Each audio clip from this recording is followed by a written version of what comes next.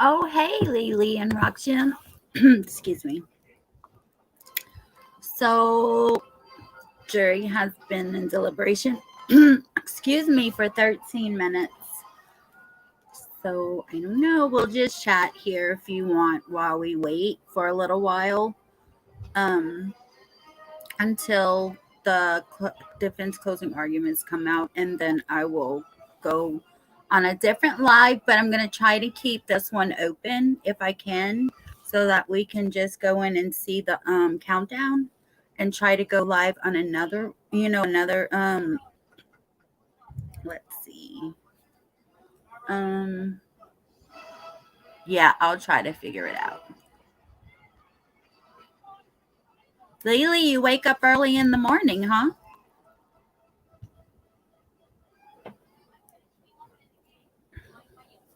Y'all, look what I'm doing right now.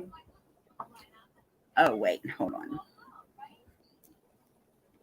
I'll use this. Maybe it'll work.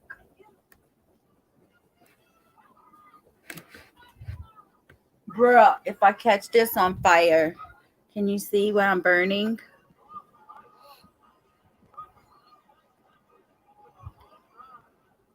Do you know what that is? I don't have the label showing. Hold on. I'm trying not to burn the blanket. Hold on a second. Oh, shoot. I just burnt it out with the wax. Oh, well, my bad. Oh, why? That was a can I got from Laura.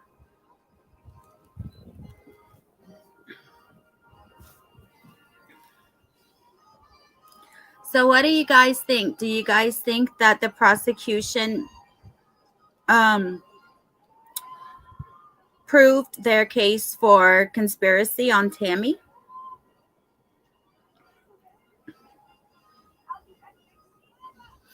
I wake up like every hour, every 2 hours, and usually I get like 3 hours of sleep or something like that. But y'all, last night I know, right? It's like almost, well, it's about almost 3.5 years, almost 4 years. Shoot, I forgot what I was saying. I don't know. I have a hair in my face and I cannot get it, y'all. Yeah, you think they did? I think they did too. But I saw on, I think it was Law and Crime, when they were interviewing someone, they said that that was a question that maybe the jury will have to deliberate longer on that charge. So she has murder on JJ, and then I think um the money on JJ, and then murder on Tylee, and then I think the money, and then conspiracy on Tammy.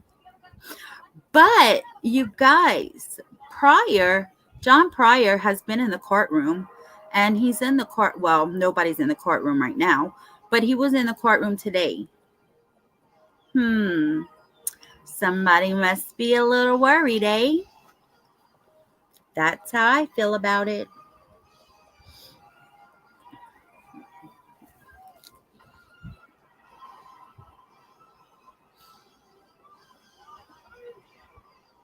Can y'all hear my TV? I'm watching League of Their Own, but I don't want the sound to go on my live.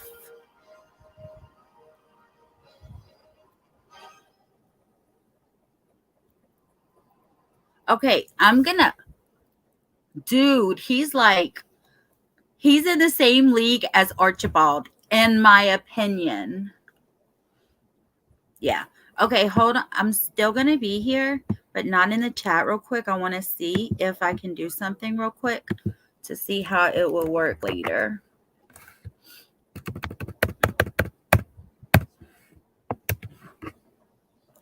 Sorry if you can hear me typing. I do type loud. I guess I bang the keys, someone told me.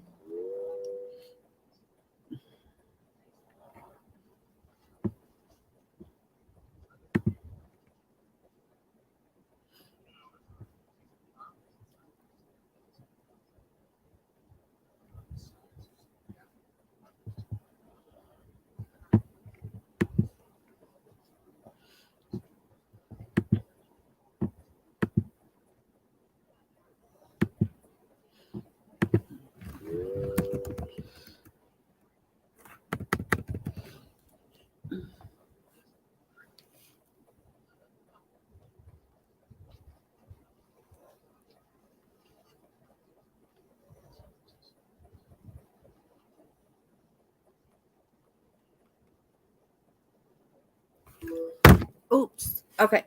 So I'm just going to name this test, and just put it for right now.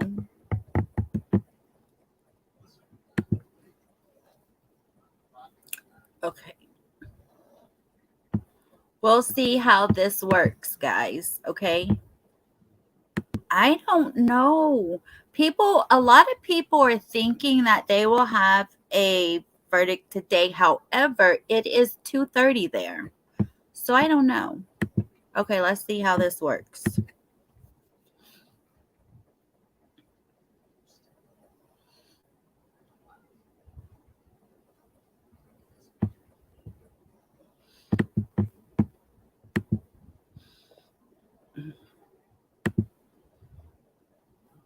If I go away, I'll be back.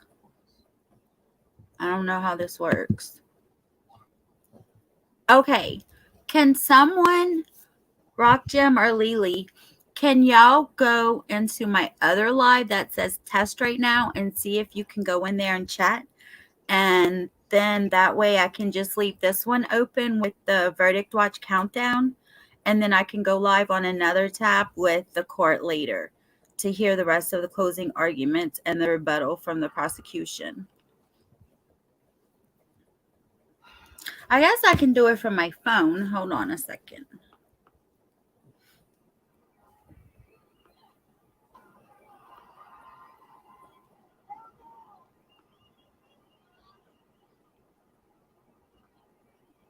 Oh, I see you guys.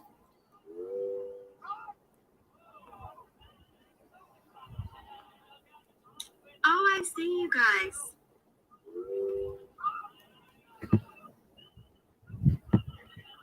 Okay, so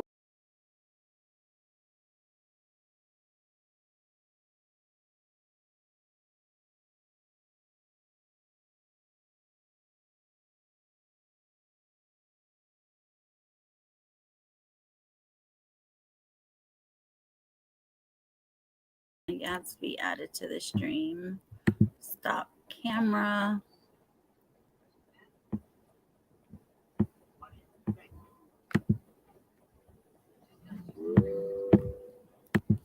Okay, let me see if I can do this. Hold on.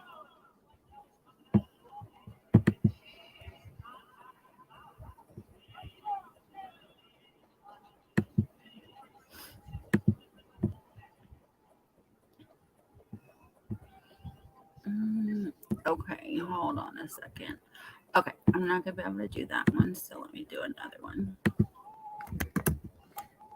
Because I think it's going to go ahead and share the same thing on, maybe not. Hold on.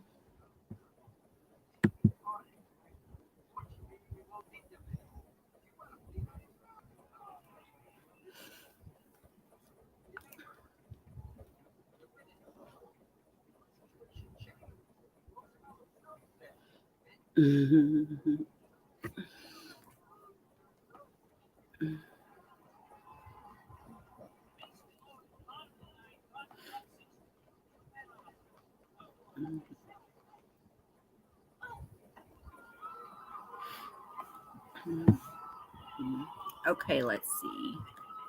Live.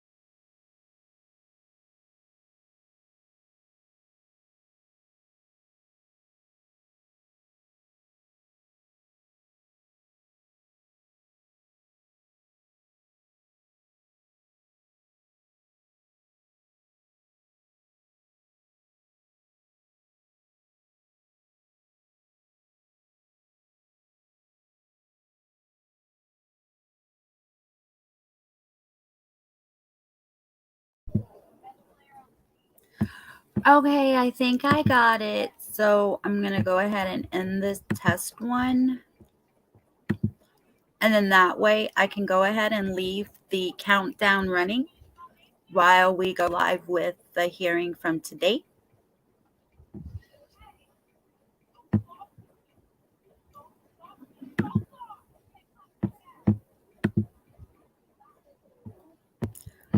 Does that sound like a good idea for you guys? See, I'm trying to delete the other one real quick.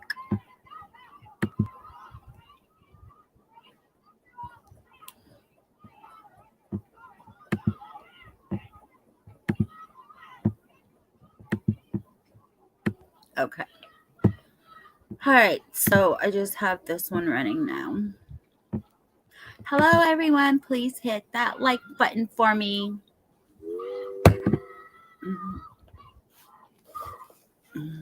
Hold on, my dad keeps texting me about the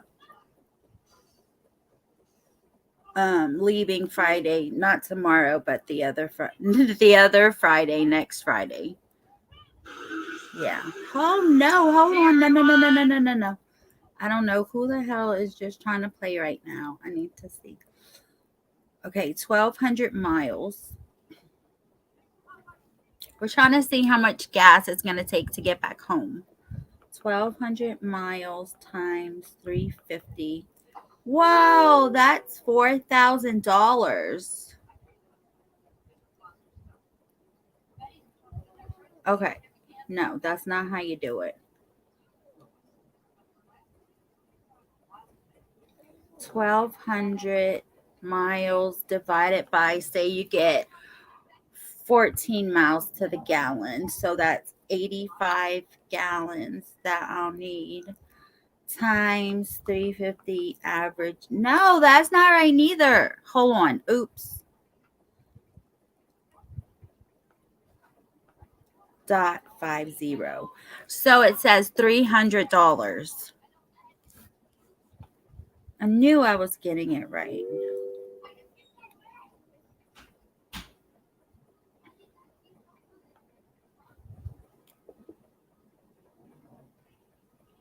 For gas, Rock Jim? Where in Texas? You're going to be closer to me. Wait, you live in Tennessee. Your husband is in Virginia?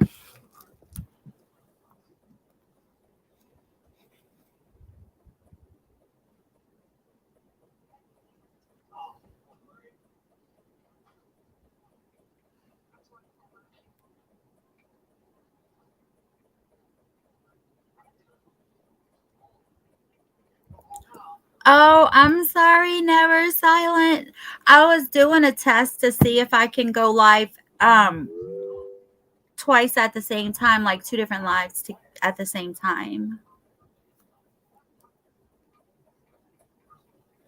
Oh, he's moving to Texas and you're staying in Tennessee. Mm.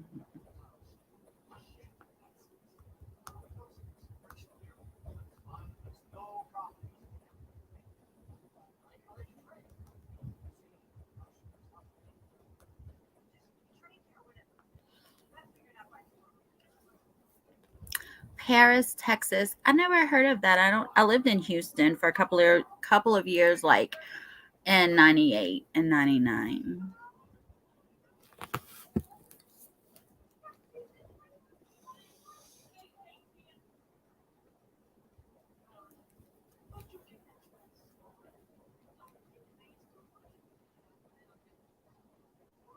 Yo, it feels like it's been 25 hours already and it's only been 28 minutes.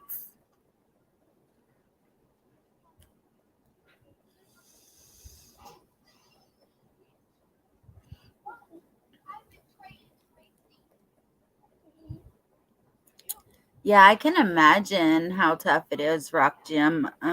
How long has how long have y'all been doing that in your marriage? I'm taking the cans down to the recycle. Okay, be safe.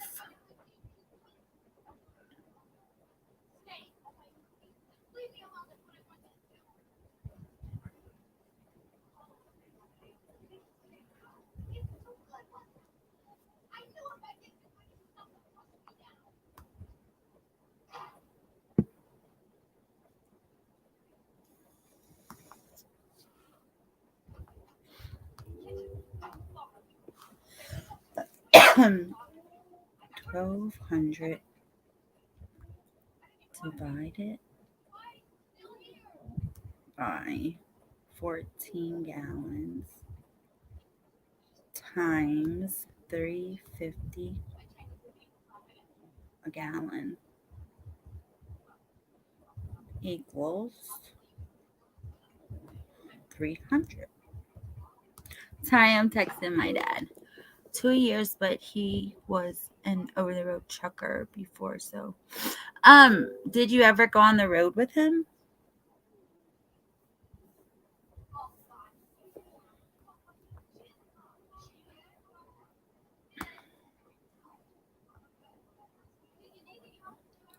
Gas price from Tucson to Omaha.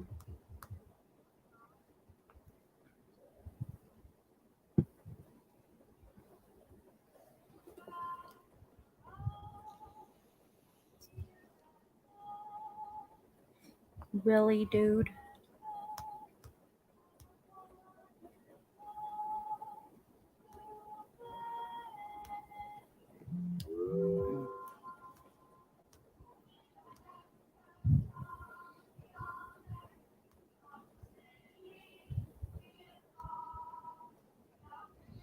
Oh, wait. Okay. I'm using this name. That's how we start to rush concerts, travel, and make money. That's so cool.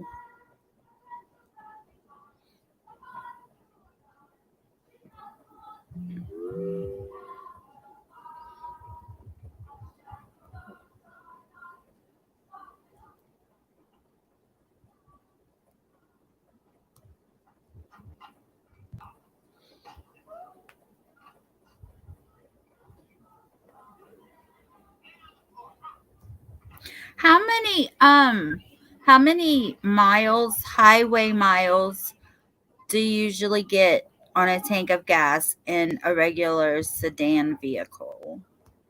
I don't know.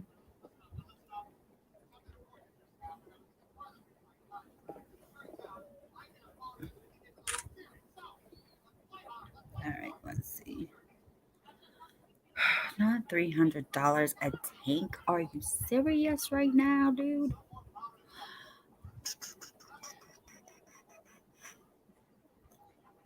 Um, please hit that like button for me, you guys.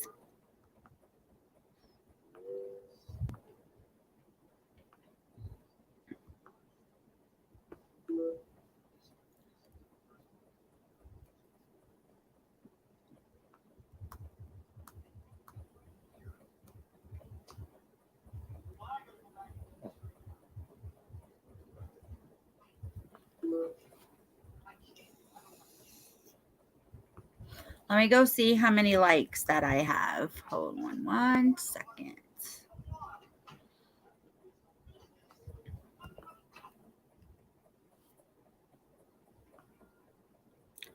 7. Good job, you guys. Look, the whole chat is blue.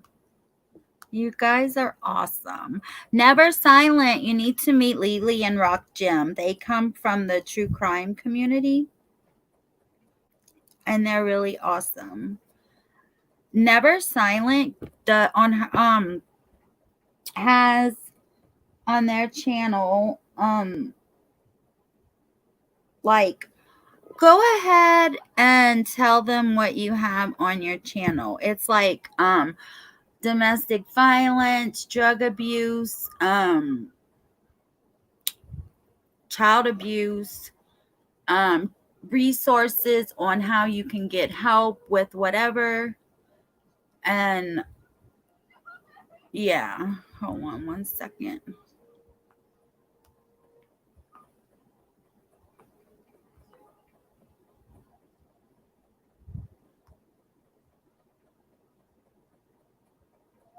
I met Never Silent in a different community.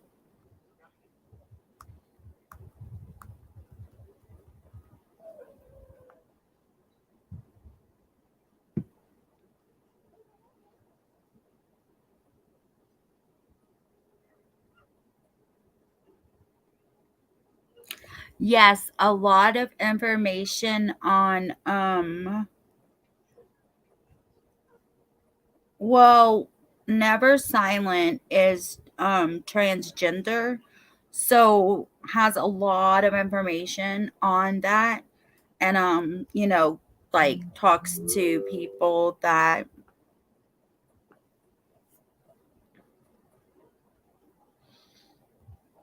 $3.50 a gallon. Oh my god, why can't you understand this?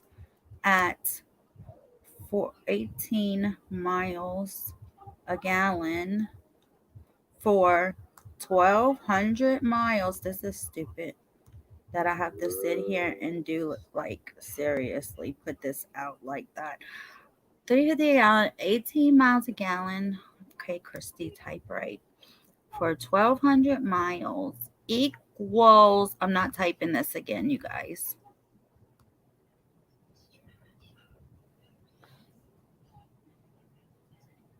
Okay. If you don't understand that, I'm so sorry. And please let everybody know what pronoun you like to use so that no one feels disrespected or any type of way.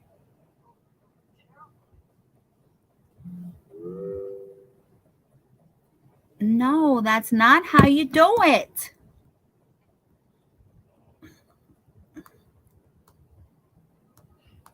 Oh my God. That comes out to $4,000. Oh my God. Are you serious? I know how to do the math, person. Okay. Come on now. Get with the program here. I subbed up in support of you supporting others. So good day. He, him, his, or they, them, theirs. Okay. I don't think like never silent. You're in Tennessee, right? Or Kentucky. I don't remember. Bruh, never silent has helped so many people in other states get help with housing, with, whatever they need help with. Dude comes up with a lot of information on other states, and yeah, a very good person that will help you with whatever you need help with, because I know that he's helped a lot of people on YouTube. So you guys sub up. Oh my God. Oh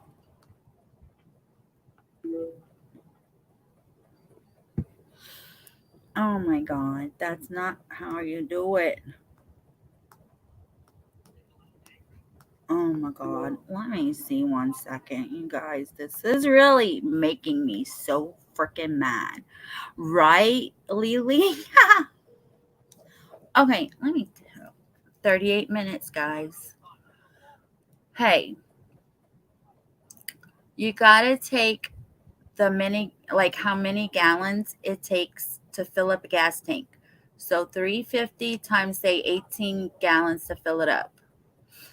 And then you take that and then you times it by 1,200 miles. And then that's how you get the $300 for the trip.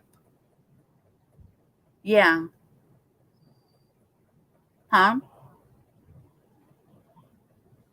Yeah. It's 21 hours and I forgot how many miles, but that's what I used. So I figured it'd be easier for me to just call you and tell you instead of keep typing it.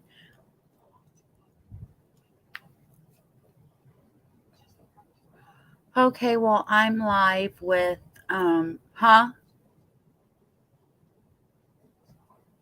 I can't hear you.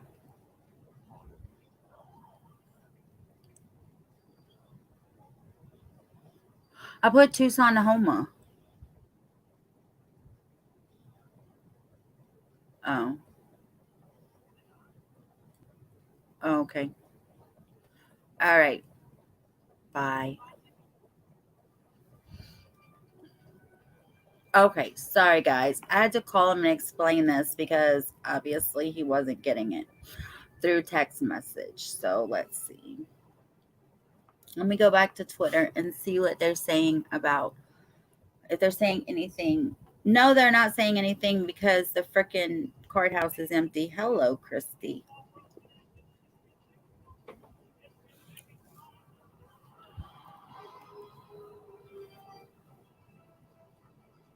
Oh, wow, Lily. Wow, that's a long time. Okay, let's see if they're saying anything.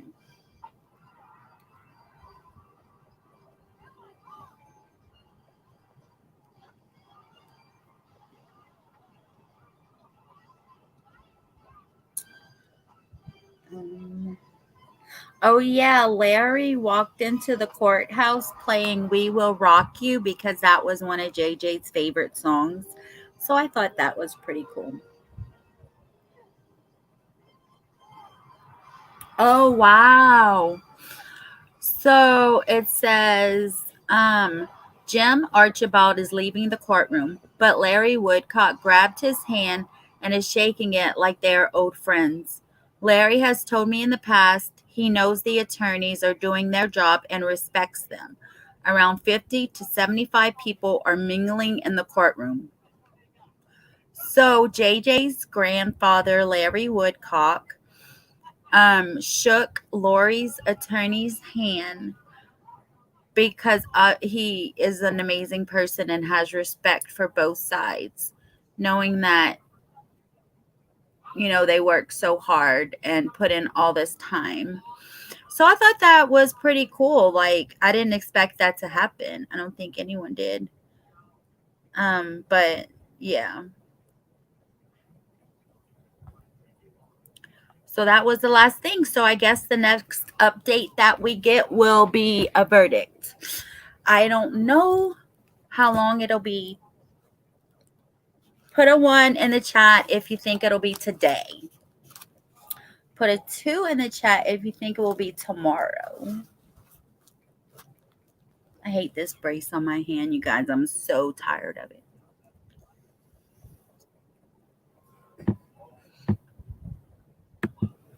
Y'all like my little countdown timer? I mean, count up timer? Why were you ignoring your dad, Lily?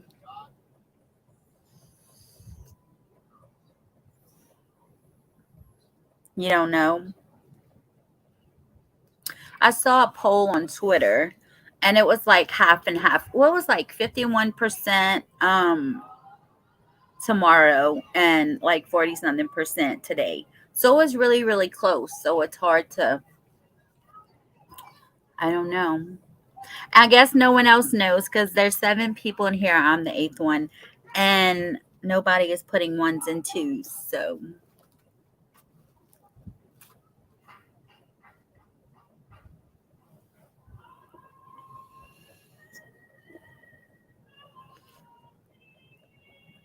what does that mean? Like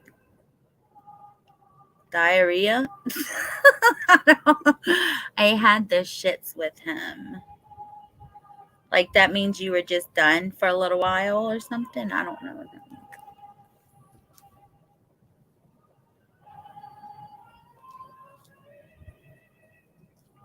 Hoping for 1. I know, right?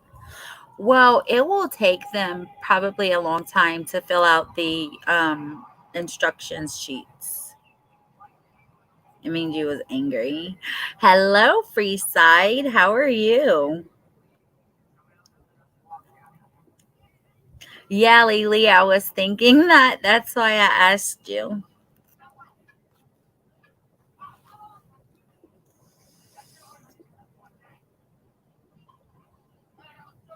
Penelope is sitting next to me watching the countdown too.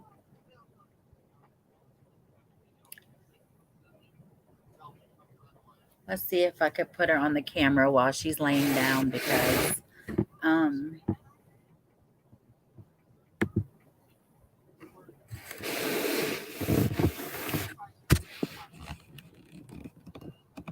Penelope, say hello to the people.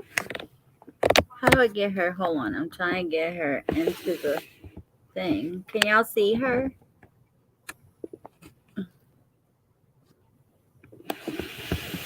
I don't know if I can move it right. Anyhow, that's Penelope. I don't know if y'all saw her or not. Let's see. Come here, Mama. Come say hello to your friends. Say hello to your friends. She hates the camera, dude. Say hello, people. Say, I am Penelope. That's my baby. Let me see what the temperature is here. What did I do with my phone? Oh, put it behind my laptop. Okay, let me turn my camera back off.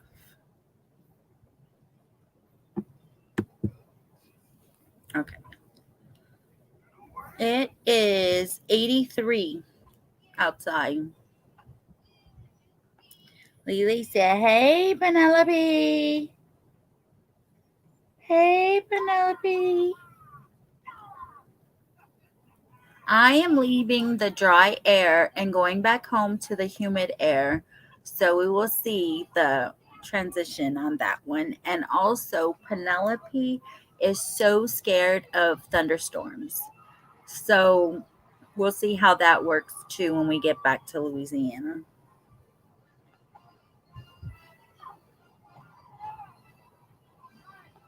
So the judge will give everyone a 1 hour um warning when the verdict comes in before he reads it so that everyone can get to the courtroom.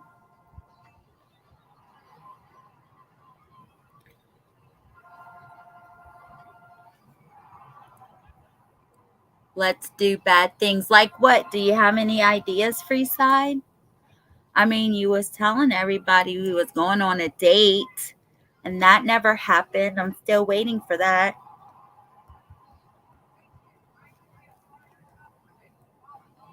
You know, when I move back home, I'm going to be closer to Florida.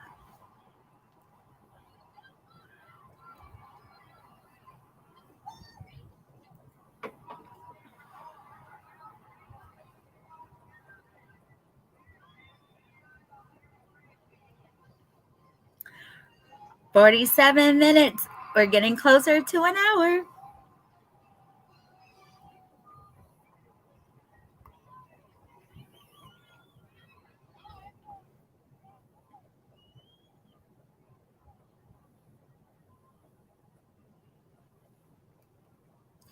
What are you laughing out loud about?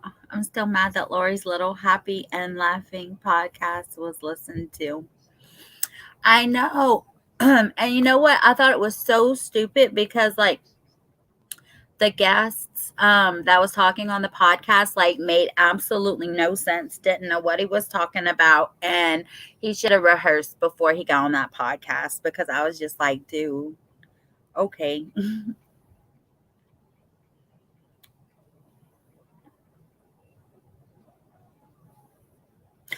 Oh, wow, that is so cool. So you have never seen her, right?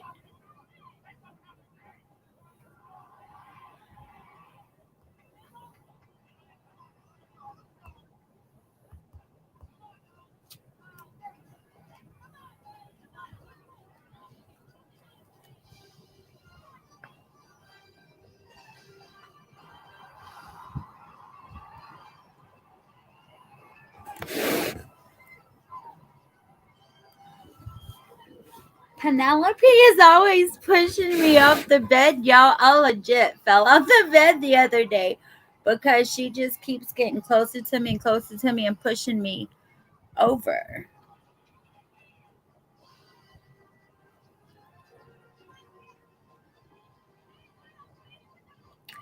Rock Gym, they had no, well, they don't need witnesses because they don't need to prove their innocence. The prosecution has to prove their guilt. So they really, by law, don't need, don't have to have witnesses, or, Lori doesn't have to testify either. So I don't know. I think, well, in my opinion, I think that would hurt her case right there, having no witnesses. But I don't know. I don't know how you guys feel about her not having any witnesses and her not test. No, I want to know how y'all feel about Melanie Pulowski having subpoenaed to testify in court, yet still watched some of the trial. Why? A, to get out of testifying.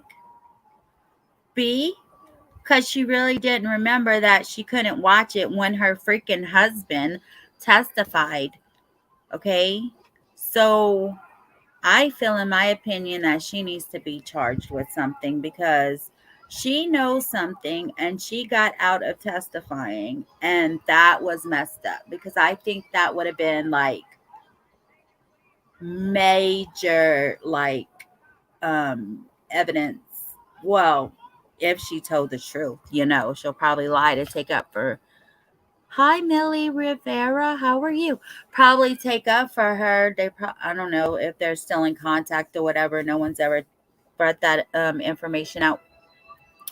But they were like sisters. They were always together. We know that.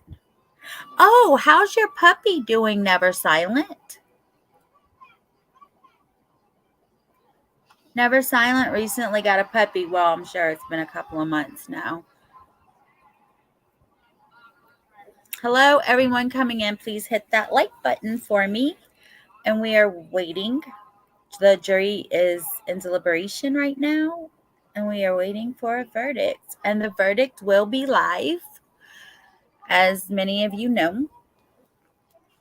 And I will be streaming that too for all of you, for all of us. I wish we could all be like on camera at one time so that I can hear you guys' reaction whenever the verdict is read. I think I'm going to have an open panel and have you guys come up, and so I can hear your reaction whenever the verdict is read.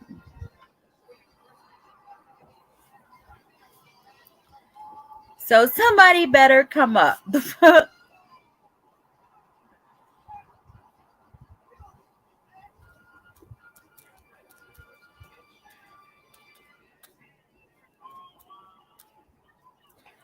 So let's see. If she covers, if she's guilty of the murder, then of course she's getting life because death penalty is off the table. Then if she gets convicted of Tammy's death, that'll be 2 life sentences because conspiracy carries the same sentence as murder. So, but if she's guilty of killing the kids and not conspiracy to Tammy, she's still going to get a life sentence. So my opinion on that is, oh man, I cried whenever Al freaking said his speech before the judge sentenced her. I was crying, legit crying like a baby. I was just sitting here bawling. I felt for him, and yeah, it was crazy. And the judge cried whenever he said his speech too. I saw a picture of that on Twitter. I'm still learning Twitter, you guys, but I'm getting the information.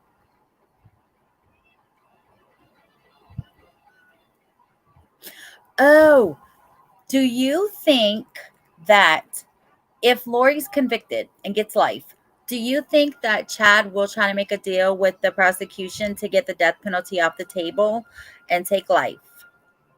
What do you think about that? Yeah, the judge was fantastic and was neutral, in my opinion, very neutral. Be back in a few. Phones lying and grabbing. Okay. Oh, and you guys, Never Silent makes crystals and stones, like all that stuff. Like crystals for like money, for like protection, for like, if you believe in all that stuff, check it out.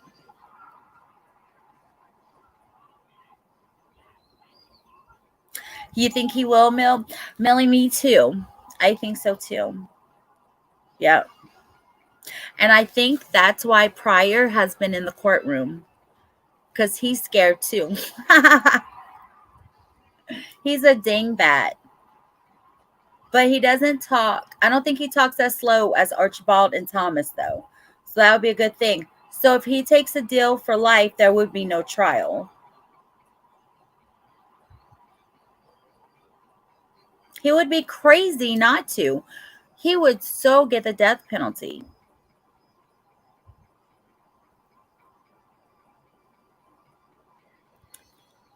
Hello, everyone coming in. Please hit that like button for me. I would appreciate it. I don't know. I guess we'll find out after we see if she's guilty or not. So if she's convicted of conspiracy of Tammy's murder, then he's absolutely going to be convicted of her murder because she's, conspired with him to murder her. So I don't know. I don't know, you guys. I know I'm about to check my likes and see how many likes that I have. And see if you guys are hitting that like button for me.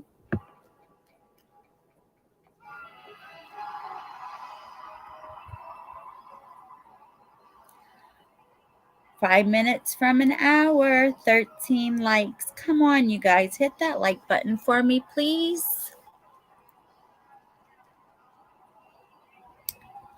Yeah. Well, I'm glad that I'm not the only one that feels that way, Millie.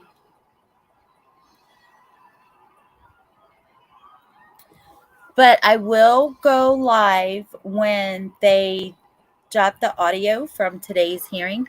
I will go live with that and leave the countdown running for anybody that just wants to run in and check it.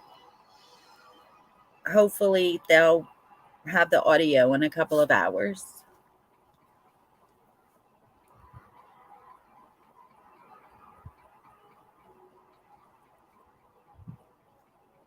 Hey, do any of you in here well, let me say it like this. Has anyone in here ever ordered from that Temu app or website, whatever it is? It's TEMU. Have you ever heard of it? Has anyone ordered from there?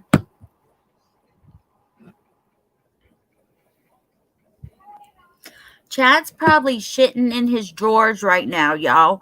He's washing his stuff out by hand in the sink in his cell. Thank you, Millie. I appreciate that.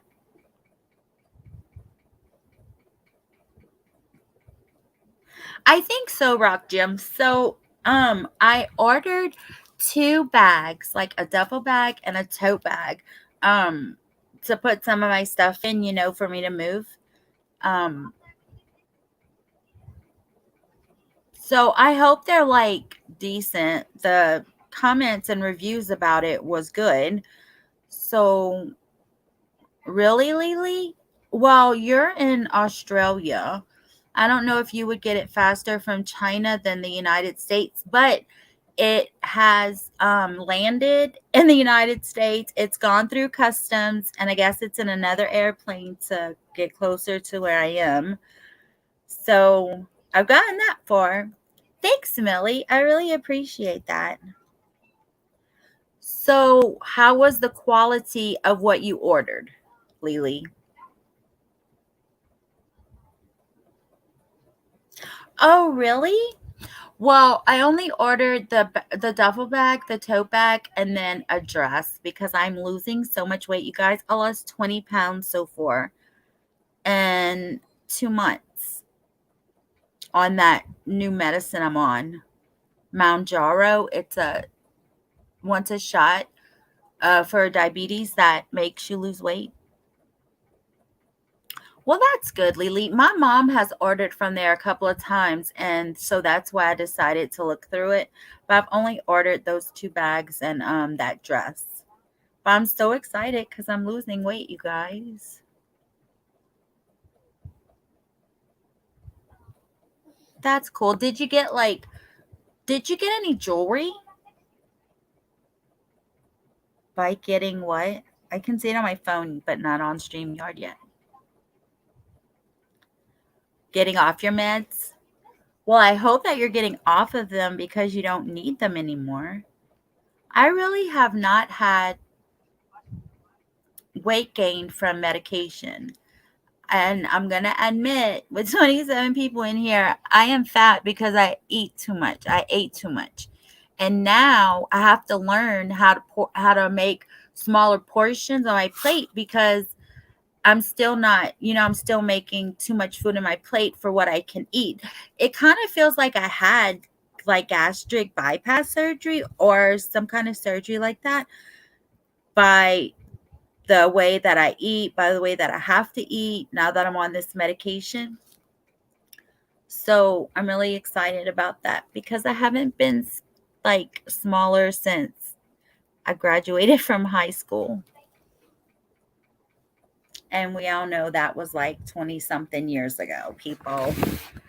I am a nighttime eater.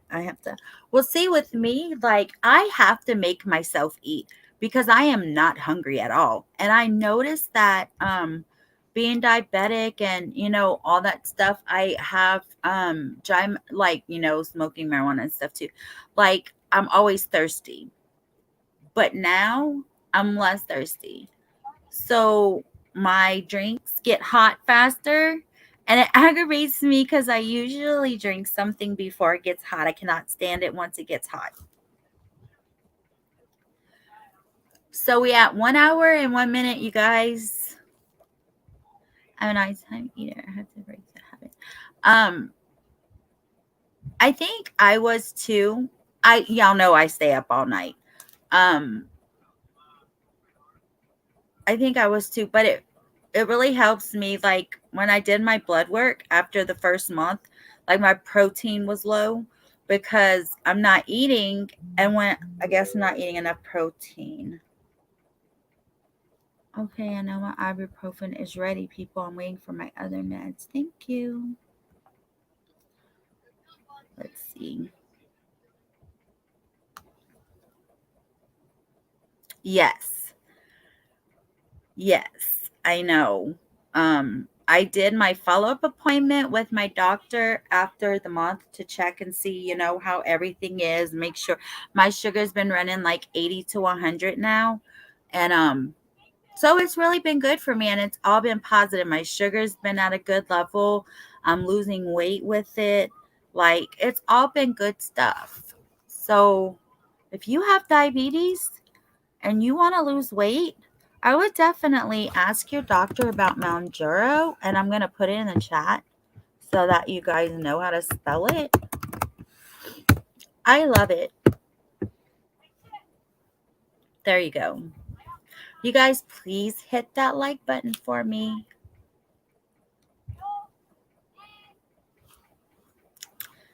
Yes, I'm so excited. And like I asked my doctor when I went for the follow-up visit, I was like, how much average should I lose a month? Because people are like, you're losing weight too fast and, malnutrition and all that stuff. So I asked her and she was like, 2 to 3 pounds a month, 3 to 4 pounds a month. And I'm like, wait, I way exceeded that. And she's like, oh, it's okay. When you first start on it, you'll lose more weight. So I don't know how they decide what weight. I guess once you go up in the milligrams, because I'm on the low, dose, because I just started. But once you get up to like a higher milligram, then it kind of like, makes you stop losing weight. Am I making any sense? I guess that's how it works because you can't just continuously lose weight. You would like shrivel up to nothing. So I wonder how that works. I'm not sure. But if everybody could hit that like button for me, I would really appreciate it. We're at 1 hour and 4 minutes, guys.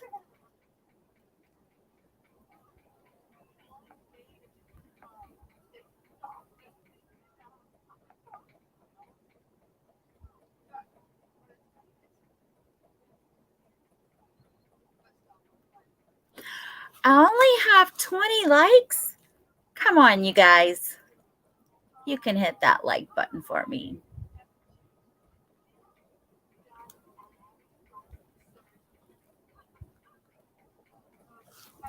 So when they drop the audio from court today, I will go live and play that, and the countdown will still be playing so that you guys can come in and check it if you would like to. And as soon as the verdict comes back, I will be live with that. If you guys want to come in and watch that with us, we're just chatting about anything while the jury is deliberating. We're talking about Chad, and we're trying to find out what do you think if he will take a plea deal to try to get the death penalty off the table if Lori's convicted, especially convicted of the conspiracy to kill Tammy. Um, yeah, I think he will try to get the death penalty off the table. Like someone said in here earlier, he has no backbone. So we'll see if he crumbles. And Lori blamed everything on him.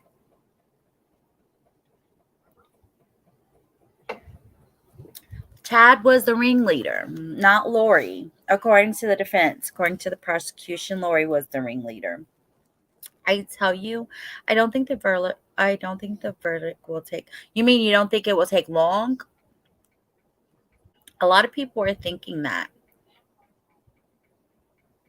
You guys, it will probably take them like at least an hour just to fill out their paperwork that they have to fill out first.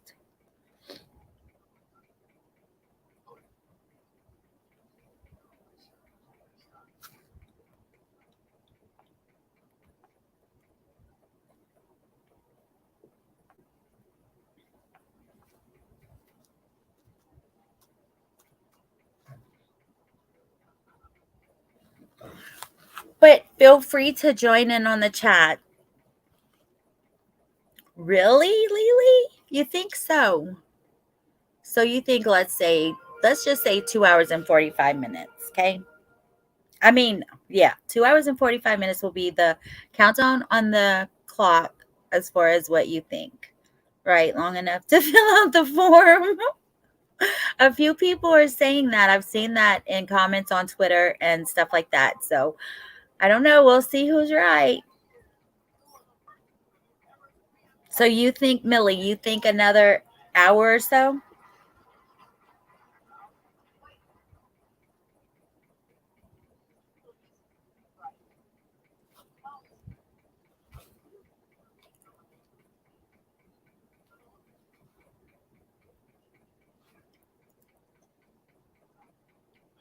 So it's 3:22 right now in Boise, Idaho.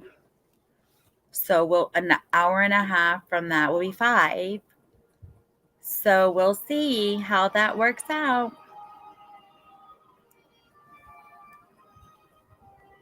Maybe wishful thinking, but I can't be the only one wanting this over. No, everybody wants it over. And to be honest with you, I think Lori wants it over, especially the defense, because I feel like the defense feels defeated like they did with, like Letitia did with her attorneys. They felt defeated, like they were just, whatever, let's get this over with. And I feel like that's how the defense feels. I just would like to know how John Pryor feels being in the courtroom listening to all this stuff. Um, Shaking in his boots, probably.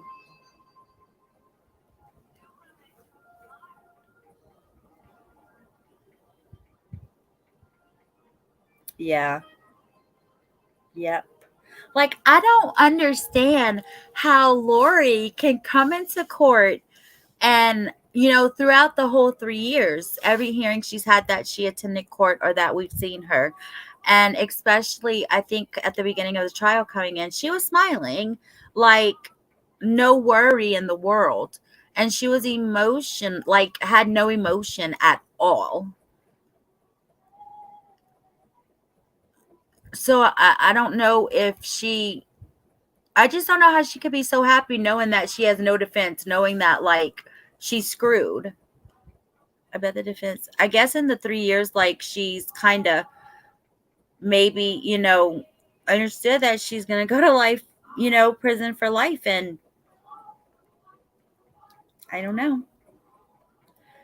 Maybe she's okay now with knowing she'll spend the rest of her life in prison. Who knows? Lori is just as guilty as Chad, and death should never have been taken off the table.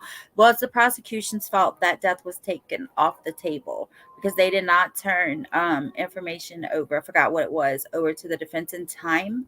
So they had to take the death penalty off the table for her, but it's still on the table for Chad. And a lot of people are thinking he will take a deal now because to try to get the death penalty off the table, especially where she won't be laughing after the verdict. I know, and I can't believe we get to see her face.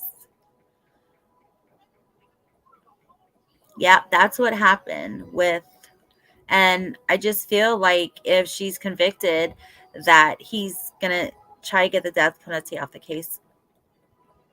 John Pryor tries to get everything taken. He's silly, very, very silly. Goodness gracious. What's up with the public defenders in Idaho, you guys? I hope that Koberger has a good defense attorney because I don't know. So far, it hasn't looked good for Chad and for Lori with their defense team. So many times these couples do crimes, but the man gets more punishment. It's really not right. True. But good thing in this situation. Like, did you guys see the video at the pool when she gets served the papers to turn in her kids? Like, did you see the video? They were just like shocked. Like, how can you not be shocked? You just buried your kids in Chad's backyard after killing them. And now that they want them to be produced, you want to be surprised that they want them? Come on now. That's just crazy. Sorry if y'all hear Penelope, she's snoring. Hi everyone, please hit that like button for me. I would really appreciate it. We're at 1 hour and 11 minutes. And so Lily thinks that an hour and a half more they will have a verdict. And Rock Gem, do you think it will be today, you said? Wait, do I have it backwards? I don't remember.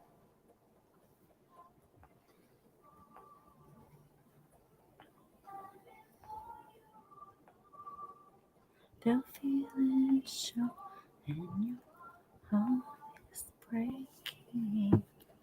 Say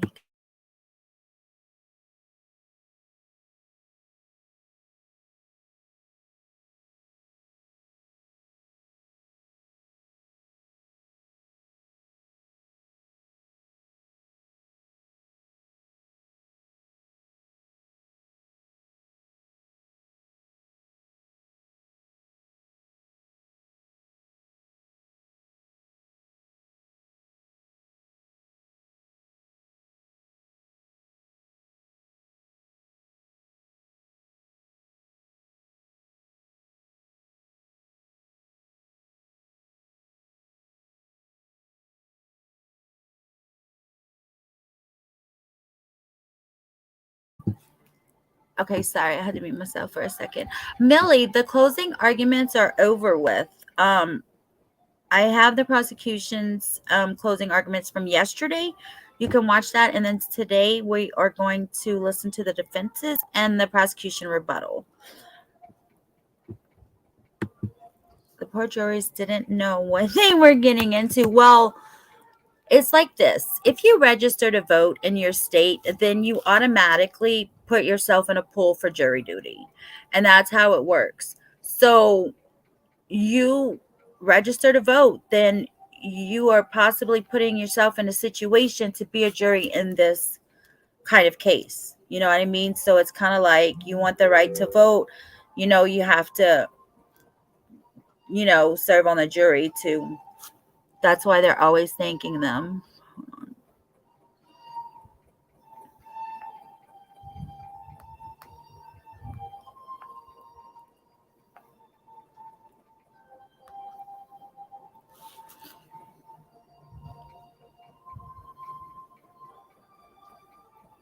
Yeah, I'll listen to the defense's closing arguments. Like, yeah,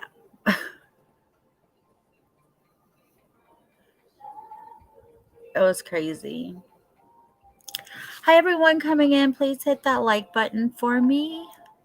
It's compulsory to vote here. You're in Canada.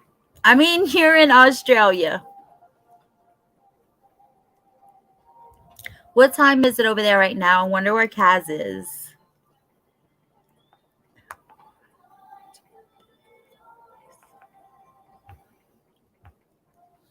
50 likes.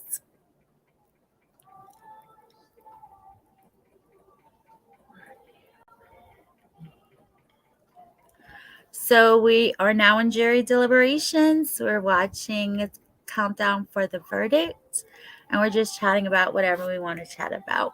But I would appreciate it if you would hit that like button for me. 7:30. Wait, I thought it was like 6 o'clock.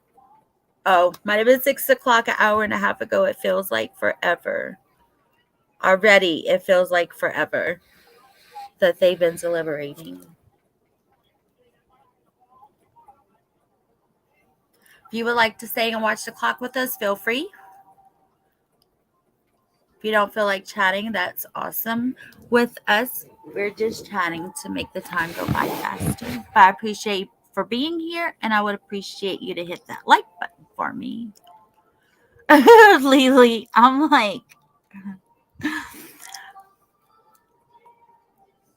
I don't know. I guess I was thinking that was a long time ago because it's 2:30 here. I don't know.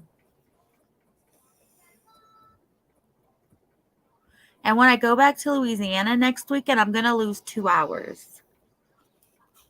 Yeah, when I go back home, it's going to be 4:30.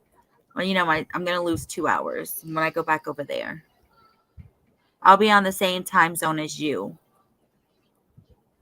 You're on the East Coast, Millie?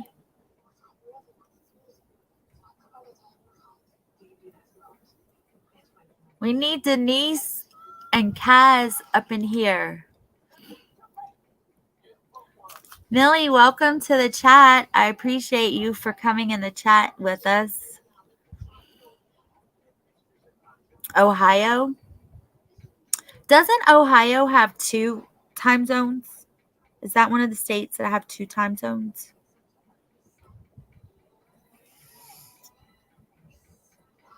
So I think like part of it's in Central Time and part of it's in Eastern Time Zone.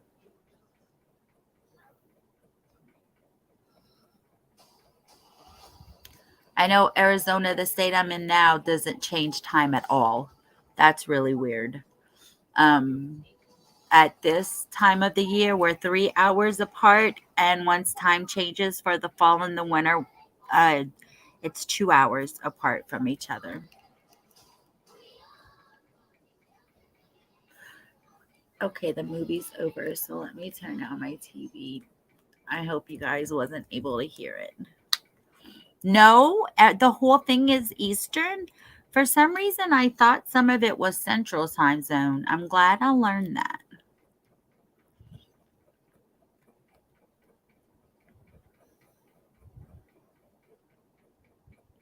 So don't forget, 2 hours and 45 minutes was it Rock Jim or Lily? I don't remember now. It's smart. They will hopefully stop time change here as well. That's the thing. If they change it to daylight savings time, excuse me. Where are you going? Huh? She's out of school already? She will be. I told her I was getting her early because I got to be back here to leave at 5 o'clock to be over there at 5:30. Oh. Oh, yeah. I forgot you had that class. Okay, it was Lily that said that. And then Millie said, I think she said that, I think she said it would be today. But like I told you guys, it is 3:30 in Boise, Idaho. So that's what I was saying. So if they stop it on daylight savings time, then Arizona and the West Coast will always be 3 hours behind the East Coast, and that really sucks, especially on YouTube, because when people on the East Coast, it's 3 hours different. So like they're going to bed or getting off, their lives, and we're 3 hours behind. Like, hey, wait a minute, nobody's live. Yes, Lily. I heard that. That was awesome. That was awesome. They said that Larry was in a very good mood today.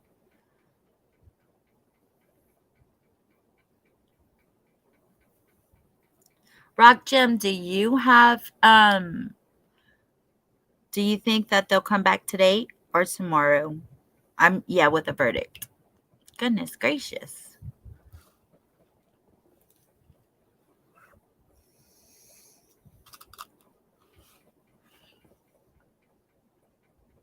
It's still early, so our night owls, well, except for Rock Jim. She's a night owl, but she's here. My night owls are probably sleeping still. They're used to me going live later with the trial information. But I hope everyone in here is doing well. I just ask that you please hit that like button for me. You think tomorrow? I think tomorrow too. Tomorrow morning, I hope so. But yeah, we'll see. Your prediction, Lily, is that they'll be done at 5. So we'll see about that.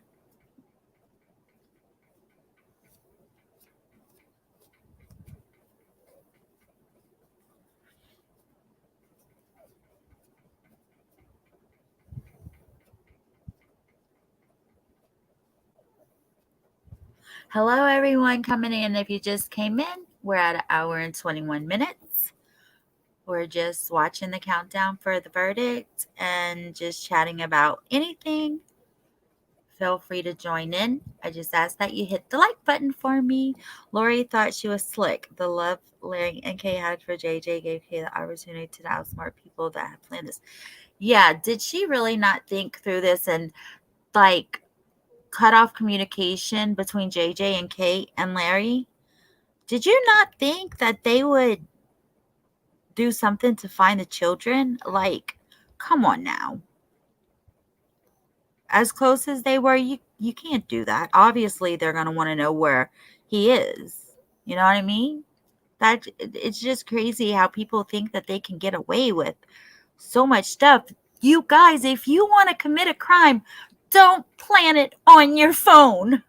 Don't do anything on your phone. Don't get a burner phone on your phone. Don't do nothing, because that's how all these people are getting convicted. Goodness gracious. Those text messages were very telling, though. And her friend, what was her name? Amanda, I think was her friend's name. Goodness gracious. That was insane.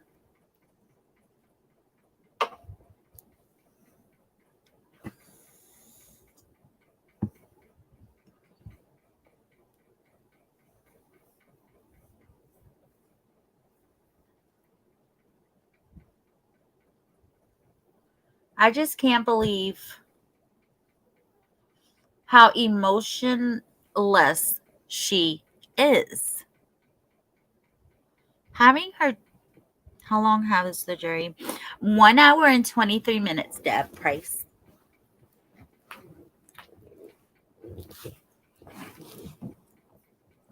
You guys can see the countdown, right?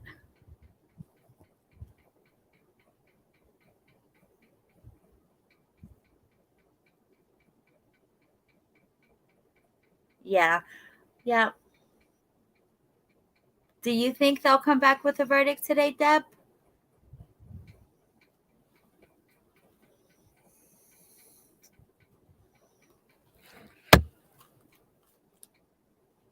Lori could have gotten away with it if Kate didn't come across her address. They couldn't find them. Yep. Well, I'm sure law enforcement could have found her some kind of way. We waited so long for this, you guys, and it's finally almost here. And all of us are just ready for it to be over with and justice to be served for JJ, for Tylee, and for Tammy.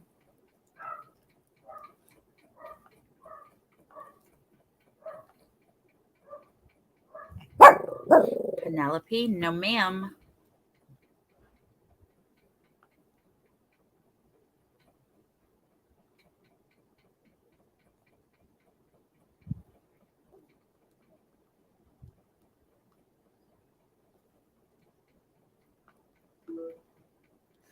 They don't have a court date for Chad yet. But a lot of us are thinking that he'll take a deal to get the death penalty off the table if Lori's convicted. And if that happens, then there won't be a trial. So we'll have to see what he decides to do. If it's only 2:30ish out there. No, it's 2:40 here, and they are an hour ahead of me. So it's 3:40 there. I think it's possible they can come back with a verdict today. Yes, right now it is 3:40 in Boise, Idaho.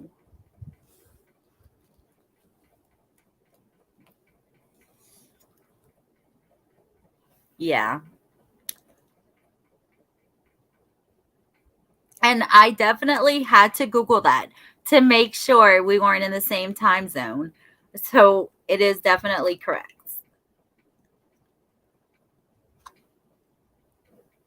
Hi, everyone. If you're just coming in, please hit that like button for me. We're just waiting for a verdict.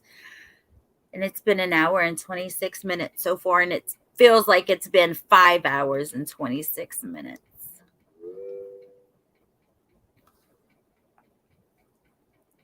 Oh no, you guys, Jamie Foxx is still in the hospital. Oh no, I know he was doing better because he posted something, I think, on Facebook, but it says Jamie Foxx still hospitalized, family prepares for the worst. What? Are you serious right now? Kentucky, we have I know Rock Jim's in Tennessee, and I think someone else is in Tennessee. Lily's in Australia. Okay, let's read this article and find out what's going on, because he was getting better. Fox's representative family members assured the public that he was in stable recovering condition. Fans remain concerned. Close friends of the actor also urged fans to pray for his recovery. So it was on Instagram he posted. Since he posted on Instagram for the first time since his hospitalization, this brought some relief. Sources close to Fox revealed that he was in the same condition as before. Okay, he's no longer in a life-threatening situation. Well, that's good. So many clickbait articles, you guys. I've changed my mind now tomorrow. This is the first time they can talk about it together. You've got a vent. That's 2 hours minimum, then deliberate. Rapper, stop it. You are seriously crazy. You are a troll on everybody's lives. You need to stop it. And I block you every time, and you just come back with other names. Please stop it.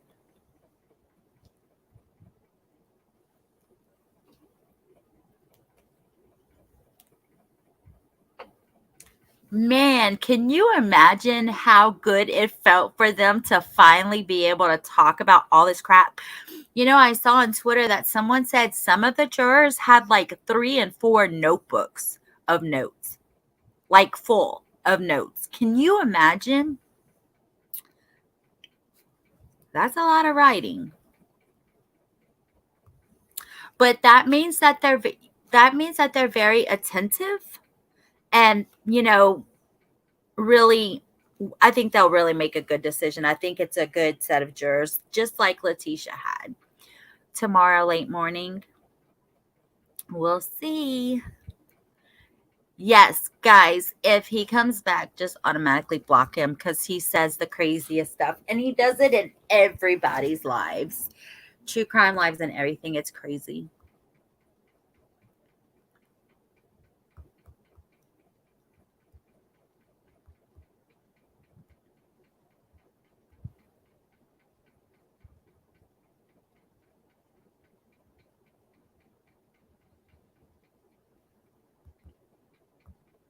Hi, everyone coming in. Please hit the like button for me.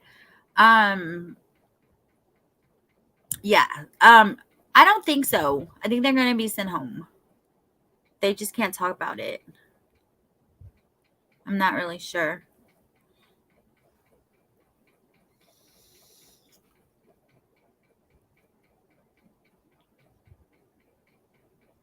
I guess we'll see when it comes time, 5 o'clock, 4:30, whatever the judge decides,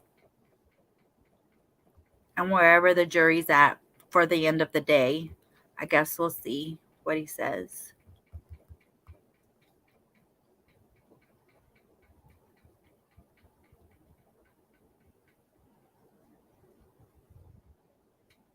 Yeah. Yeah. But finally, and I wonder, you know, they're divorced. He's remarried, has another baby. But he asked the judge for her to change her name, and it wasn't in the sentence. So I wonder what he would have to do to get her to change her name. Because I agree with him. I wouldn't want her to have my last name either. You know what I mean? Especially for what she's done. But now that they have justice, maybe they can have a little bit more closure. You know what I mean?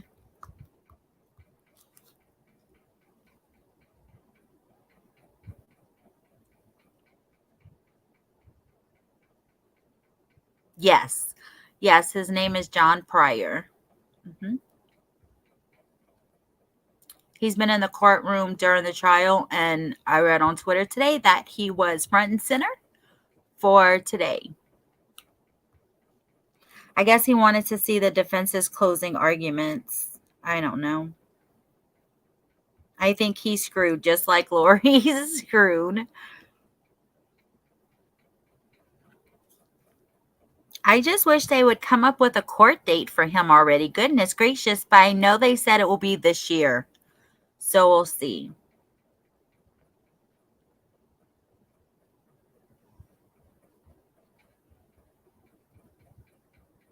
So we're at an hour and 32 minutes, guys.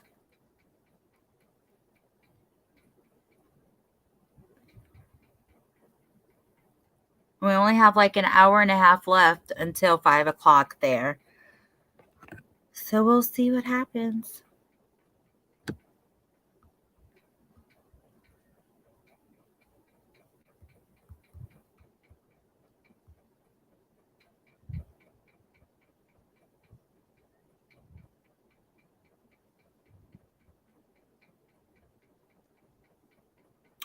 Oh, really, Jeffrey? Thank you. Oh my goodness, my birthday's in the beginning of December. I hope they don't start it around there. So then that means that they will probably roll into next year.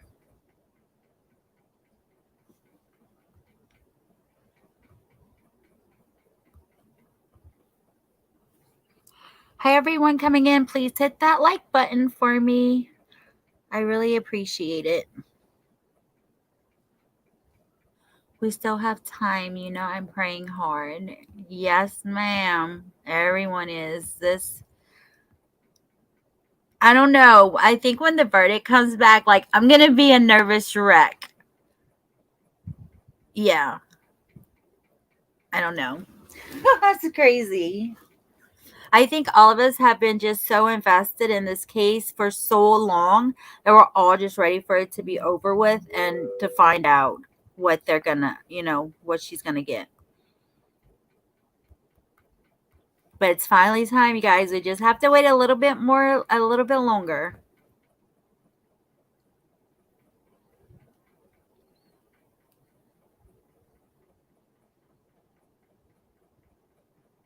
So we had to wait 3.5 years for Lori's trial, and it will be 4 years if Chad goes at the end of the year. It'll be 4 years for Chad.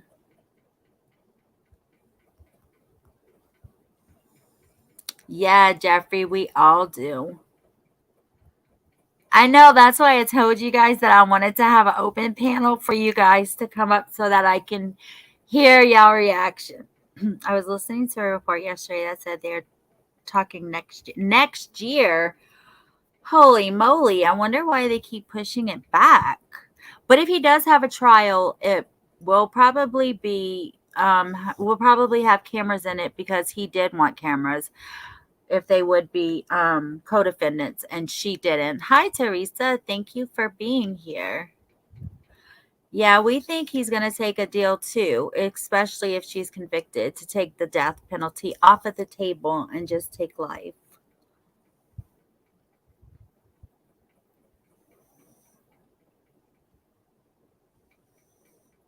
I don't even think that Lori is nervous right now.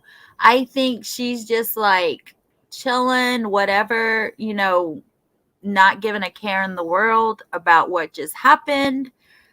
Yeah, I really think that's her attitude right now. I was hoping a verdict would be in before the day is done. Yeah, I thought that they would go into deliberations a lot earlier than they did. I guess I didn't intend for.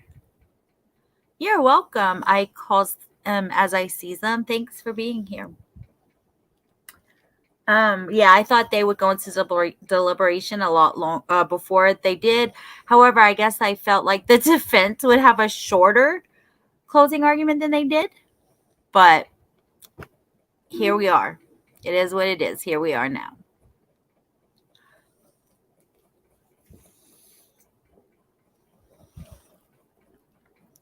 Millie. Yeah. That's gonna be, yeah. I feel sorry for you. So here we go, you guys. One more hour. We'll find out an update, I guess. Let's see if there's an update on Twitter.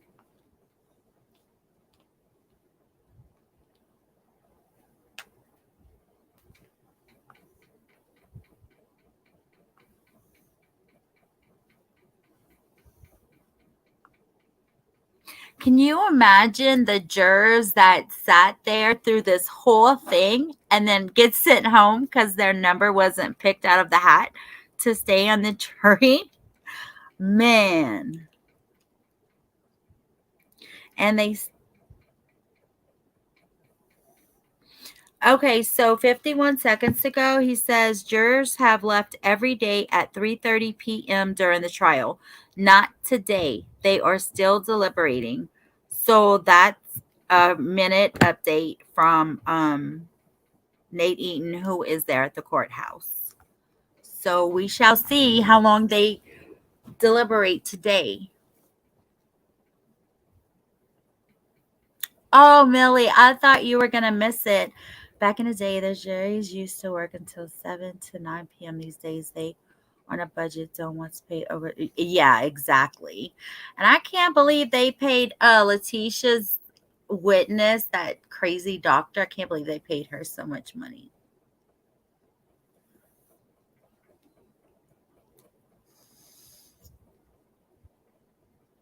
Yes.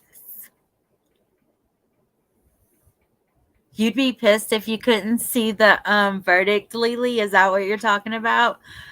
Hi, everyone. If you're just coming in, please hit that like button for me. We're at 1 hour and 38 minutes. Dad's Fave, how are you? I'm so glad you're here.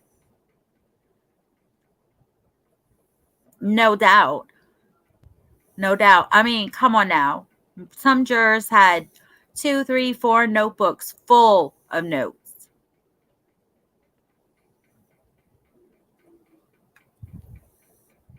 And like I said, if you register to vote, you're automatically putting yourself into a pool for jury duty.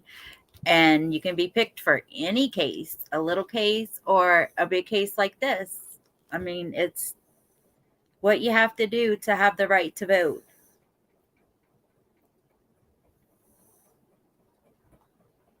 I mean, you can't like pick which case you want to be on the jury for. Yes, absolutely, Teresa. We all are, yep, guilty on all accounts. I really I'm going to have to mute myself, I think, whenever the verdict's read. I'm definitely going to have to mute myself. And just know I will be sitting here shaking and my bones will be shaking in my body. Yes, Kathy. Yes, we are. And I will be playing the verdict live. Yep, we're going to be able to see it live. I know everyone's happy about that. We just want to see Lori's face. I hope they zoom it in to her face whenever the verdict's read. I don't know. I feel like she's not going to have any emotion, just like she didn't have any emotion the whole trial.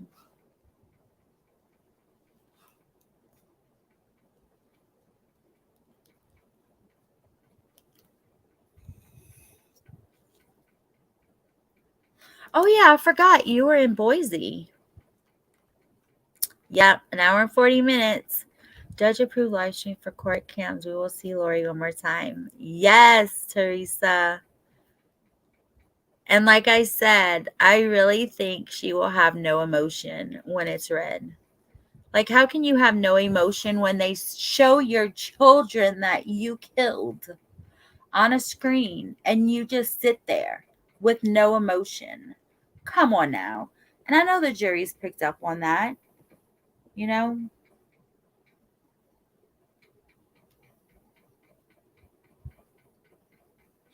However, I read on Twitter today that maybe it was when they came back from lunch.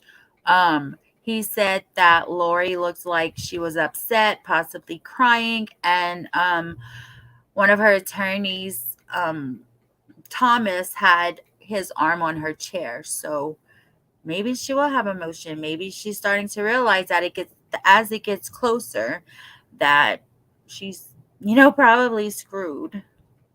30 more minutes, Millie, really? Wow. Oh, thanks, Rock Jim. 7. So you guys think you're in Goodyear? I'm in Tucson, Jeffrey, for the next week. Then I'm going back to Louisiana. I've been here for 2 years. So do you guys think that they'll stay deliberating that long? That late? I know he just said that they usually stop at 3:30, which is 4 o'clock there now. So I don't know how long they're going to go today. I'm periodically checking for updates.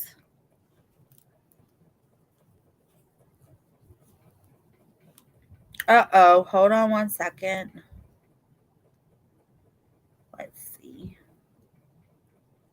Yeah, 3:30, not today. They're still deliberating. Then they shared some sketches of today. That sketch artist is really, really good.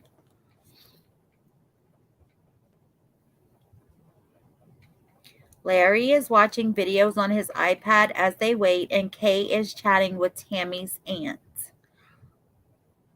Lori's defense attorneys remain in the courtroom, but the prosecution team left shortly after the jury did. Larry and Kay Woodcock are here in their seats. Just spoke with Larry. He thanks everyone for their concern and is feeling much better. So Larry and Kay are still in their seats. 6 p.m. Poison time, so you think that they'll go ahead and deliberate late. I don't know. I thought court ended for sure at 5, but some of you people in here think that they'll actually go past 5. I don't know. We shall see. I keep checking the updates. Yes, you guys, please hit that like button for me. I would really appreciate it. 1 hour and 44 minutes. Doesn't it feel like it's been so much longer, you guys? Goodness gracious.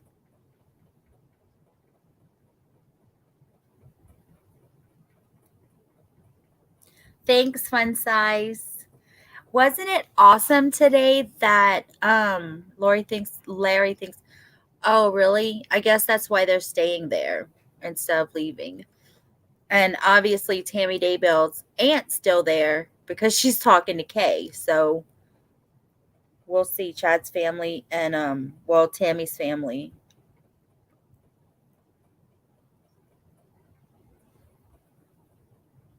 It was awesome, you guys, that Larry came to the courthouse playing the song "We Will Rock You" because that was JJ's favorite song. And so that was really cool. And he came into court today with a positive attitude and happy about what happened.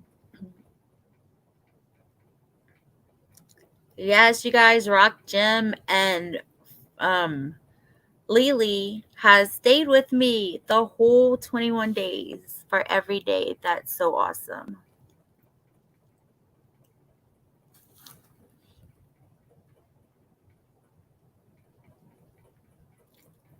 It doesn't. I was a little late. That's okay as long as you're here now watching the verdict and here for the verdict to be read. Did you guys see the interview with Lori's uncle? No. Lori's uncle? What is it? Her mom's brother? Thank you, Angry Art. I really appreciate it. How are you?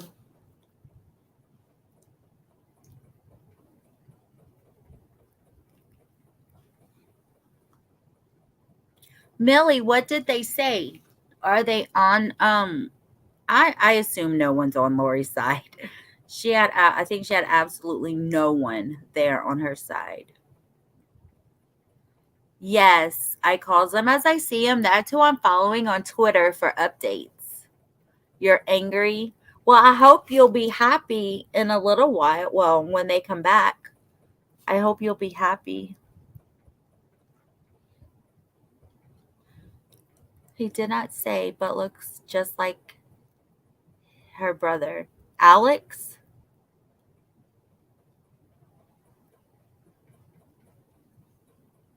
So if you're on Twitter and you want updates, you'll still be angry? Aw. He did not say, but looks just like her brother.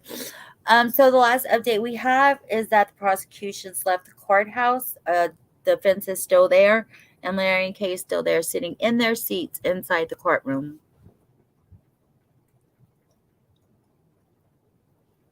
Well, I hope we can change you from being angry to being happy.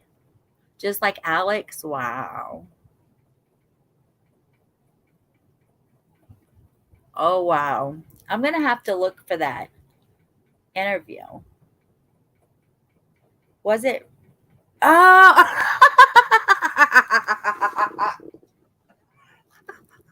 I am so sorry. Angie, correct?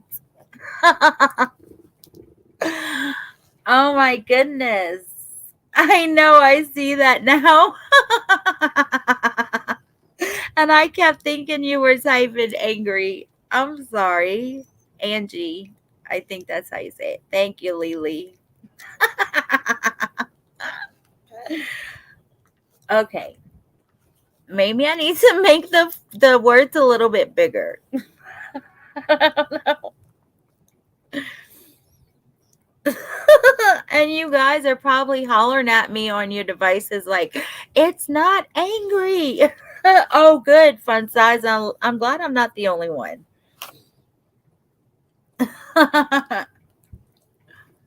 Am I at least pronouncing it correctly? I was wondering why you kept typing angry. Like, I kept saying, I hope we can make you happy because I thought. Well, Angie, I hope we can make you happier than you are now.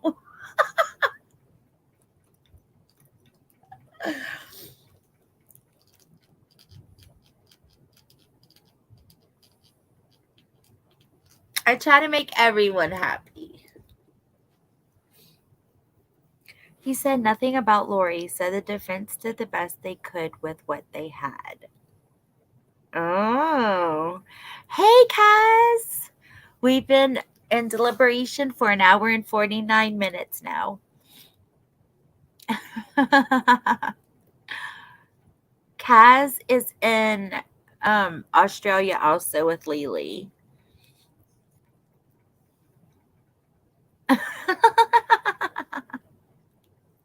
I know y'all probably all laughing at me.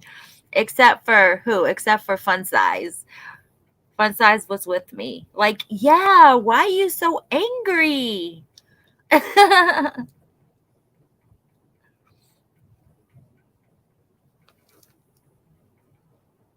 So, Kaz, for the update, prosecution has left the courthouse. Defense is still there with Lori, and Larry and Kate are still there. I wonder if Larry is blasting his radio.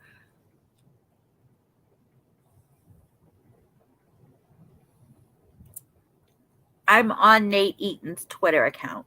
Yes. We'll see. Some of you guys think that they'll go ahead and let them deliberate past 5 o'clock. I don't know. I guess we'll see. This is how you spell it. If you can't understand my I hope they get a verdict in today's sentencing is today. Yes, I calls them as I see them.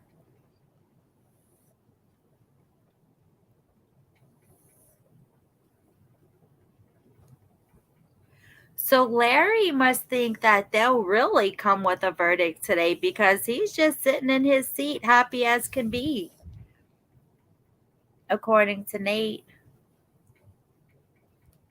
Whoops.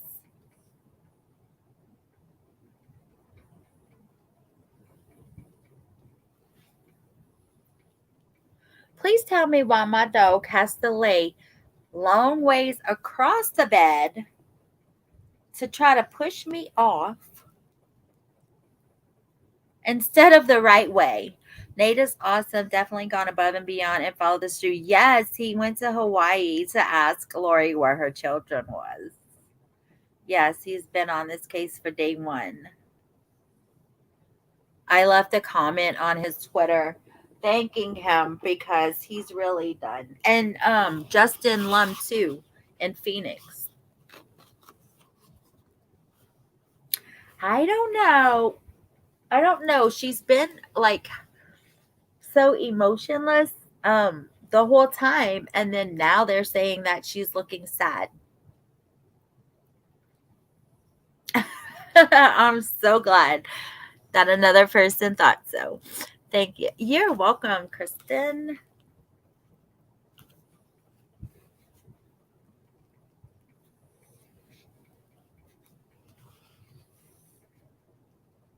Maybe I don't need to change my font bigger.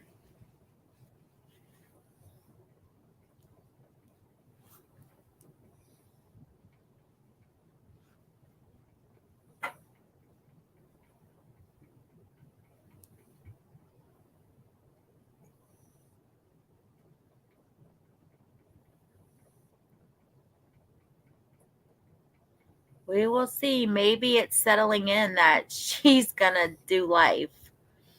She is sad. You changed your picture, Millie. Right? She is sad because she is not going to be on the spotlight anymore. Yes. But you know what I was thinking? Like, she wants to be relevant and in the spotlight so much. Why didn't she want cameras? Oh, I thought you had like a solid picture.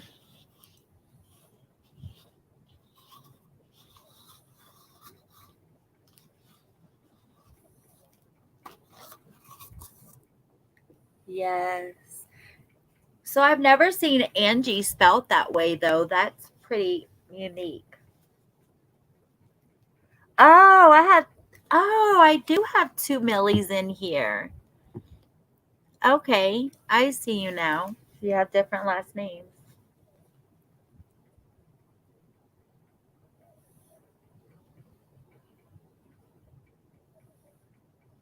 Oh, yeah, Lily. That's probably right.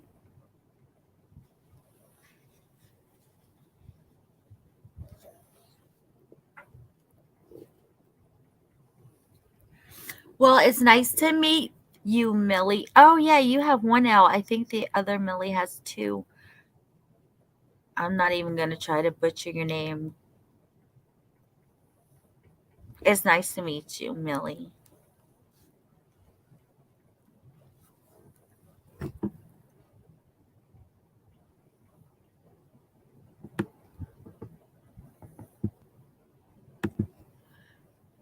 Y'all making me look at people's names wrong, and also look at double the people. Like, I just had two Millies in here, and I thought they were the same person.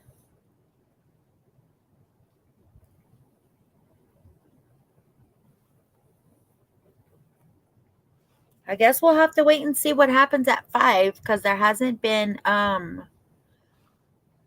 30 minutes. I think it would take longer than that just to fill out the jury forms. Let's see. I guess we'll see at 5. The last update was 16 minutes. I guess the judge will get an update from where the jury is at and then make a decision. Hey, Gravy Kate. It's so good to see you here. Pampered Glamper, hi. Thanks for coming in. I have my purple family here. They do. Gravy come in here gonna make me hungry.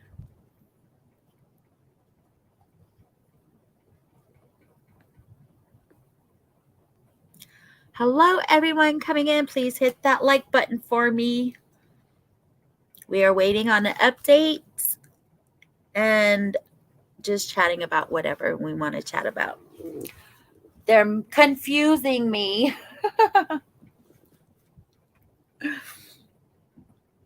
I just knew Angie's name was Angry. And then I thought, I have 2 Millies in here. I thought they were the same person. Yep, 4 minutes for 2 hours. Ooh, I love mango. Yeah. And only one stone gator. Where do you guys live at? I'm in Arizona, but next weekend I'll be in Louisiana. Look at you guys. A mango margarita would have been good, Gravy.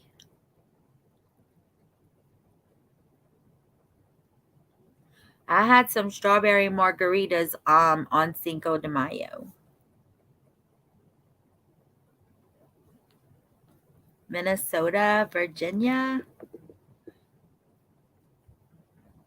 I am getting updates from Nate Eaton on Twitter.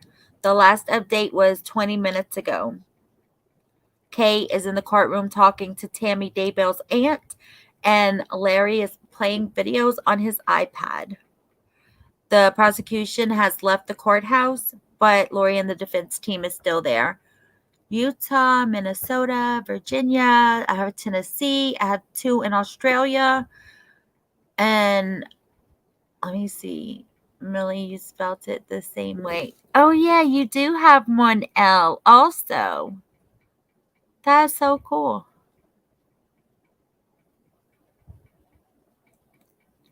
Should I just happen to see you live? I'm always seeing the replays. I hit the like. Thanks for watching the replays, Gravy. I decided to be like Crime Talk because I think I've seen you in Crime Talk and have a countdown. Well, it's a count up, I guess. Nate Aim does Secret Santa every holiday. It's awesome. He goes all over. That's awesome.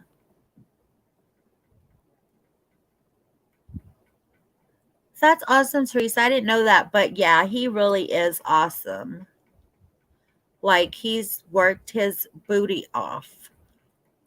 Virginia near DC and Vero Beach, Florida. Oh, you're what do they call them? Not a winter bird. What do they call them?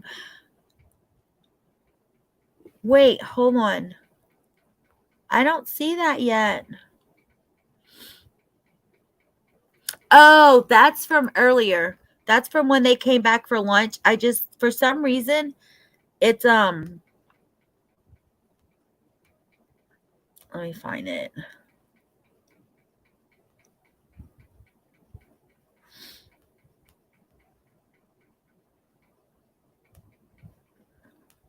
For some reason, it's like he has it pinned or something to the top of his Let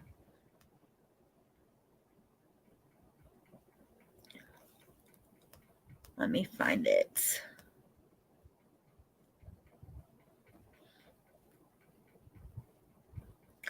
Yeah, because I guess it's a new thread. We're back in the courtroom. That was 2 hours ago. Who said that? Yeah, Jeffrey, that was 2 hours ago. He put as a new thread. We're back in the courtroom. That's what I was saying earlier. How now she seems to be upset, sad, but the whole trial she had no emotion at all. So that was 2 hours ago. There's still no update. The last update was 22 minutes ago. So if you look next to what you're reading, it should say 2 hours. Oh, Gravy, I know. They crazy. Snowbird. That's what they're called. I was calling them winter bird. Hello. I knew they was something birds, okay? Because they come here too from they come here to Tucson from the north. Yeah. Yeah, Rock Jim. And I think John Pryor knows he is too. That's why he's been in the courtroom. That's awesome. My name is spelled Kristi, and there's very few people that spell it like that. Canada here. Will the jury be sequestered or will they? I do believe they will be allowed to go home. I'm not sure. I guess we'll get an update at 5 from the judge and see what he's going to decide to do. There's still no update. Nate Eaton is at the courthouse. I'm pretty sure he's staying there for the updates. Kay and Larry must think it'll be pretty soon because they're still there in the courthouse unless they just don't want to go to where they're staying and then come back. Lori and her attorneys are still at the courthouse and the prosecution has left. That's the last update. Yes, we will have an hour warning before he reads the verdict. So that's really good because Letitia gave everyone 30 minutes. Letitia's judge. I know. Yeah, you really do. I think it just depends on where they think they are and how much longer they think maybe they'll possibly, be done. I think that would be the only way. Yeah, Millie, that's true.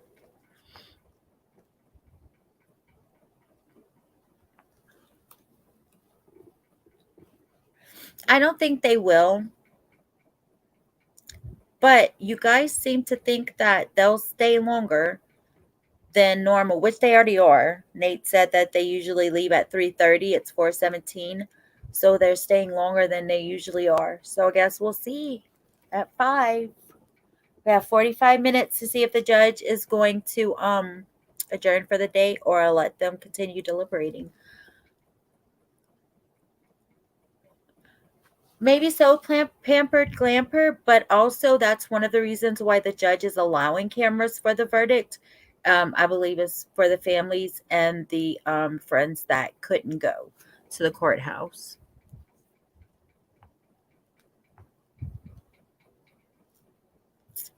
I'm still waiting for today's audio to come out.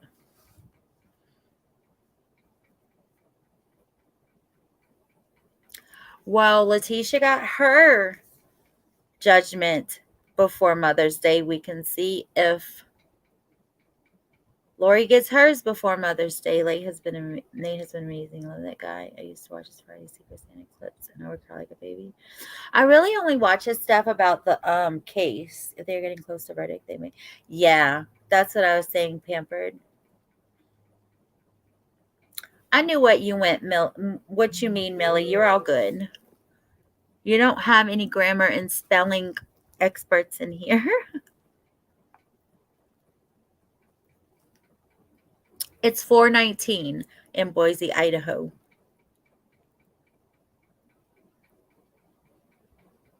Yep, 1 hour.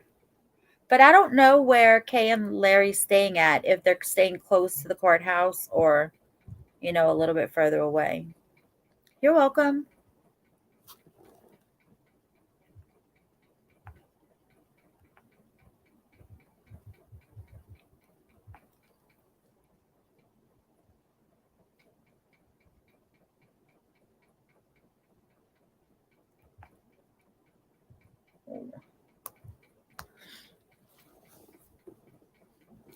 So we really think that Chad's gonna take a deal, try to make a deal with the prosecution to get the death penalty off the table, especially if Lori's convicted. And double especially if she's convicted of conspiracy for Tammy's death, because that means that he murdered her. Yep. For what? For what? For a ungrateful person who wanted to just live the life of, what do you call it? I'm not going to say life of luxury, but maybe I can because she's money hungry. But how do you just think you can get rid of your kids to live a married life with just you and your husband wherever you want and do whatever you want and just get rid of your family? Like, I don't understand. Who thinks that way? Chanley Painter. Is that a YouTuber, Jeffrey? I bet close likely at someone who offered from the church or something. I hope so anyway.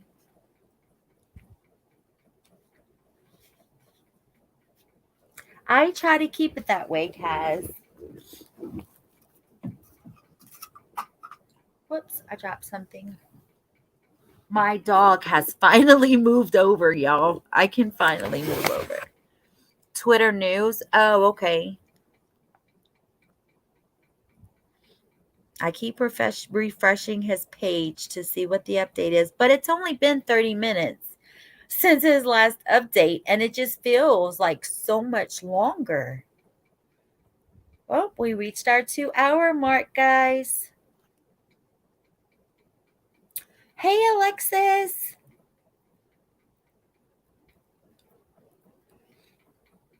Hi, Elizabeth. Yeah. Oh, she's a news anchor. Oh, okay.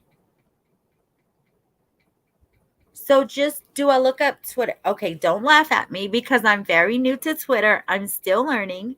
Do I just search for her name or do I search under Twitter news? I mean, I know I'm on Twitter.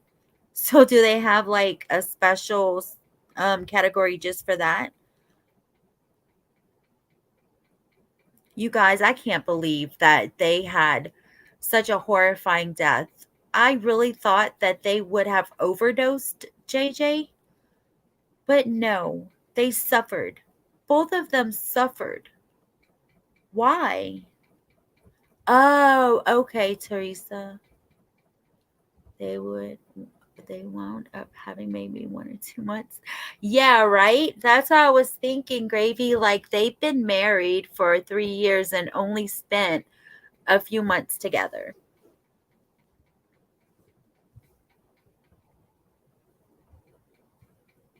Their portals in their jail cells must be broken because they haven't gone anywhere.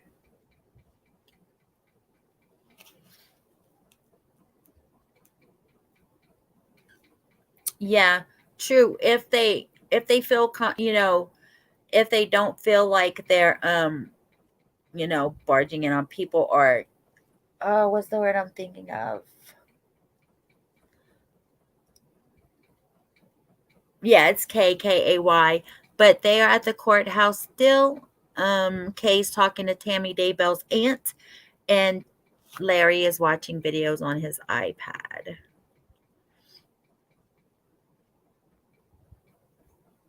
It's okay, Millie. Like, what else are we going to do? Sit here and be angry or, sit here and it's okay. Yes, I really would appreciate it if y'all hit that like button for me. I'm sitting here waiting for updates, just chatting about anything. They did, Deb, and that when I heard that, like it just broke me. I didn't think that they suffered like that, you guys. I really thought that they maybe have given him too much, Benadryl or something to make, to knock him out and overdose him. I really didn't think that they would treat JJ like that. Tylee neither. Like I just can't believe that they okay, we're not getting me angry right now. Well, the portal will be handy when they're in prison for right?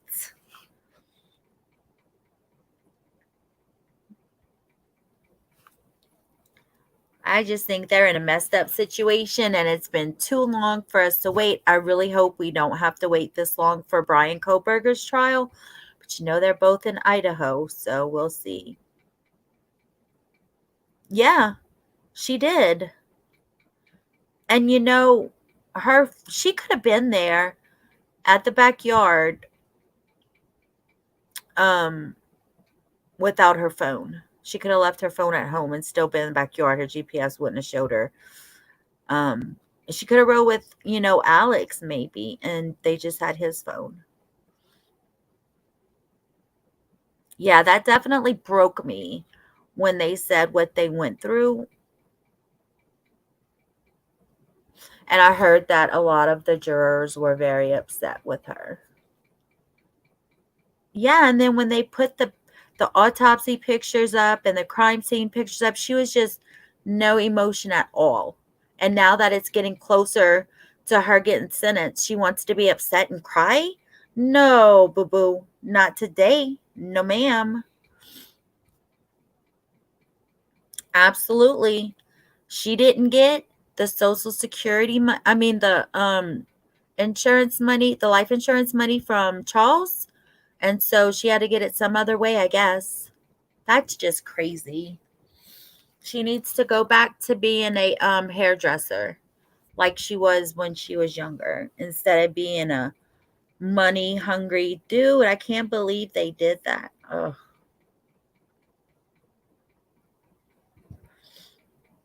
And then Melanie Pulowski. I haven't heard how they were killed. No, front size. They definitely suffered. Crying herself and lost the chat.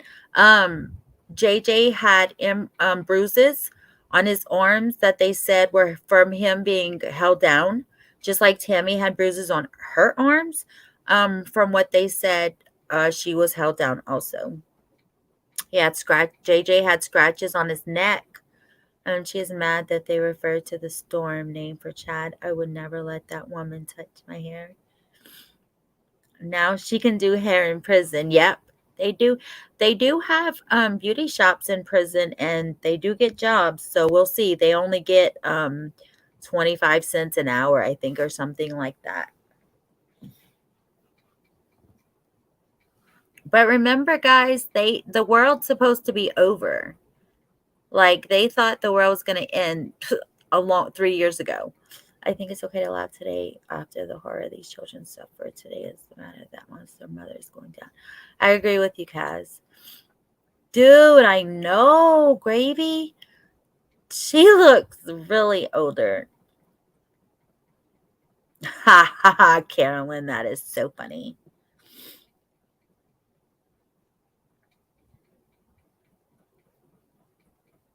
Yeah, the last thing the defense said was when he brought up the storm.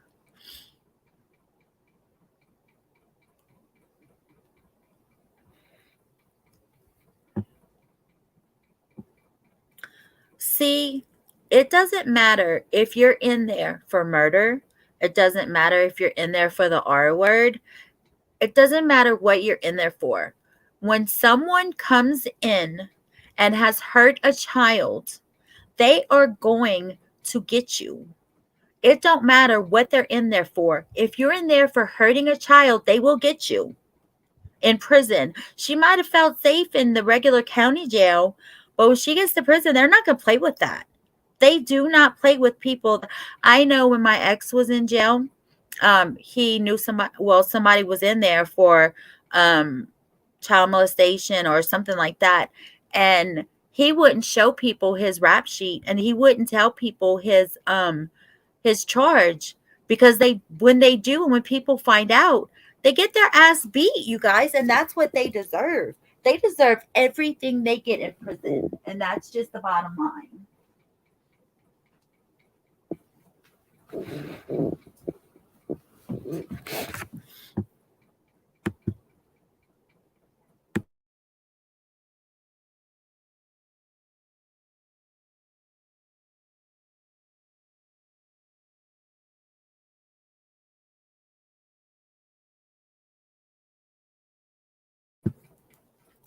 For some reason, this case is similar to so many that has to do with divorce, money, and custody. This case is extra sad. That's right. This is jail. Yep.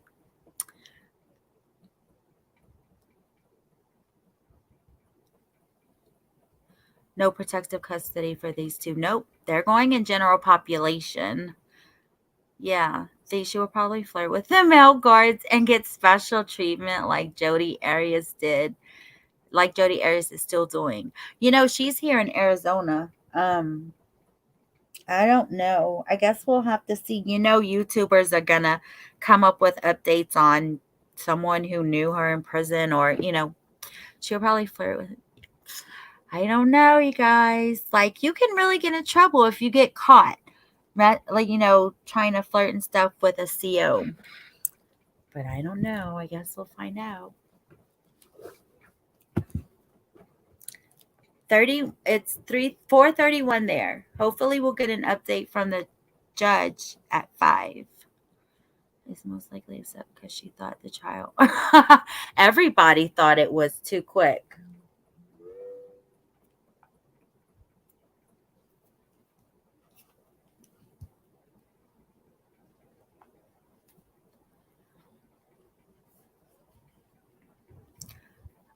I think they I think it last I think it finished a couple of weeks earlier than they thought it would because the defense had no defense. Like they barely crossed any. And whenever they did do a cross, it was like just going over their history and like barely really asking them any questions. It was really crazy. Like we were just sitting here going, what is he doing? Yeah, they are gravy. And they do smuggle in a lot of stuff, a lot of contraband for inmates too. Oh yeah. Yeah. Well, just like remember that one lady that was really high in ranks at the prison, and she left with an inmate and they fled and got in a wreck and he got killed, or I think he got killed. Do y'all know which one I'm talking about? I don't remember exactly what happened or where it was. She had no defense and no support. That's right. Yep, exactly. Dude, I'm older than 50 and I look way younger than Lori. I'm shocked. How old is she actually? I don't even remember. Pampered Glamper. I thought she'd be in solitaire because of her human rights. She has been in solitaire, I do believe, but in jail, county jail. But it's going to be totally different when she gets to prison, a woman's prison. Yeah, Jeffrey, I think so too. And you know what?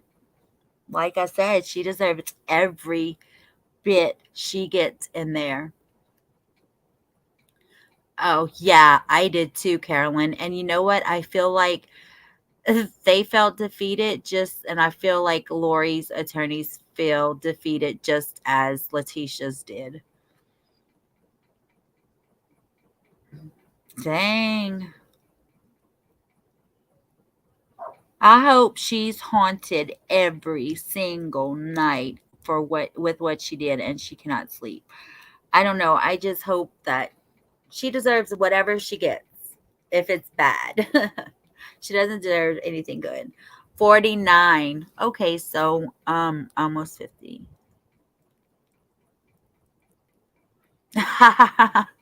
We don't want anyone throwing chunks in here.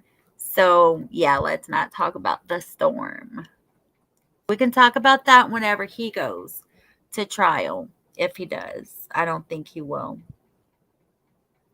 His best bet would be to definitely take a deal and get that death penalty off the table because once Lori's convicted, he's going to be shaking in his boots. He's definitely going to want that death penalty off the table. So if he takes a deal, we're definitely not going to watch a trial. 41 minutes is the last update we'd had so far, you guys. And 4:35 in Boise, Idaho. So we'll see. I'm hoping that we will get an update from the judge at 5 and decide if he's going to adjourn for the day or go ahead and let them continue deliberating. 2 hours and 20 minutes.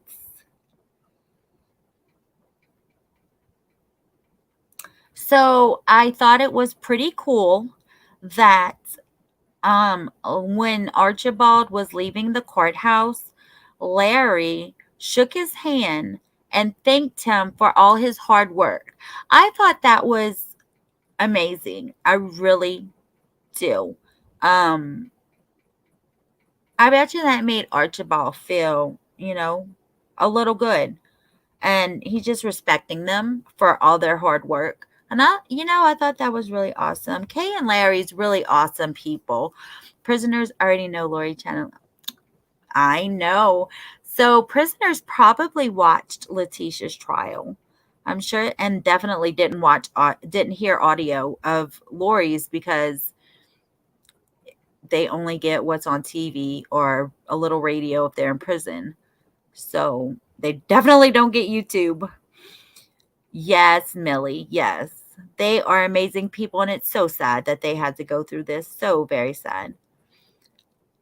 Letitia isn't going to make it in prison, in my opinion. I've never been as much as in jail. Especially if she has Maria coming out. Lord have mercy. What's going to happen? You know what?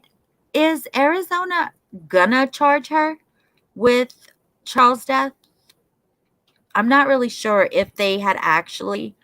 I don't think they charged her yet. They have hidden phones in jail. Yeah, they have pay phones in their portals.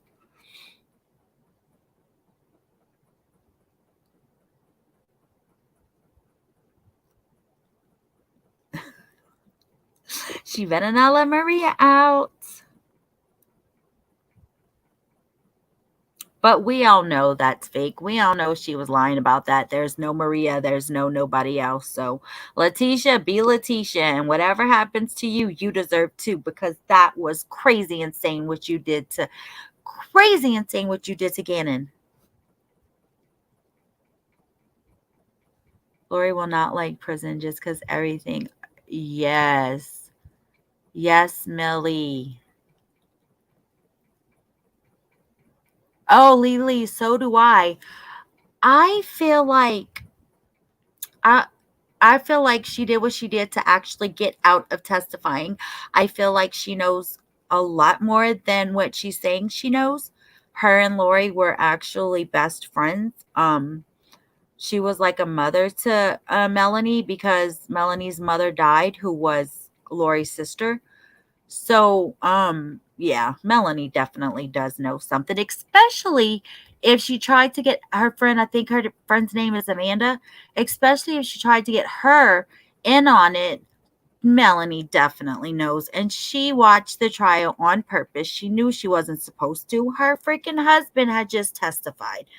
You know what I mean? Like, get out of here, Melanie Pulowski. And then her children were dark. Melanie's children was dark. But it seems Brandon's doing an excellent job with the children. 45 minutes last update. 2 hours and 23 minutes in. I want Miss Melanie Younger get charged. Yeah, we're not talking about Melanie Gibb. We're not talking about the one in Arizona. We're talking about her niece, Melanie Pulowski. Oh, they did. Oh, okay.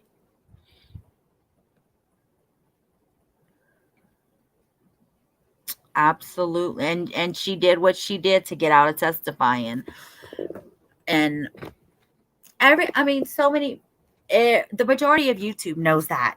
That's following this case, you know what I mean? Like, I would say at least 85% know that she did what she did to get out of testifying. But if she would have testified, she would have committed perjury because she would have lied. She's scared to get charged. Yeah, absolutely, Millie.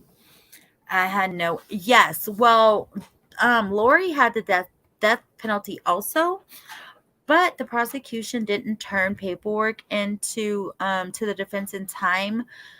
So they took the death penalty off because of it. No, they didn't charge.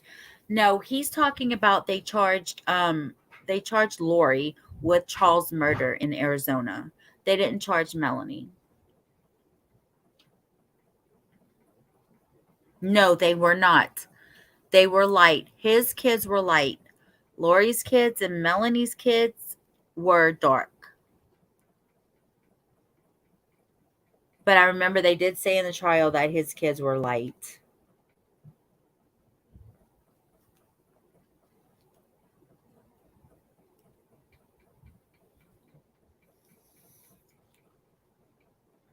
But I will be here if they adjourn at 5. I will be here till 5.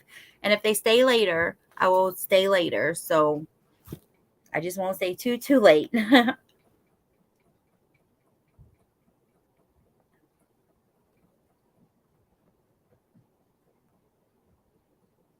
I'm so glad to see all of my purple family here.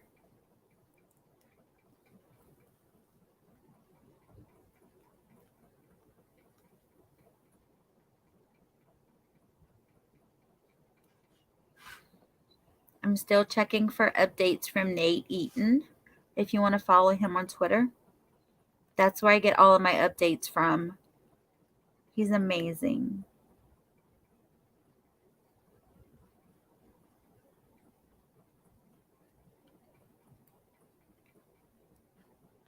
That's what I was thinking, Pampered Glamper. Like, I was like, if she gets life in Idaho, it would be a waste of money to try her in Arizona for Charles's murder because she's already doing life. Except they can charge her because there is death penalty here. But how long does it take for anyone to get executed in any state? Really? They stay on death row until they die, natural death, before they even get executed, majority of the time. So unless Arizona wants to try for the death penalty, that's the only reason I would see for them to charge her and try her for his murder. Oh, okay. So do you think that they would try to give her the death penalty here for Charles's murder, even though she gets life in Idaho?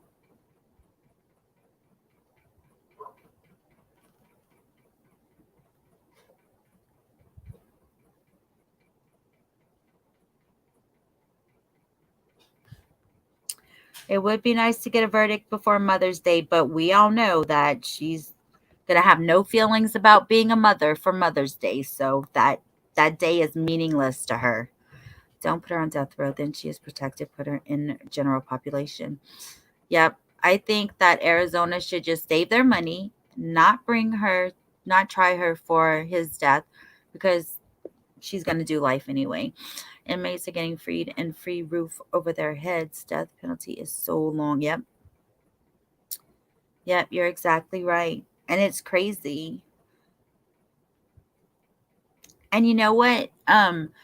Chad's public defender and Lori's public defender are all cuckoo, and they're in Idaho. So I'm wondering if Brian Koberger's defense attorney is going to be cuckoo also. We'll see. Maybe Idaho has cuckoo defense attorneys, public defenders, I mean, in the whole state of Idaho. I don't know. I hope his will be his next court hearing, if you follow that case, is this month, and it will be I believe it will be live streamed. So that will be good. That would mean that hopefully the trial would be streamed.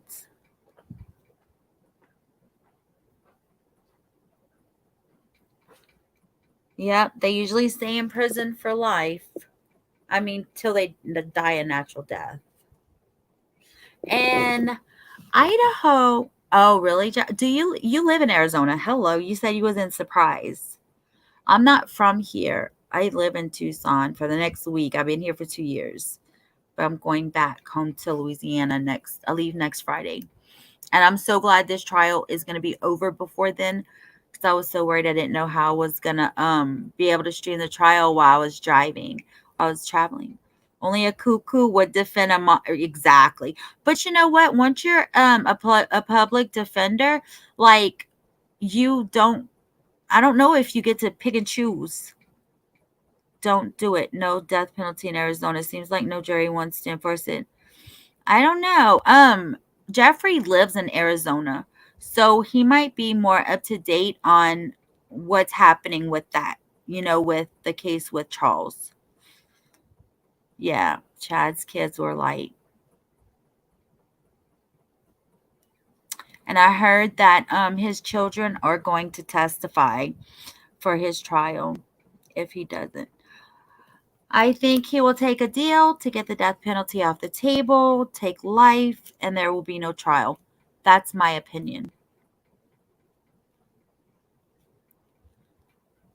19 more minutes, guys, and we'll see if the judge gives us an update.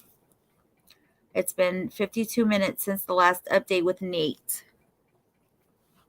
I appreciate y'all for being here with me, and I hope you guys hit that like button for me.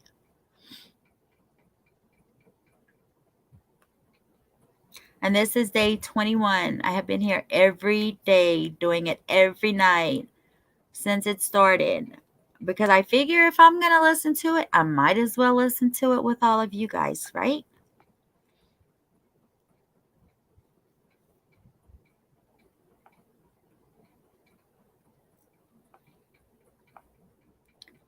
$124 likes. Thank you guys. That really makes me happy. I'm so excited I got that many likes. Thanks.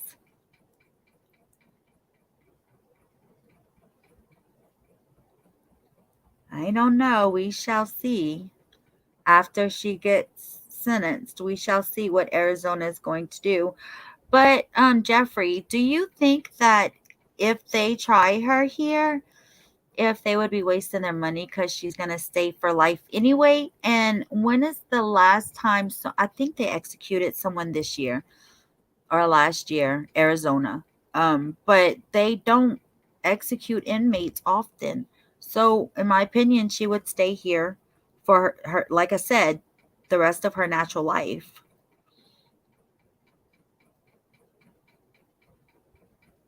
Yes, Elizabeth. Yes, ma'am. Yeah. But you know what? I think they would possibly agree to giving him life just so they don't have to go through this all over again for a trial for him. This is very emotional to have to watch all of this, to have to hear all of this. It's just crazy. I cannot believe how her and the kids suffered. I really thought they overdosed them or something to make it be painless. But obviously they had to suffer.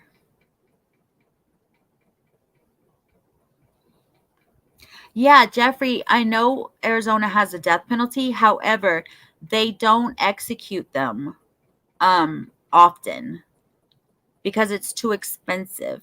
It's more expensive to execute them than it is to keep them on death row for their whole natural life, according to many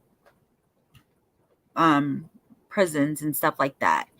So, yeah, it's not often that they execute people. I really do think that Arizona did execute a guy that was on death row for like 40 years. And they executed him, I think, last year or this year. But they don't do it often. So, in my opinion, they would be just wasting their money. Absolutely wasting their money.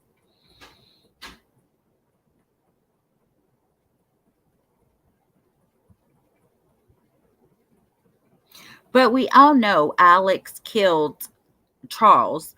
And we all know that Lori, you know, was the leader and told Alex what to do.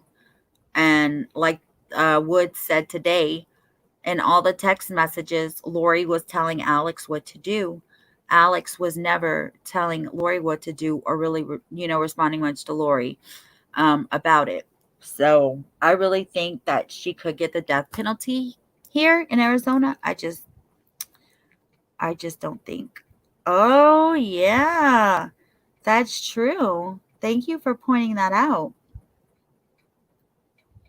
They will go for her. That's sad.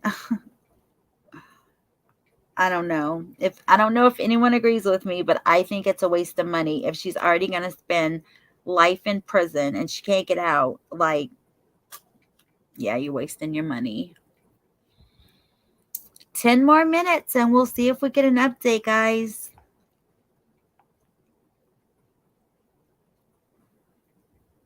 It's been an hour since Nate did his last update.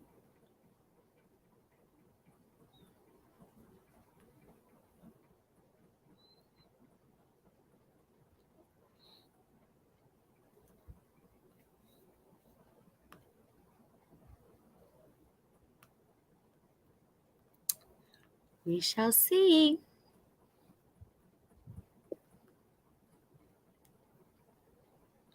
I know it is boring to sit there and watch a countdown because for Letitia's, I was watching on Crime Talk and for the countdown, like, and the chat's going so fast. But yeah, I know it's boring to watch a countdown. So I understand if you don't want to watch it with us, but I would appreciate you watching with us. This year, okay. I wasn't sure if it was this year or last year, but you guys, we're already halfway over in the really next month is half the year's over with already, and we just had January 1st. Chad's kids are going to testify for defense. I think the state subpoenaed them. I think. I'm going to have to recheck on that. I keep updating Twitter for an update. We'll see at 5 o'clock if the judge comes back and lets us know if he's going to adjourn for the day or if they're going to stay and finish. Yeah, Jeffrey, and I think he was on death row for like 40 years, and it was a very long time. Can't believe Tylee also said it was self-defense. Well, yeah, I'm sure she did what her mom told her to say and do, you know what I mean? Okay, you guys, so the audio is out for today's closing arguments. I'm going to go ahead and do another stream for that and leave this one running, and then you can come over and watch in the new live from today. So let me go ahead and do that real quick. Oh yeah, I have a notification ready. Let's see.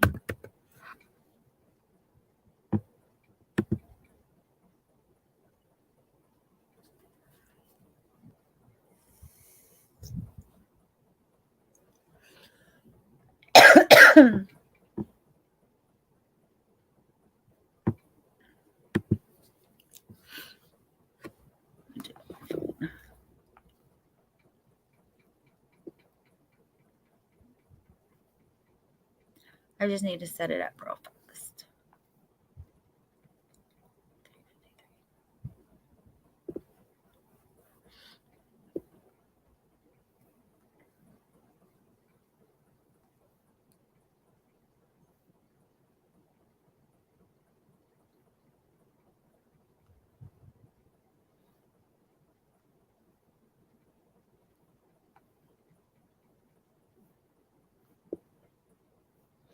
And you know what else I noticed? Like, there's really not a lot of people that, you know, actually playing the audio and stuff. Everybody was on Letitia's trial.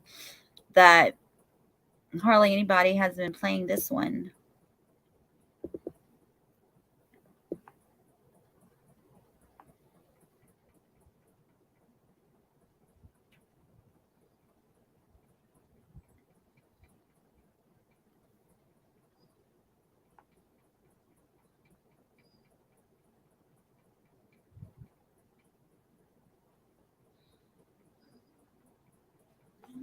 Okay, here we go. Let's see.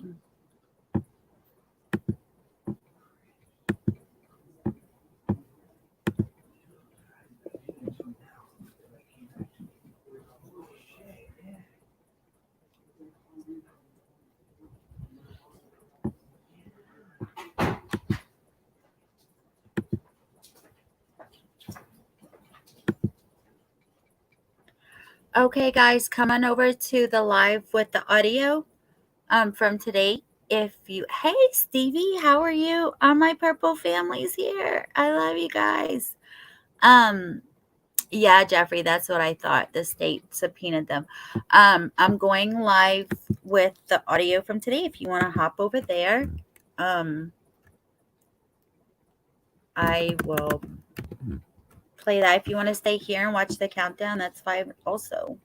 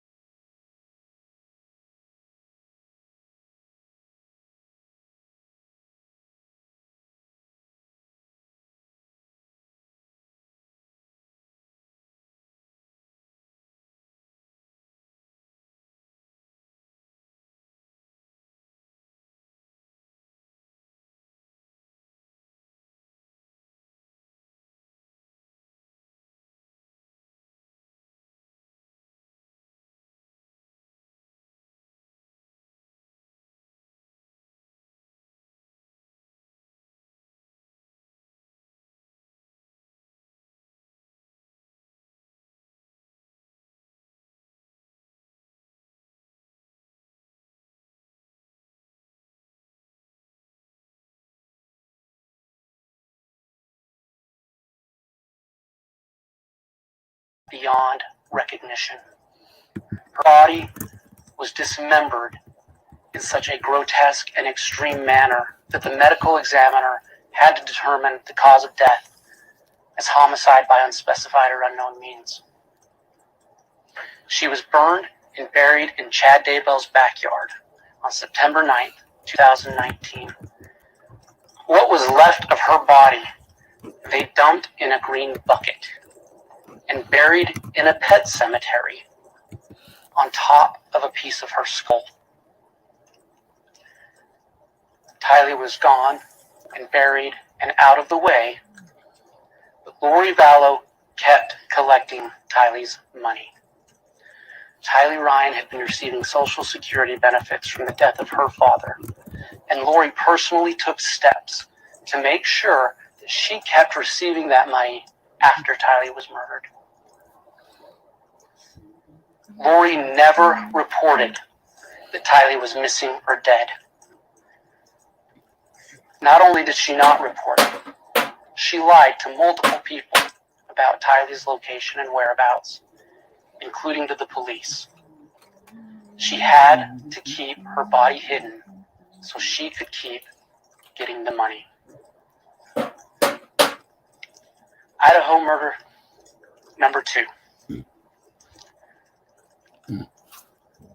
Between September 22nd and 23rd, 2019, J.J. Vallow's voice was silenced forever by a strip of duct tape placed across his mouth. A white plastic bag was placed over his head, where it was secured tightly with duct tape, being wrapped around and around from his forehead to his neck.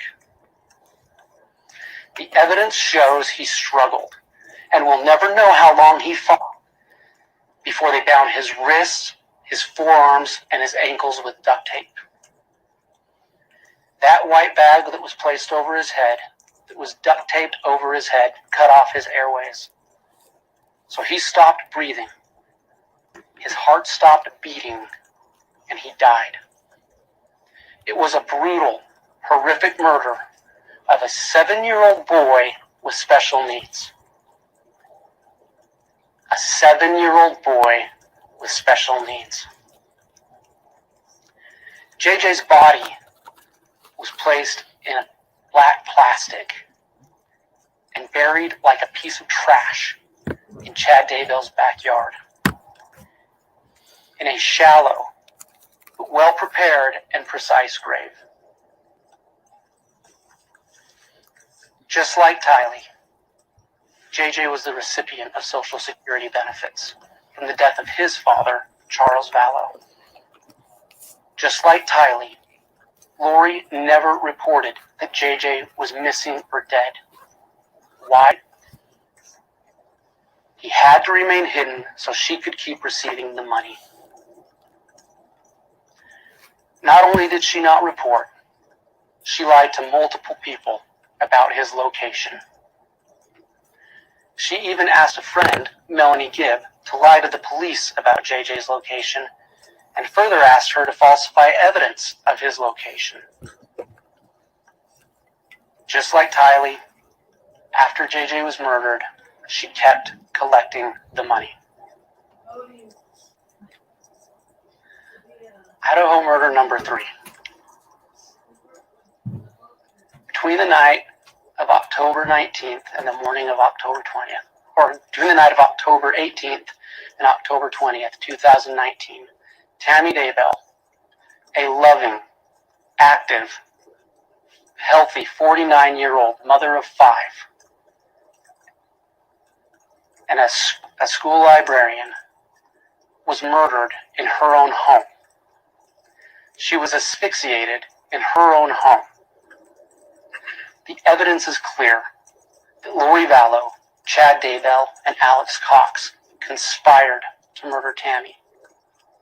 Acting together, they caused her death. Her death occurred just a little over a week after a masked gunman had attempted to shoot her. She entered her home after a night of church activities.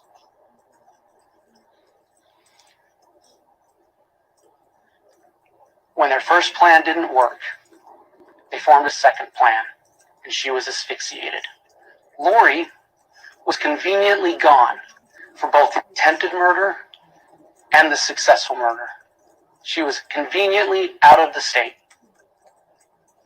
Those trips were not coincidences.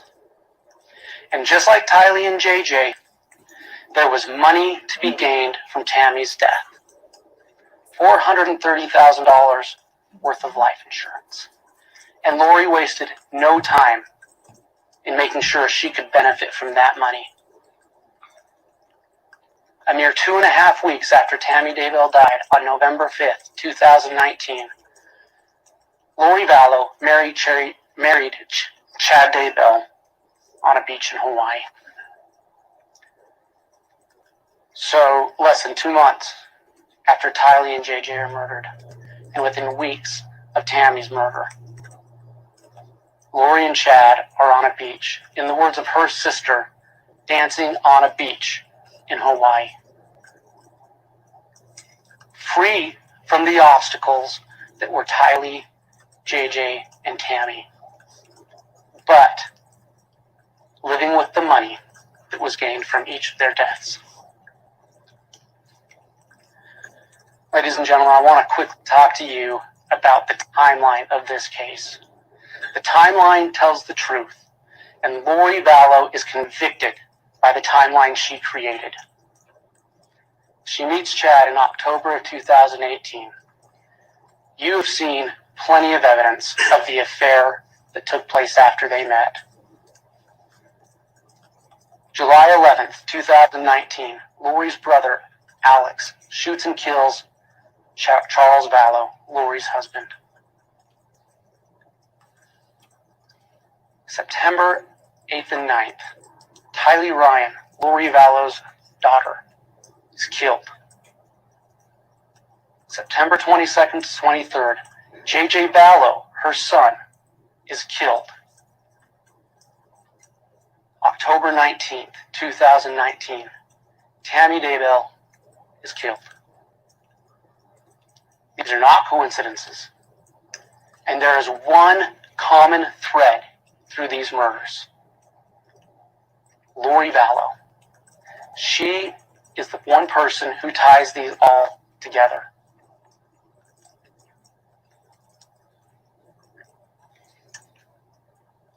You heard about the investigation and how it got started, looking for a Jeep that was used in an attempted shooting at Brandon Boudreaux on October 2nd. You heard about Chad and the life insurance. They're married November 5th. You heard about how the Rexburg police got a call looking for JJ towards the end of November. And that kicks off the investigation looking for JJ and Tylee. How they searched the apartments. And how finally, through their investigation, the bodies of Tylee Ryan and JJ Vallow were found on June 9th. Tammy's body was exhumed on December 11th. Alex Cox died December 12th.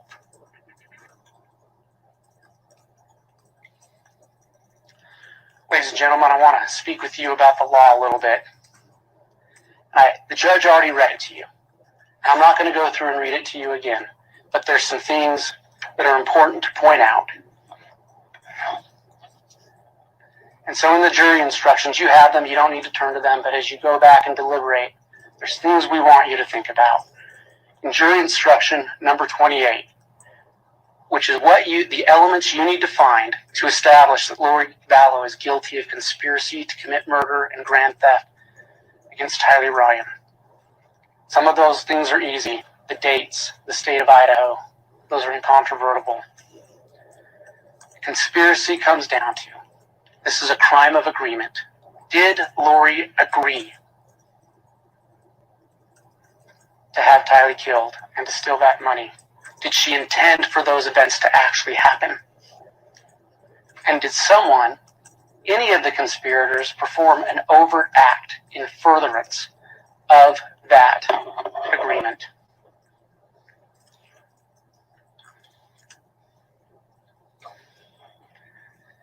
Now, as you read the jury instructions and you read over the overt acts, it'll be number 6 in your instruction. It is that one of the parties to the agreement performed at least one of the following acts. So when it comes to conspiracy, what you need to ask yourself, who murdered these people? Did Lori conspire for these murders and for these thefts? Did she intend for it to happen? And was one of these overt acts accomplished in furtherance of the conspiracy? As it says, you only need to find one overt act. The state has met its burden for each of the overt acts. You only need to find one.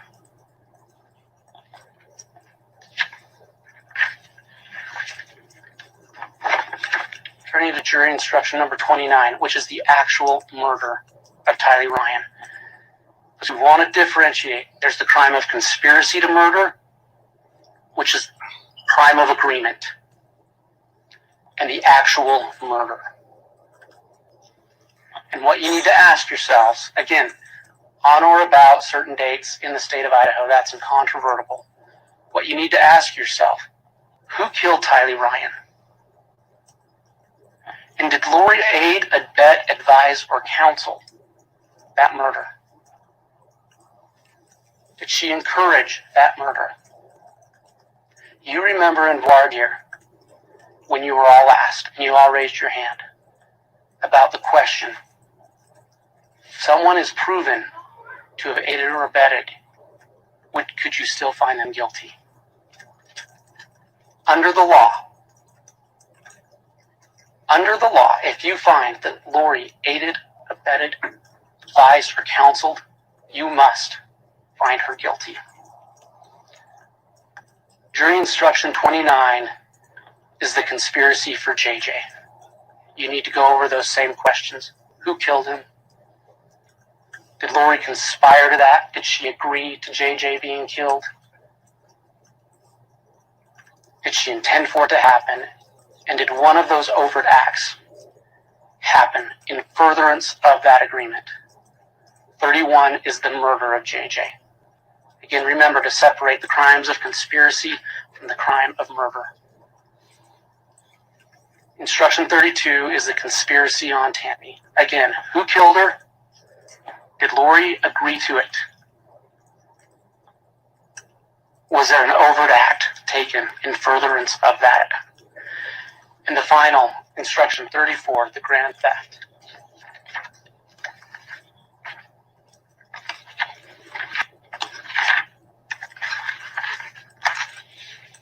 To find her guilty, you need to find that she deprived the United States of money that belonged to them and not her. You can find it by two ways, that she deceived them or that she just intended to keep the money. That's a summary of the jury instructions, ladies and gentlemen. When you go back to deliberate, read them carefully. And as you do, you will find that the state has met its burden of proving these elements, each and every one of them, beyond a reasonable doubt.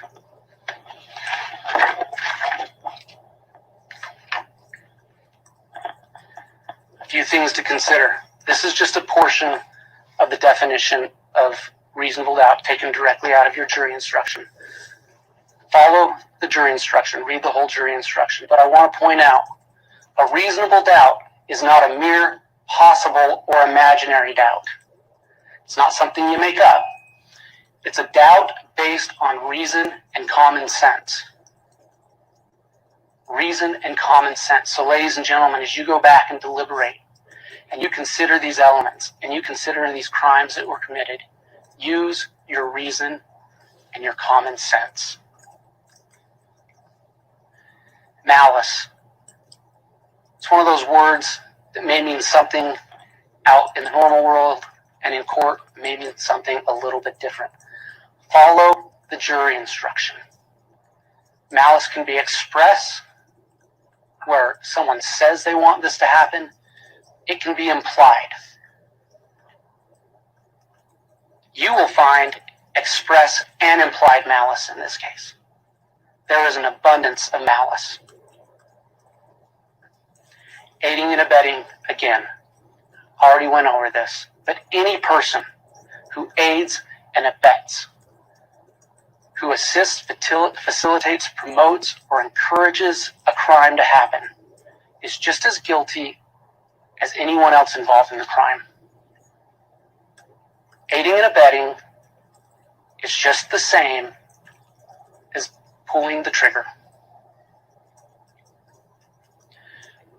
Overt acts. As I mentioned, you need to find on a conspiracy that at least one overt act was committed. You need to find at least one overt act beyond a reasonable doubt. In your jury instructions, there's a list, and we're going to go over them in a second. You need to find that one of those acts was done for the purpose of carrying out the agreement. Overt acts do not need to be, in and of themselves, illegal. Remember that. They don't need to be illegal. But if it's an act done in furtherance of the conspiracy, then it is an overt act and makes it a part of the crime. Let's quickly go through the overt acts. We're not going to discuss them a lot. That's for you to do when you get back into deliberations.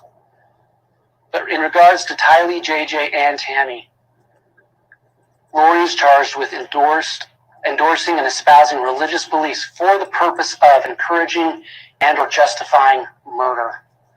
To be clear, no one here has been charged because of their religious beliefs. They are charged for using those beliefs for the purpose of justifying murder.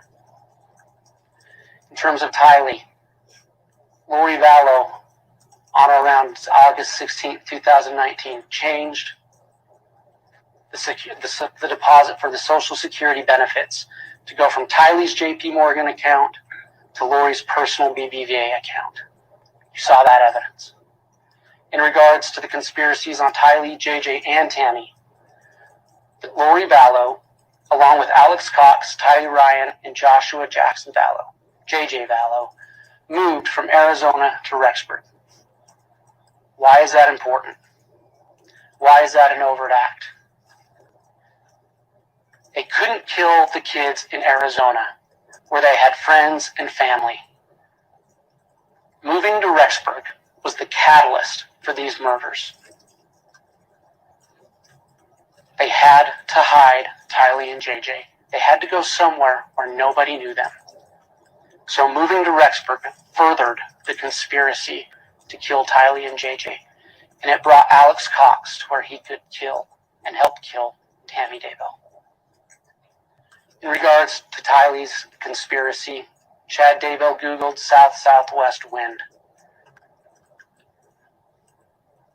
and visited the website. What's the definition of south-southwest wind? In regards to Tylee, you heard evidence that in the early morning hours of September 9th, Alex Cox went to 565 Pioneer Road, apartment 175. That was Lori's apartment. Also in regards to Tylee, that Lori failed or refused to contact Social Security to let them know of Tylee's death, and that she continued to wrongfully collect those Social Security benefits. In regards to JJ, on September 23rd, Alex Cox took JJ. He took custody of him.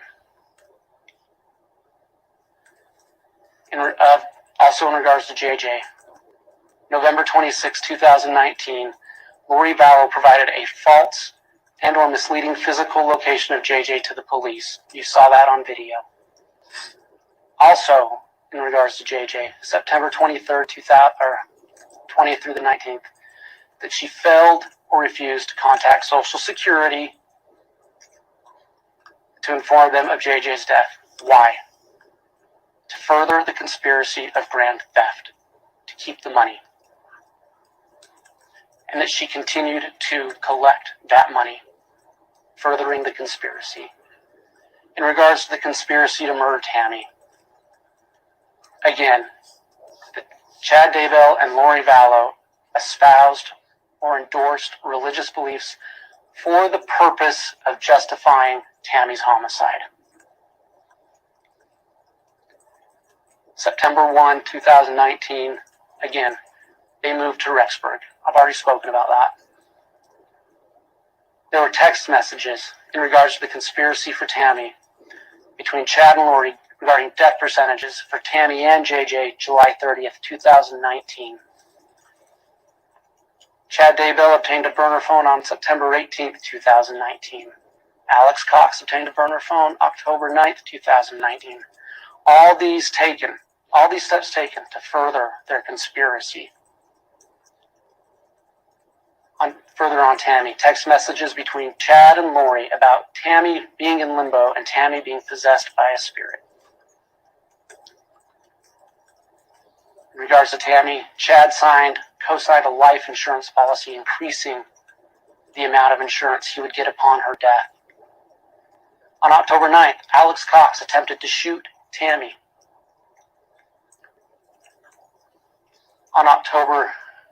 Between October 8th and October 12th, Alex Cox conducted multiple internet searches related to Grendel Drop, related to a Dodge Dakota, all in furtherance of the conspiracy to kill Tammy.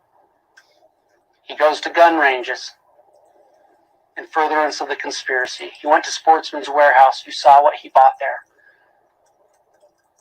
And then on the night that Tammy died, Alex Cox goes to a church parking lot just about 2.5 miles south of Chad Daybell's house.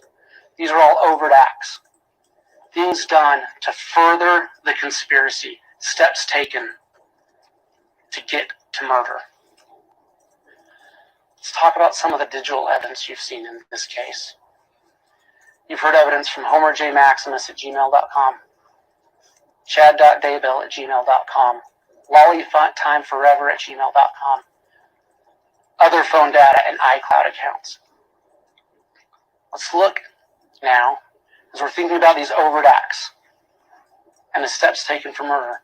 What was Alex Cox Googling? On October 1st, the day before Brandon Boudreaux was shot at, he Googles Brandon Boudreaux's address.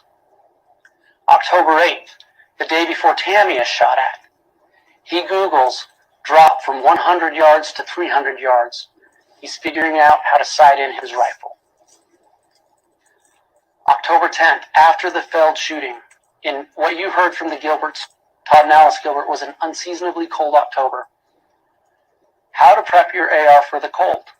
AR-15 cold weather operation. How to help your AR load in the cold. FBI simulation shooting a 5.56 through car doors and walls. Then, 2008 Dodge Dakota still body thickness. You heard testimony Tammy and Chad had. It was a 2004 Dodge Dakota. But he's figuring out shooting the still body thickness just the day after he messed up his first attempt on Tammy's life. How to drill baffles to make a suppressor. Chad Daybell. Talking about overt acts again.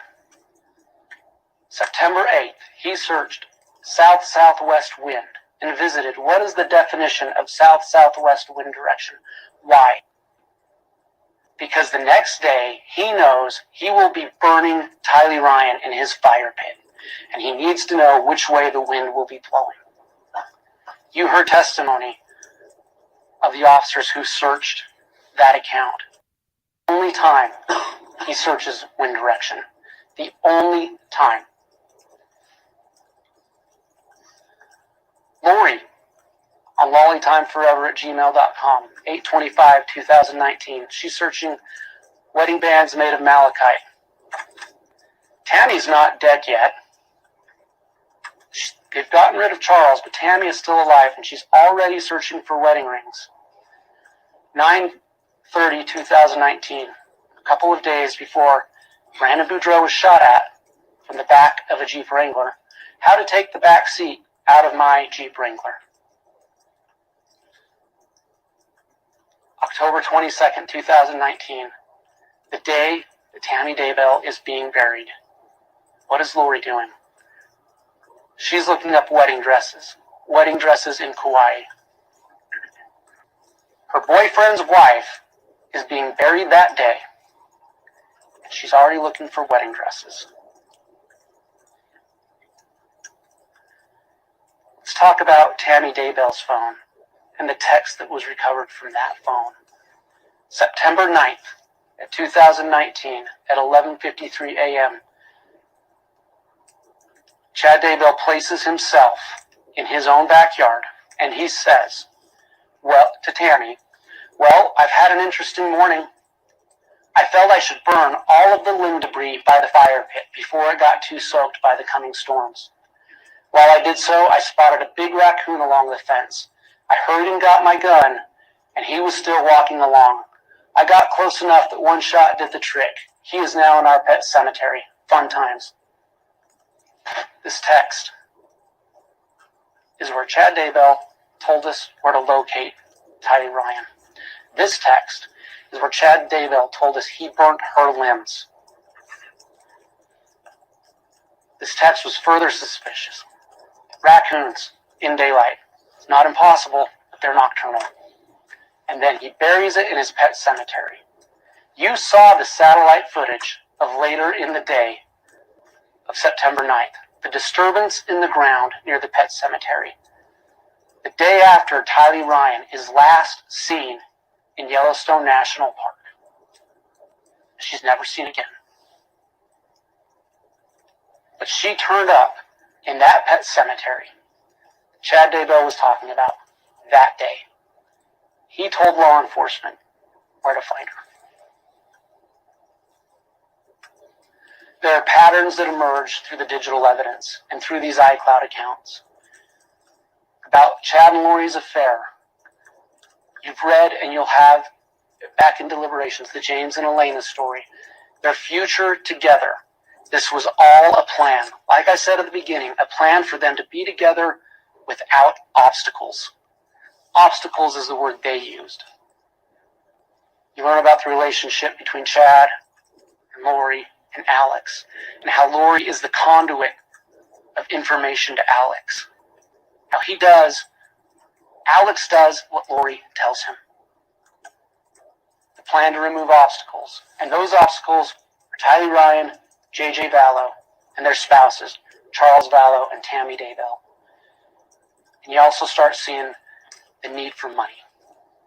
How this revolves around money. I'm going to remind you about Colby Ryan's testimony. Her son's own testimony. That every 2 to 3 months, Lori would tell him, "We're out of money." So it was a concern for her. In terms of the digital evidence, one of the overt acts is that on September 9th, Alex Cox went to Lori's apartment.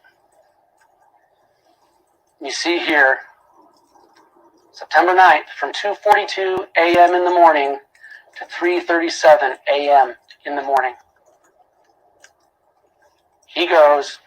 Alex Cox goes to Lori's apartment. Why is that significant? September 8th is the last known sighting of Tylee Ryan. September 9th, she's buried in Chad Daybell's backyard.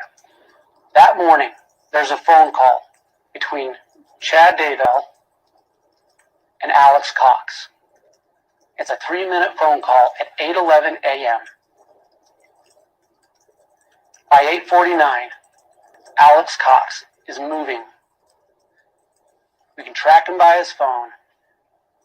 And at 9:15, he's just south of Chad Daybell's residence. These are the hits on GPS on Alex's phone on September 9th. From 9:21 to 10:57. Here's the burn pit that Tylee was burned in. Here's Alex's GPS hits right by where Tylee is buried, feet away. Another hit at the gate coming in.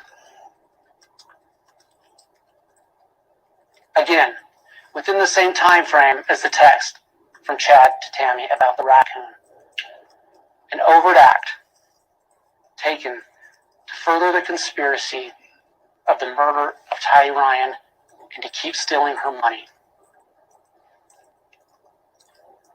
At 11:47, Alex is just north of Chad Daybell's residence and heading south. They've done the deed, they've burnt Tylee, they've dismembered her, and they've buried her.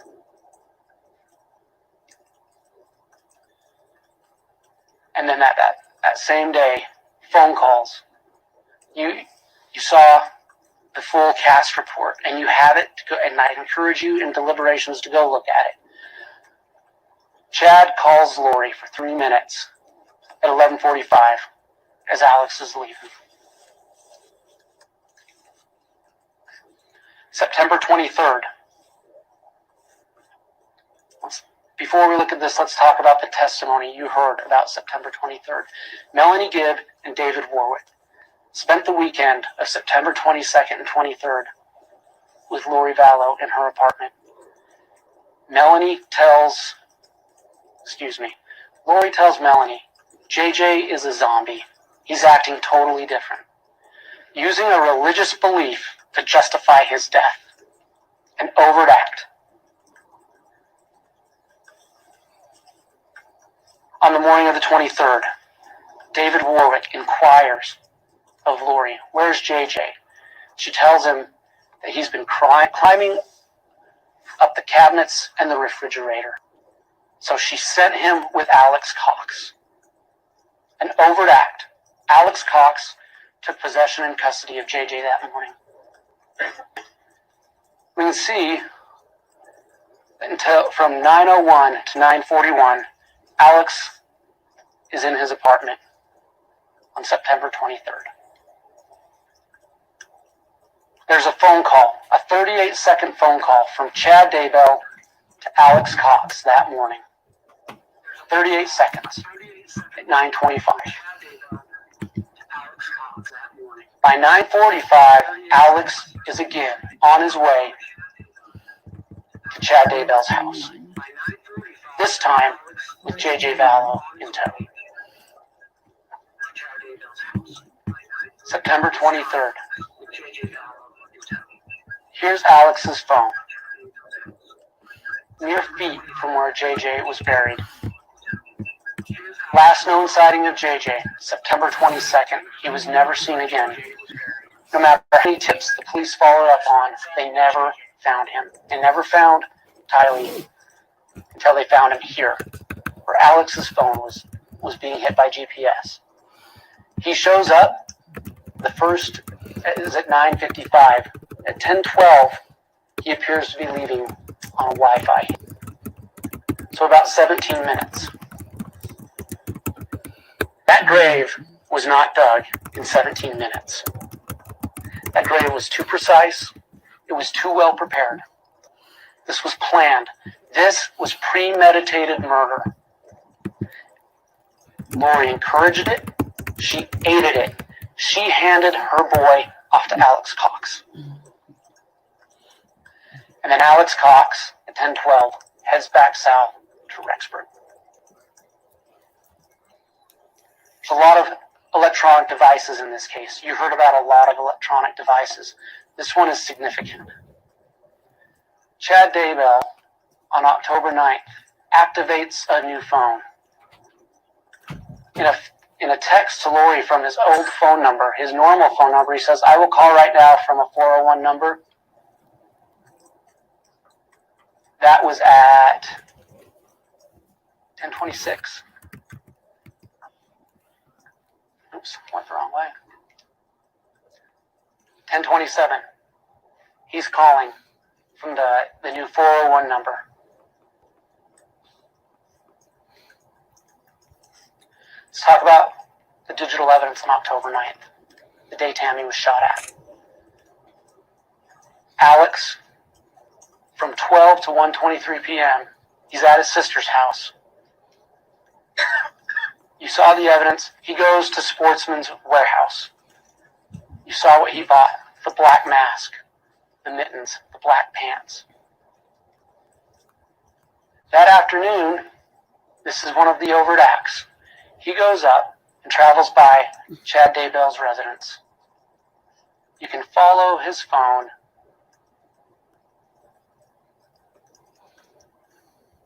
as he scopes out the property again. And then he drives back past it. And then you remember seeing the evidence that his phone that night stayed at his apartment.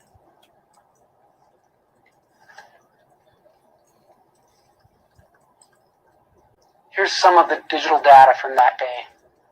6 texts between Chad and Lori, between 5:28 and 7:03. Between 7:13 and 8:43, 15 texts between Alex and Chad. Again, ask yourself, what ties Alex to Chad? Lori Vallow.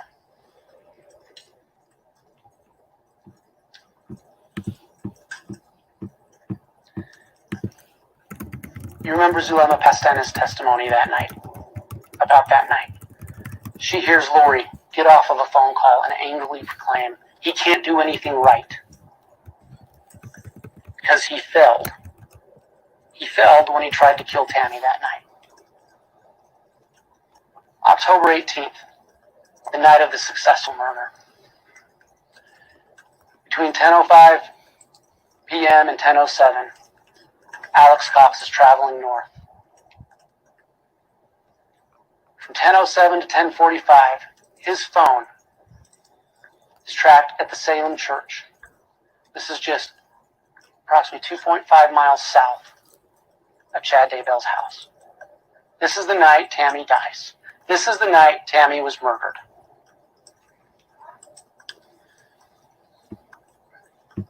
And you see some of the digital activity. 10 text messages between Alex and Chad between 10:23 and 10:54. At 11:28, an image is deleted off of Tammy's phone. 11:34 to 11:35, Chad sends 2 texts to Lori. 11:46, Alex leaves the parking lot. 11:53 to 12:09, Alex calls Lori. Remember where Lori is. She's in Hawaii. On purpose, not a coincidence. And here's that call from Alex to Lori. And here's her receiving it in Hawaii. Let's talk about the crime scene. Chad Daybell's residence.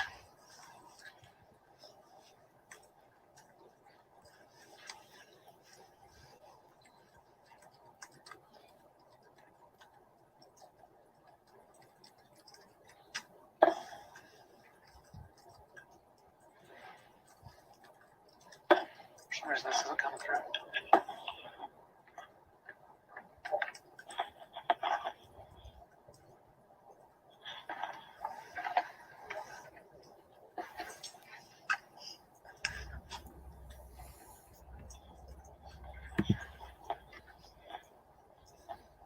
You've seen this exhibit. You have all the pictures of this exhibit. I encourage you to take them back in deliberations and look at them. Upon discovering the raccoon text, upon reviewing Alex Cox's digital data, law enforcement serves a warrant June 9th, 2020 on Chad Daybell's residence.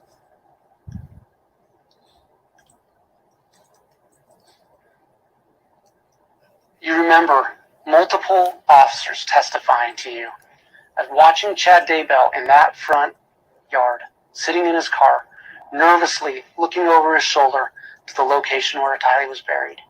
You heard a phone call that morning from Chad and Lori that was recorded. They're searching the property. And you can hear the fear and the guilt in both of their voices. They know what's about to happen.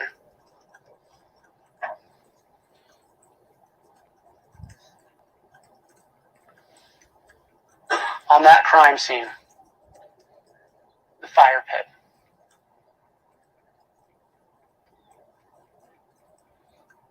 This is how it was found by law enforcement that day. And you heard testimony, how they removed the debris. They raked it.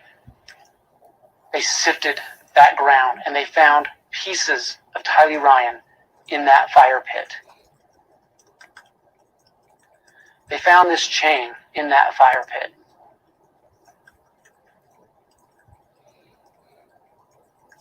They found this charm. It's also located on State's Exhibit 6, being worn by Tylee Ryan.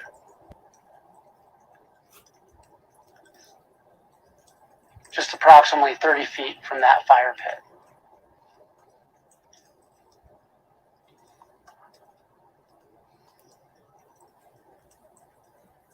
And the pet cemetery. Again, you saw satellite footage that same day of the disturbance in the ground. You saw how law enforcement, they started their search. They found a dog and a cat. They moved north. They found what they thought might be a human bone. And they continued to dig. And this is what they found. This is what was left of Tylee Ryan. Charred flesh, dismembered.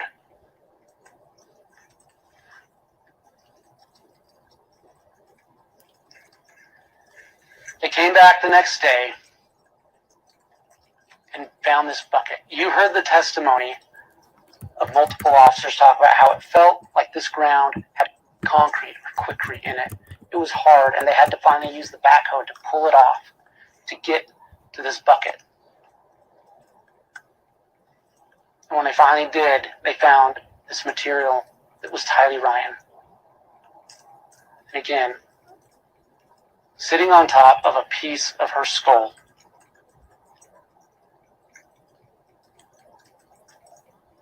That's not the only place they found Tylee Ryan that day, though.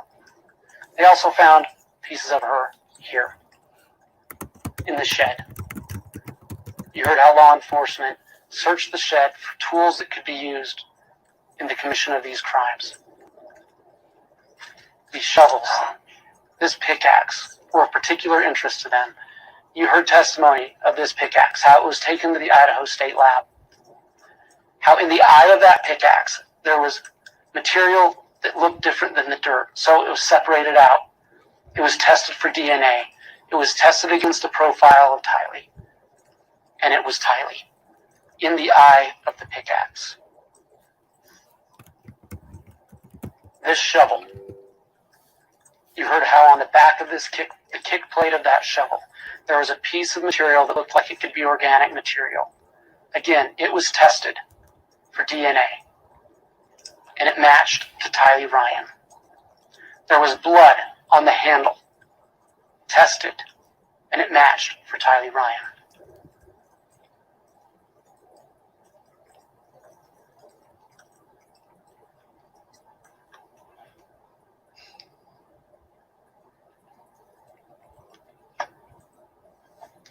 You heard testimony of how Agent Doug Hart was the first person to find this piece of ground, a mound.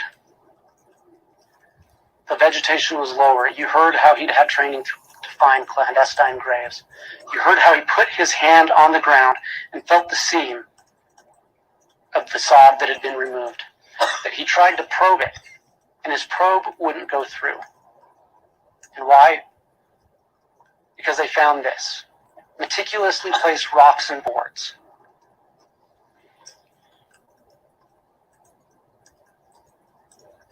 You heard the testimony of multiple officers about the smell emanating. And they began to see what they thought was a human head. They checked it. There was human hair.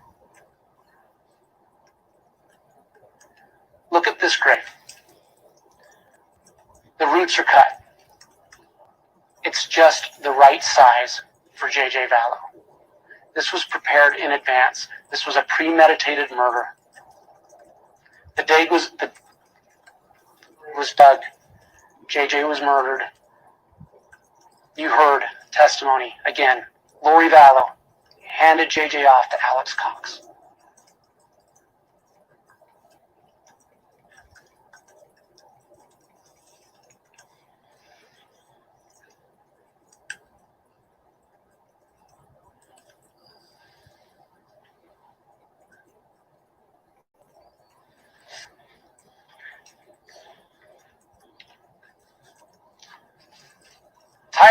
JJ and Tammy can't tell us what happened, but their bodies do. You heard testimony about the testing that was done on Tylee. One, they had to do DNA testing just to identify her because she was too broken up and too dismembered. You heard Dr. Christensen and Mr. Halapaska talk about puncture wounds in her pelvis. Now, those wounds were not the wounds of dismemberment. They're separate wounds in her pelvis. JJ Vallow, gagged and bound. Tammy's body, bruises consistent with restraint, homicide by asphyxiation. This is Tylee. Here are the marks talked about by Dr. Christensen and Mr. Halapaska. That's not where she's being dismembered. Mr. Halapaska said those marks are consistent with stabbing.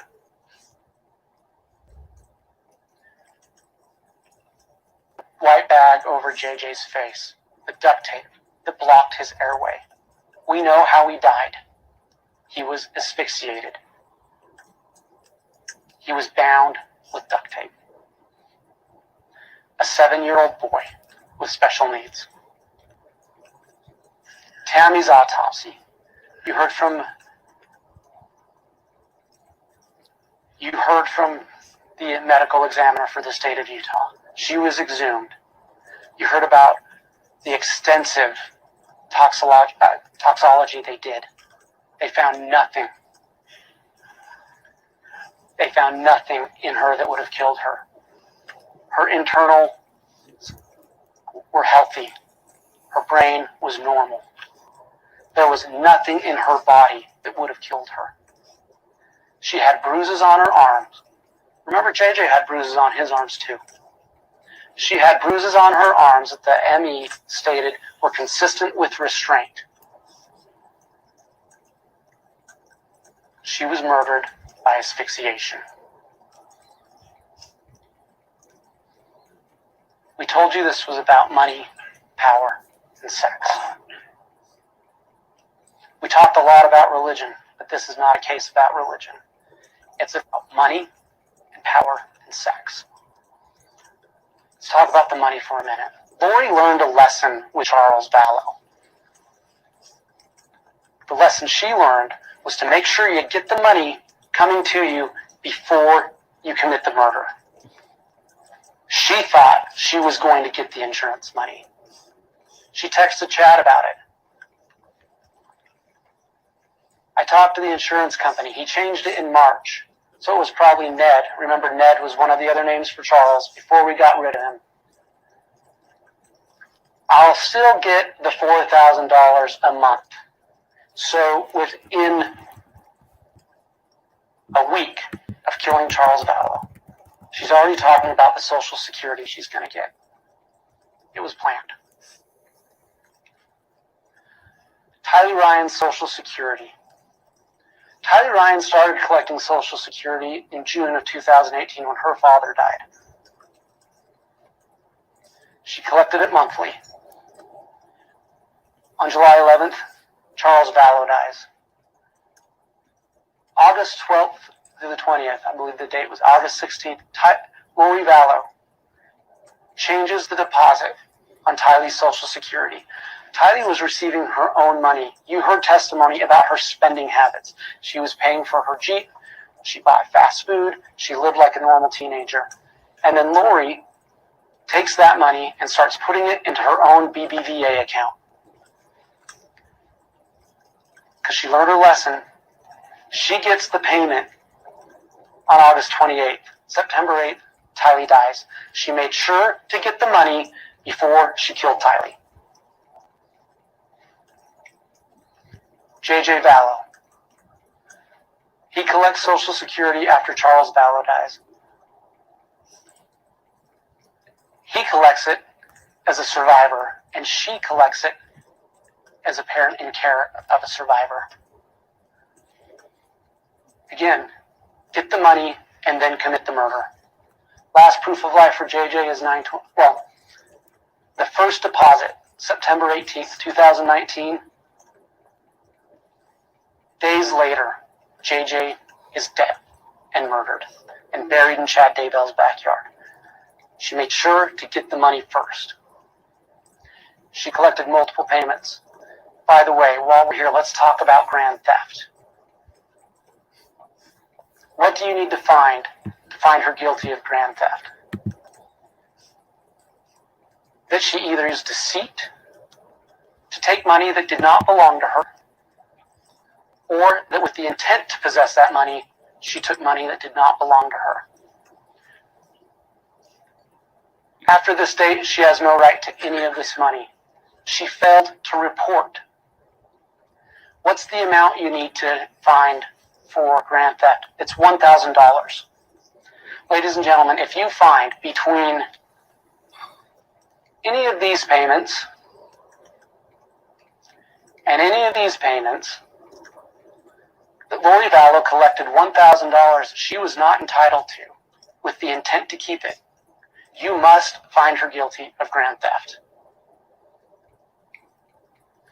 There are the benefits of murder. She thought she was getting $1 million from life insurance from Charles. Chad got $430,000 in life insurance from Tammy. From Tylee, she began to collect $1,859 per month in Social Security into her own account. From JJ, $1,951, and as her parent in care, $1,951. Remember Zulema Pastena's testimony when she asked Lori how they were going to finance this gathering that she kept talking about. She said, Melanie Boudreau will take care of us all. Brandon Boudreau was shot at. Brandon Boudreau had a life insurance policy. Money is the motive for murder. Power.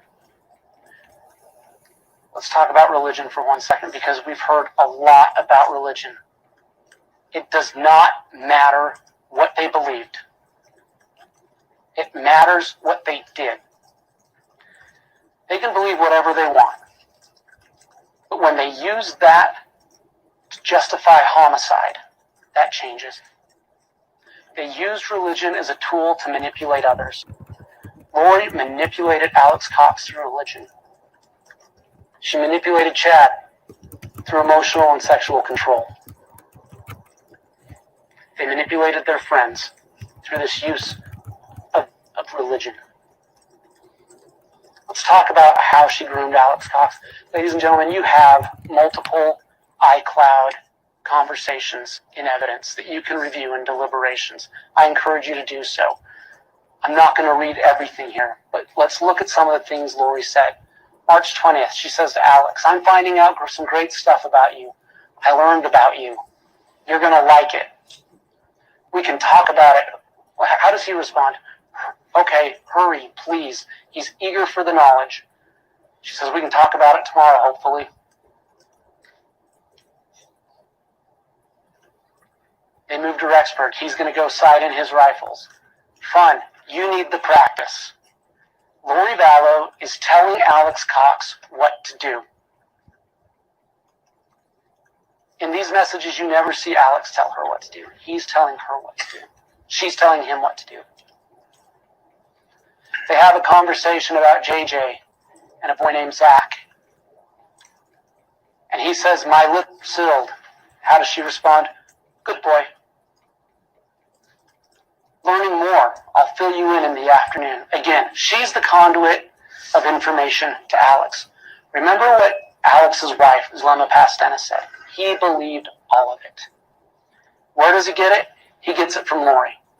Why does she give it to him? To justify murder. You heard from Zulema Pastenas. You heard from Melanie Gibb the description about castings, these descriptions of light and dark scales. You heard a lot about it. The only reason it matters is because it's the tool they used to manipulate others. They used it to manipulate Melanie Boudreau. They used it to manipulate Zulema, Melanie Gibb, Alex Cox. Again, who is the common thread here? It's Lori Vallow.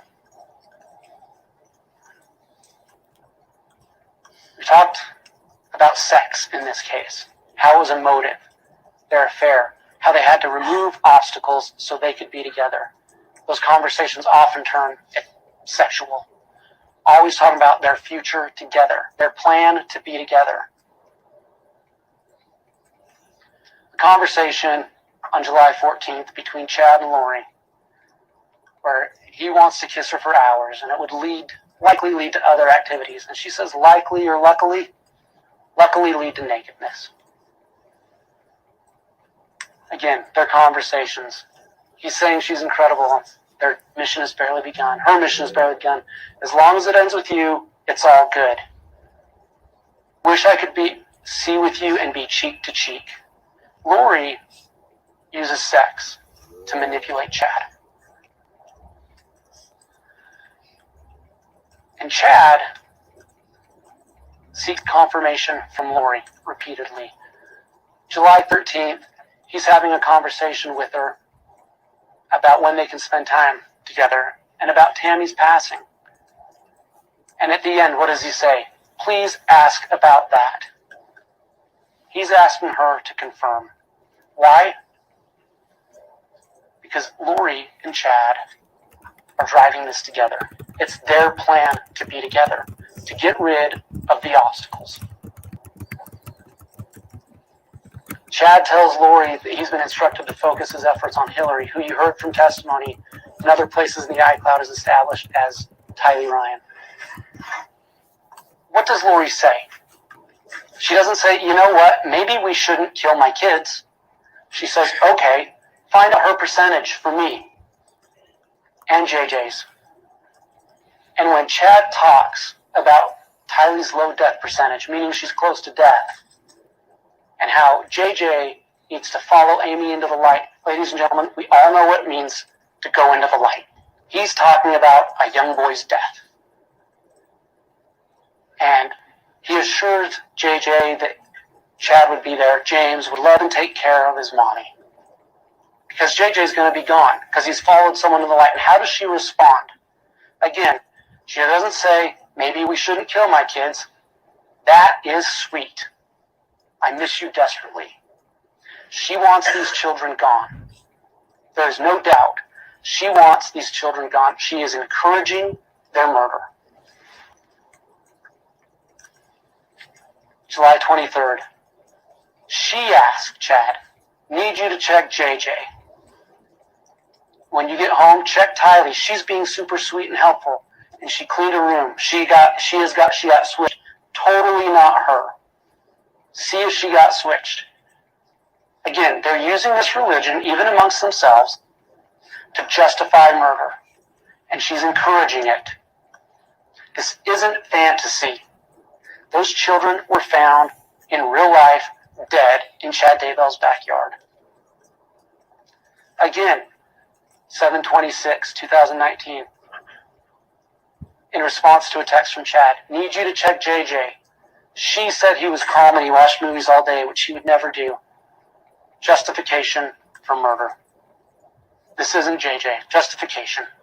She's encouraging, she's aiding. This text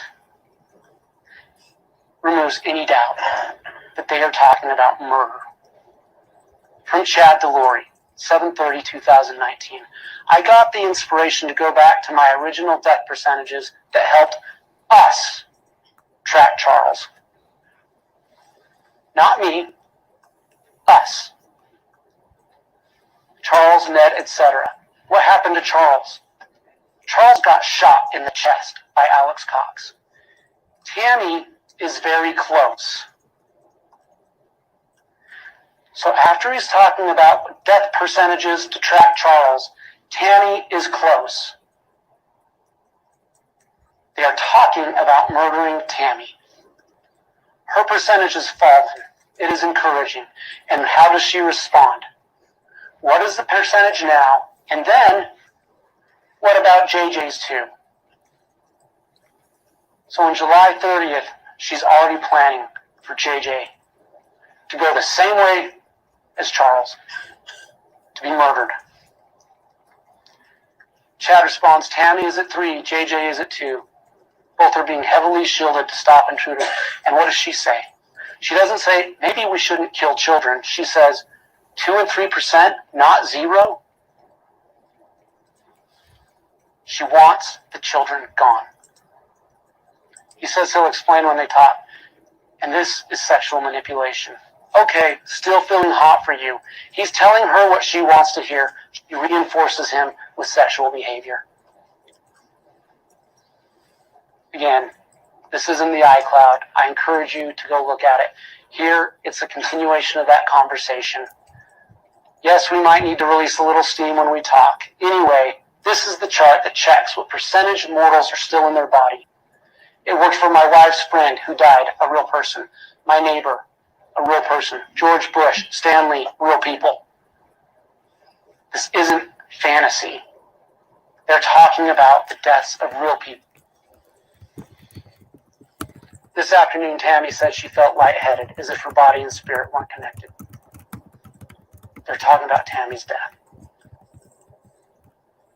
Again, Lori, this is at Lori's initiation. Please check JJ. She's asking him to check for these death percentages. He says JJ is still JJ. Is he at 0 yet? August 10th. 6 weeks later, he's dead. August 10th. Is he at 0? She can't wait. Yes, he's at 0. He probably was partly through the veil. Ladies and gentlemen, there is no question what they're talking about. The veil of life and death. They are talking about the death of J.J. Vallow.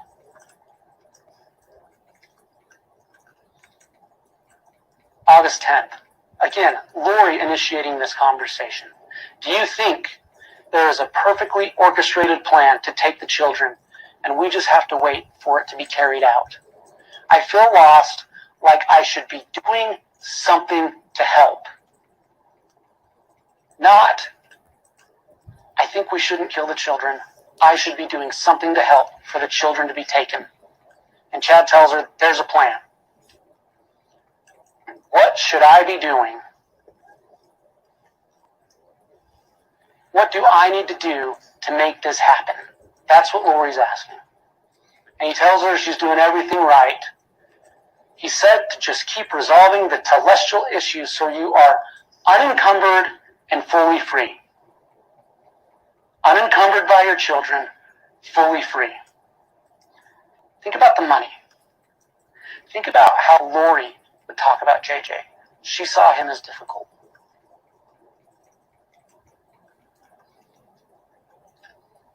The same conversation. Chad expresses his love, and Lori says, I can't wait. Literally can't wait. I have no patience. I want you now. Again, she's using sex to reinforce. Chad's telling her what she wants to hear. There's a plan to get rid of these kids. She reinforces him.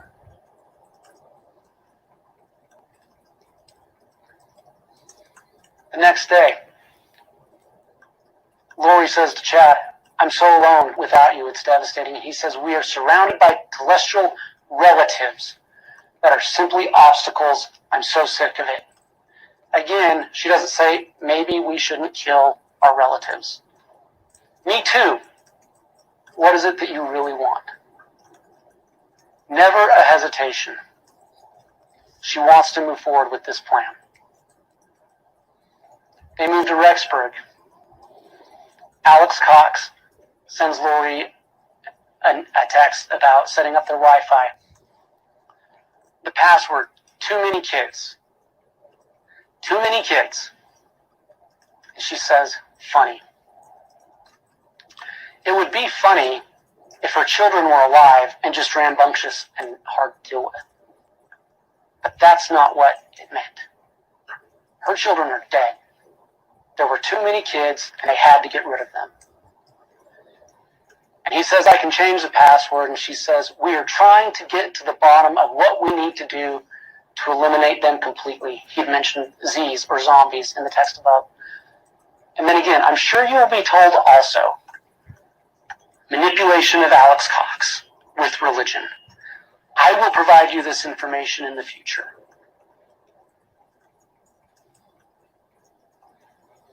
4 days before Tammy is shot at. Big news about Tammy. Please let me know if you're awake and can talk. I love you. Chad goes into this conversation about Tammy being in limbo. There's a demonic entity in her. He goes on, and then what does he say? Please seek a confirmation on this. Why is that important? Because Chad's not going to act without Lori saying so. Seek a confirmation. Not fully sure of the timing for removal, but once her actions verify the differences, I don't want to wait. And he's asking Lori for confirmation on that.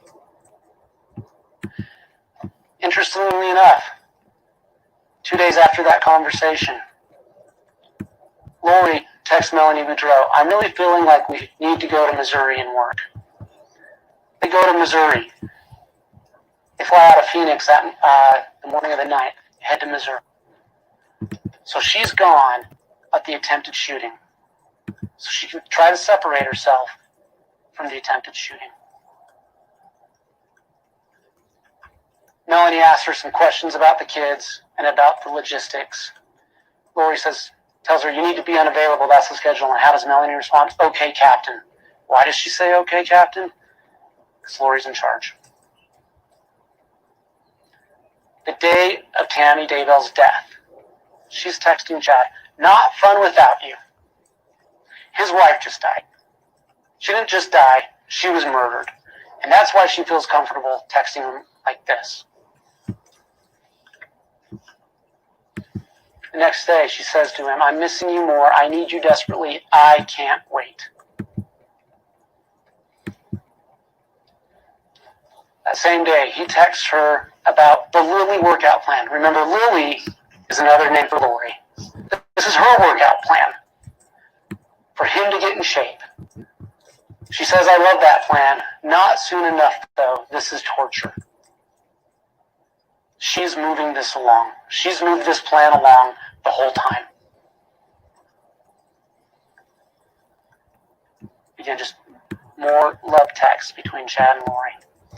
Ladies and gentlemen,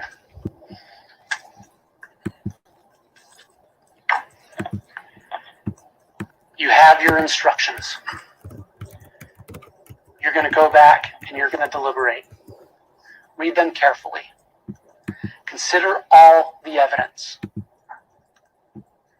Look at all the facts. Look at the timeline. Look at the timeline.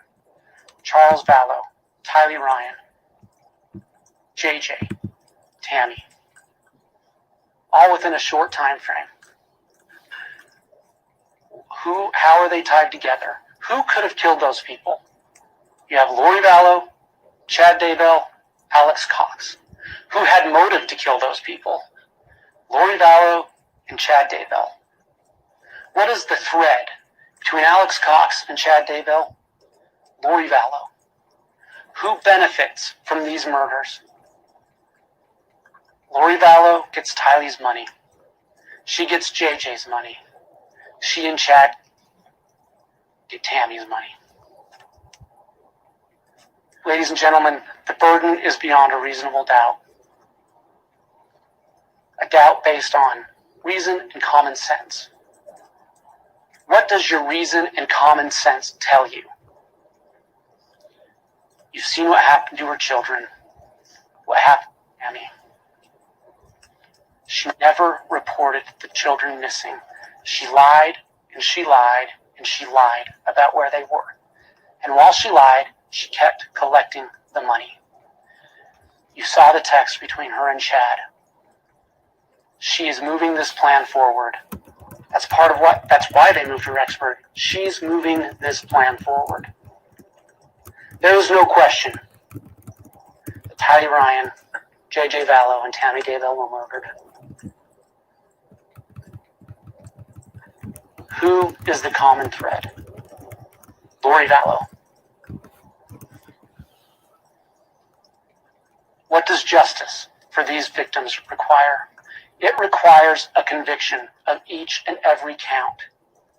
She conspired for Tylee to die and to keep her money. She conspired for JJ to die and to keep his money. She aided and abetted in Tylee's murder. She encouraged it. She aided and abetted and encouraged JJ's murder. She aided and abetted and encouraged, or she conspired. Let me repeat that. She conspired and agreed to Tammy Daybell's murder. Look at the timeline. Ladies and gentlemen, go back through the elements, go back through the evidence, and you must convict her.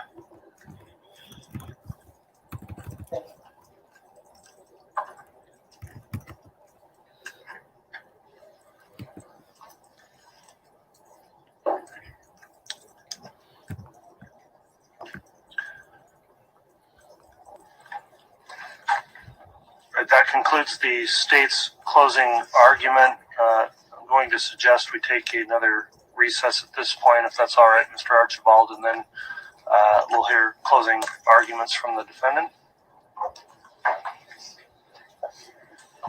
All right, please.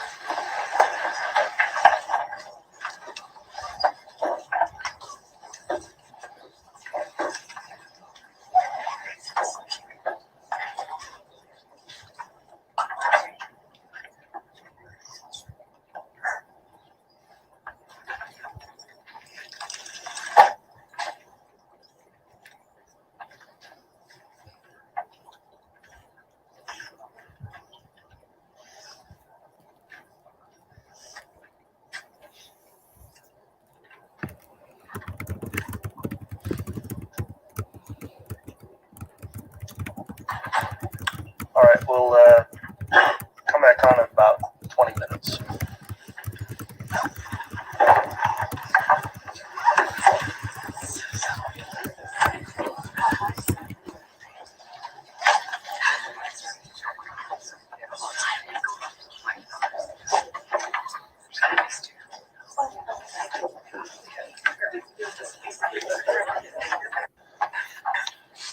Thank you. Let's have the jurors brought in, please.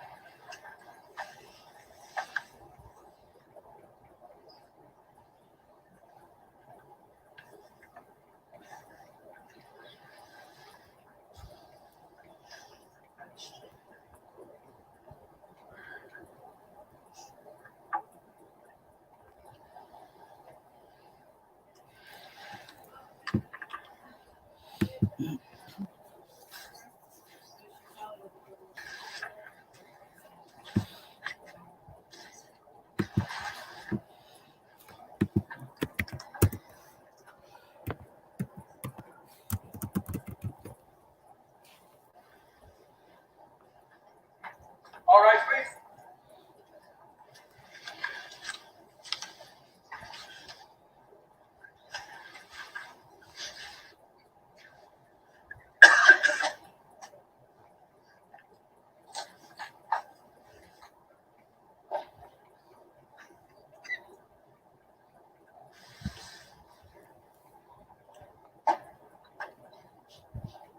Choose all President Council regarding.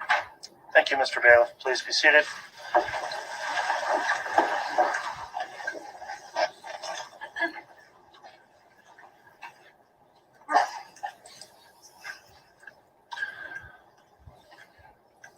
We're back on the record on KCR 22-21-1624.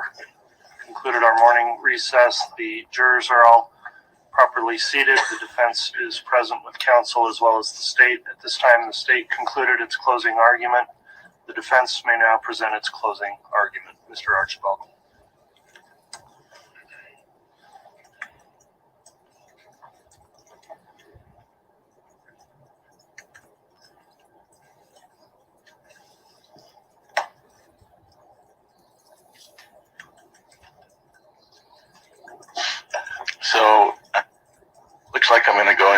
lunch hour. Do any of you need to have any plans to make phone calls or anything for lunch? I'm gonna go into the lunch. Okay. So first of all, thank you for your service. You have a tough job. We talked about this almost 7 weeks ago when we first met. You came in and filled out your questionnaires, and we talked about hardship and bias, and we talked about that this would be a difficult case. So you were asked if you could be fair and impartial, reserve judgment till the end, and we're getting close to the end. So you were asked to be patient and attentive while putting your job, your family, your life on hold. So again, thank you. And thanks to opposing counsel. We're small town lawyers. We're not from Boise. We see each other frequently. We have to get along. We have a lot of cases together. Our system is adversarial in nature. We're called opposing counsel, but we do respect each other. We respect the positions and the jobs that we have to do. You've seen a lot of PowerPoints over the past month, and I'm sorry that I don't have one. So I'm just going to talk to you, if that's okay, talk to you about the evidence and the arguments and the law. And my clients always ask me, why does the prosecutor start and end? So after I'm done, then the state gets to have another go crack at it. And that's just because of their burden of proof, that the state has the burden of proof. So they get to go first and they get to go last. And so my clients always wonder, it's not fair. It's just our system. That's how it works. So who is Lori Vallow? What happened? Where did it happen? When did it happen? Why did it happen? That's what you've been asked to figure out. And that's what you need to be convinced of beyond a reasonable doubt. So you've heard a bit about her background from her sister, her son, her friends. She was born in 1973 in California. She turns 50 next month. Raised there, dad, mom, brothers, sisters, attended schools there. Got married right out of high school, got divorced, went to beauty school, got married again in Texas. Her son Colby, who you met, born and raised in Texas and Arizona. She worked hard as a single mother, got married and divorced again. And her third marriage was to Joe Ryan in Texas. Tylee was born. We've heard a lot about Tylee. She had some medical issues. Children needed protected from her third husband. So a divorce, court involvement, fourth marriage to Charles Vallow. Lived in Texas and Arizona and Hawaii. You've heard about that.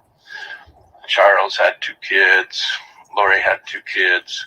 So they adopted a child to have one together, and that was JJ. 5 kids between them. 5 kids forever. You heard what that was about. You heard that JJ had medical issues when he was born,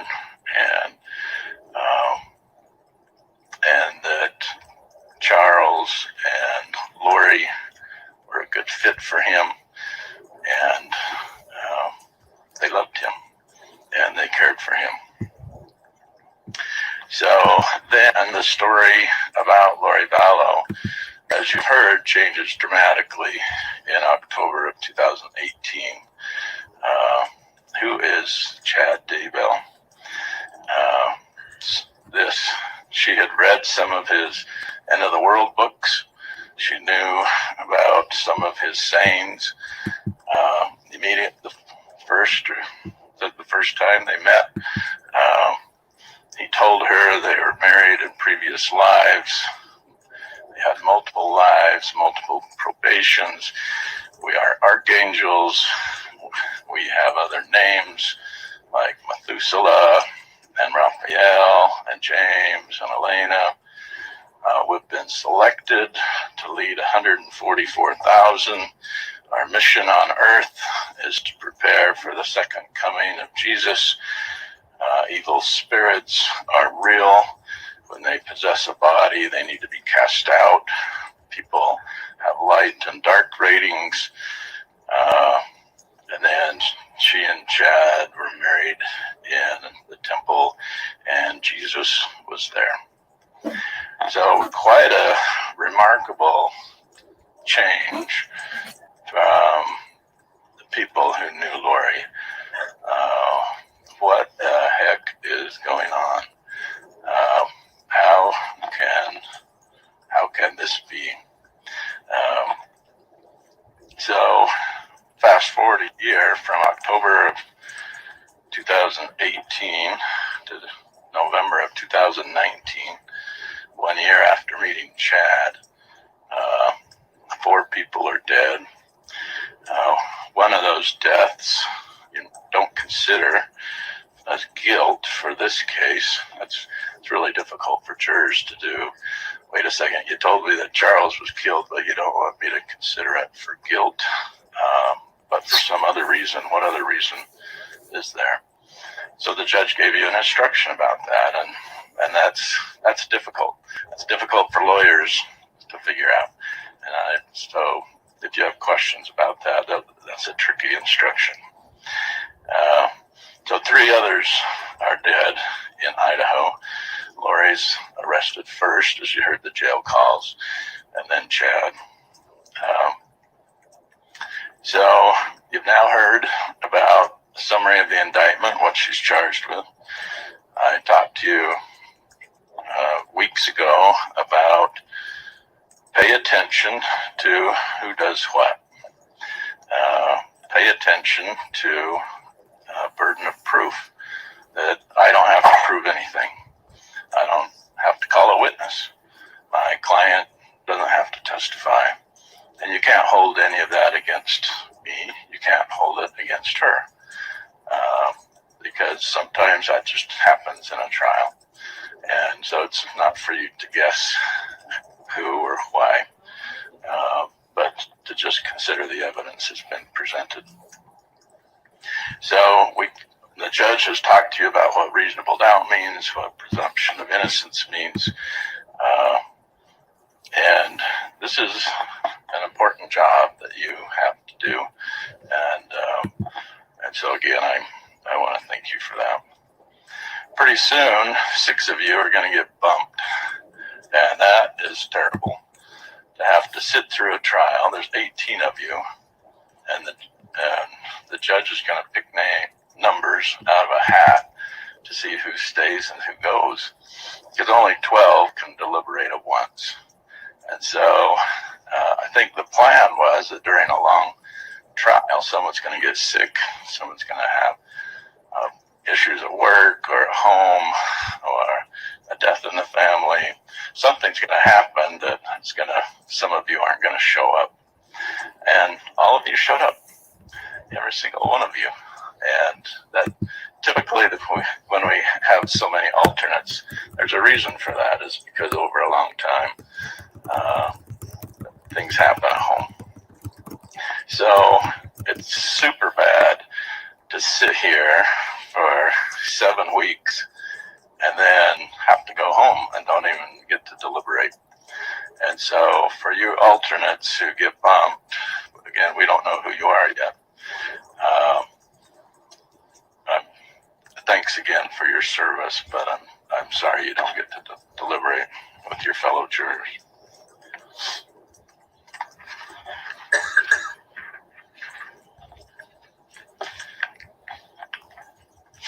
So since the trial started, you've been able to see my client. You've been able to see her responses to the evidence. You've been able to see all the evil eye glares that she gets from the audience directed towards her every single day. You've been able to see the witnesses, you've been able to see the exhibits, and you've been able to listen to the tapes. 6 times during this trial, you heard my client's voice. Detective Stubbs, Colby Ryan, Summer Shiflett, Chad Daybell, and a podcast with others. So if you want to remember how she responded, what she said, go to those 6 pieces of evidence, and you can listen to them again in the jury room.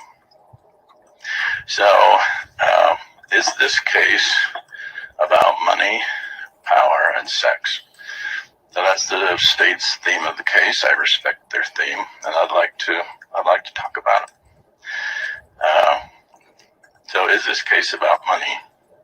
Well, you have an exhibit 68A, and this exhibit that was admitted is Tylee buying a car in April 2019. Charles Vallow is the co-signer. Charles tells the bank that he's a full-time professional marketer, that he makes $500,000 a year. Charles says this in Exhibit 68A.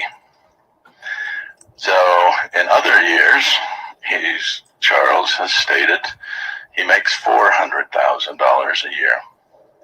That's in Exhibit 66D. Either way, the Social Security money that she'll make from a dead spouse will never equal $400,000 or $500,000 a year. Never. So that Social Security money, did Lori, with a spouse who makes $400,000 to $500,000 a year, really want to kill Charles for money? That just doesn't make sense. The math does not add up there. So would she leave Charles and go to Chad for money? And what did we learn about Chad and money? According to Samantha Gwilliam, he's an author who has gone bankrupt because he can't sell enough stupid books about the end of the world. So his wife, Tammy, who would rather stay home with their 5 kids, she has to work at a school for $15,000 a year. And then from an insurance agent, we learned that Chad almost qualifies for Medicaid, but not quite. So he had to find an insurance plan because he made $20,000 to $30,000 a year. So Lori wanted to ditch Charles Vallow, who makes $400,000 to $500,000 a year, and go to Chad, who makes $20,000 to $30,000 a year, and she wanted to do that for money. That, my math, that just doesn't add up. So then the state says, well, maybe she killed for power, and this is about power. So Lori wanted power. So how did that work out, Lori? In the year that Chad convinced her that she was a sexual goddess and a leader of the 144,000, and that she was going to save the world, how many converts did she have? 0. I'm counting a big fat 0. How many converts did Chad have? Again, we have to get to 144,000. How many converts did Chad have? I count maybe 6. Melanie Gibb, Zulema Pastinas, Audrey Baratario, and 3 from the same family. Lori Vallow, Alex Cox, and Melanie Bedreau. Was Ian Pulowski a convert to the cause? Nope. David Warwick? Nope. April Raymond? Nope. Colby Ryan? No. Summer Shiflett? No. So this great and wonderful cause of saving the world, getting ready for Jesus to come, we need to gather up the 144,000. And in 1 year, we got 6. Chad got 6. Lori got 0. So, again, doing some simple math. Chad has 143,994 people left to gather before Jesus comes. So at the rate of 6 people a year, it'll take Chad 24,000 years to get his army assembled. So the math is ridiculous. So is this case about sex? You want to have sex outside of marriage? Go for it. Happens every day in America, unfortunately. So use your reason and common sense when you look at pictures of Chad and you look at pictures of Charles. Was it a physical attraction to trade in Charles for Chad? Was that a trade up or was that a trade down? Is she falling in love with Chad because of his money? No. She's reading his books during a vulnerable time in her life. And this guy is telling you you're a goddess, a sexual goddess, no less. And you're special and amazing and wonderful. And by the way, we've already been married in previous lives, so it's not really cheating. And also, by the way, we were best friends with Jesus. And so if Jesus approves, then everything's okay. So that's quite a pickup line by Chad to Lori. And it worked. How did that work? Pretty scary that pickup line from Chad to Lori would work. So what did the evidence tell you? What were you convinced of beyond a reasonable doubt? Her children are dead. No question about that. But did she kill anyone? And that's where the state concedes. Yeah, these people are dead, but did Lori do it? So you listen to 60 witnesses, you received hundreds of exhibits, and there's literally thousands of exhibits you can review that are on those flash drives. So I want to go over some of that with you. 60 witnesses included city police, county police, state police, federal police. They have a lot of resources available to them, as we've found out. And you can find out a lot of stuff about someone.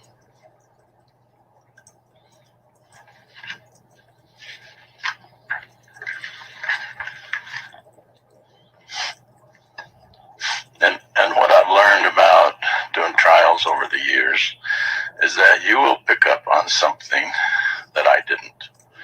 And this juror will pick up something that juror didn't. And why is that? Because we all have our own common sense and our own reason. And we all have our own life experiences on which to draw. So we see things differently. And that's okay. That's what makes this a great system. For you 12 jurors from 12 different backgrounds to get together and talk about this. So I'm just going to point out some of the witnesses, not all. You have your notes to rely on. If I state things differently than what you state, what you wrote down, then as the judge said, rely on your memory, not mine. So the first witness here in this trial was Kay Woodcock, Charles' sister. She described Charles and Lori as the all-American family. They were great parents. She trusted her brother, Charles. She trusted Lori. They were good parents. They each had 2 kids. Then they adopted one together, and it was just perfect. And she told you, as every other witness, something changed in late 2018 or early 2019. Brandon Bedreau, he testified, gosh, Charles and Lori were great. My kids played with their kids. I loved that family like my own. But then all of the end of the world talks ramped up and things got weird. So Charles died. I got divorced. I got shot at. And so things just got really weird really quick. Officer Hermosillo, what a tough job he has. When he had to describe the stench, the smell of decaying bodies during a search at Daybell's property, that was pretty brutal. And what did he tell you? He said Chad Daybell, when the cops showed up, called his lawyer to make sure that the cops could be there.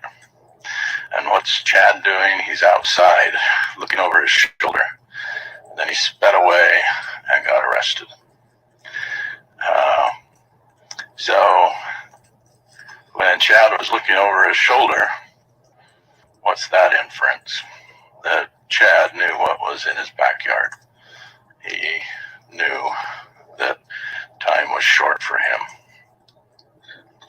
So then Captain Wilmore, captain at the jail, he recorded a phone call Lori made from the jail to Chad when he was at his property.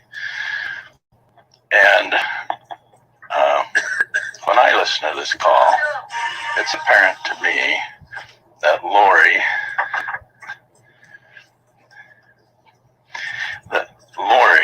does not know what's in Chad's backyard. But I'm Lori's lawyer, so don't trust me. Listen to it again. So that's the way I hear it. Lori does not know what's in Chad's backyard. She knows her kids are missing. She knows that kids aren't with her.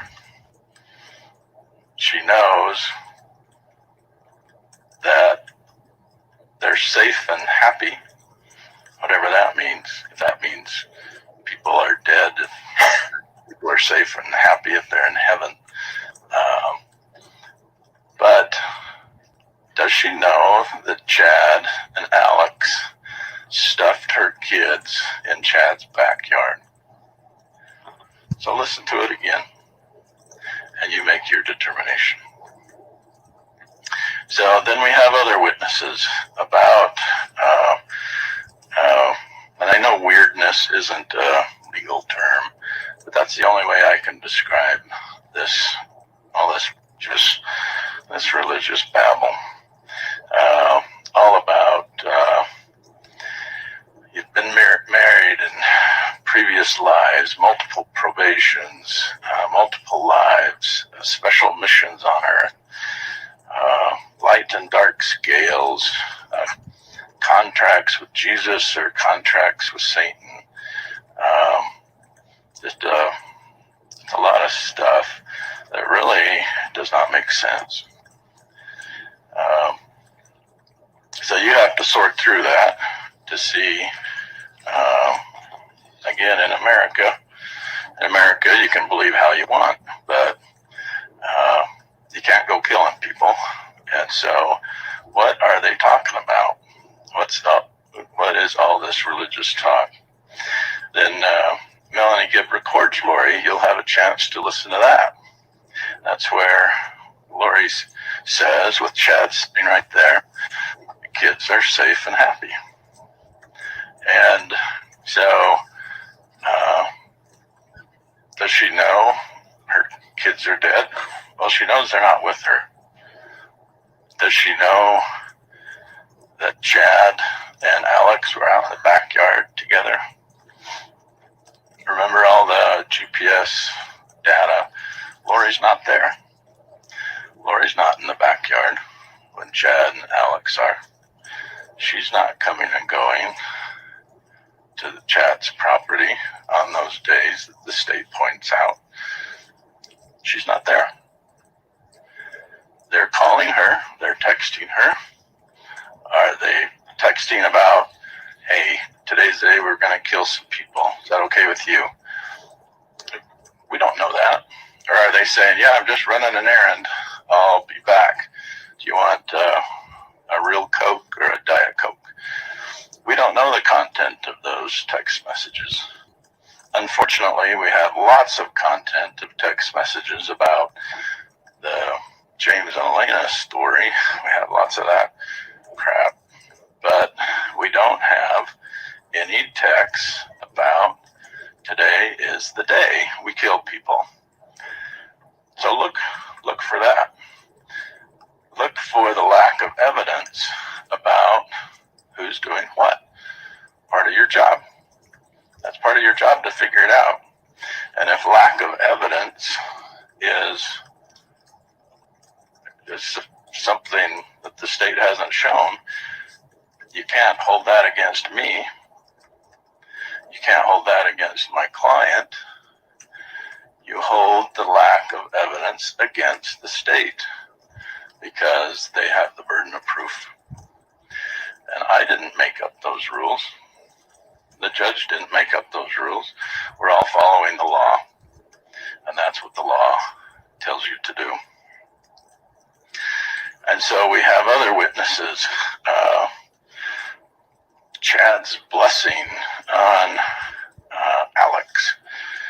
You can listen to that if you want to. Listen to that again. Just to me, it's craziness. Opening the portals of time, third creation, fourth creation, great warriors exalted in the fourth creation could have gone on to exaltation, but came back in the fifth creation.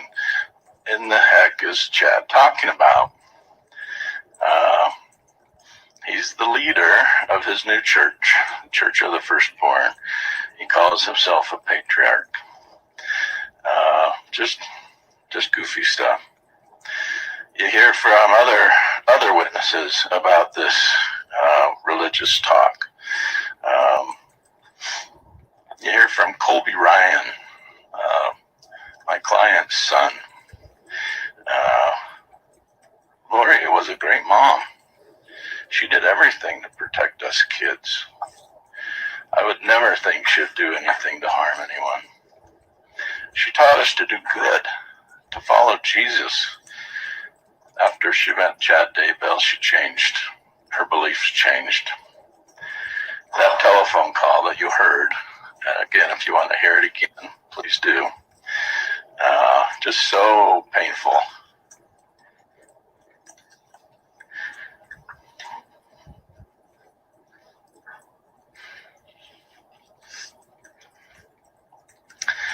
So painful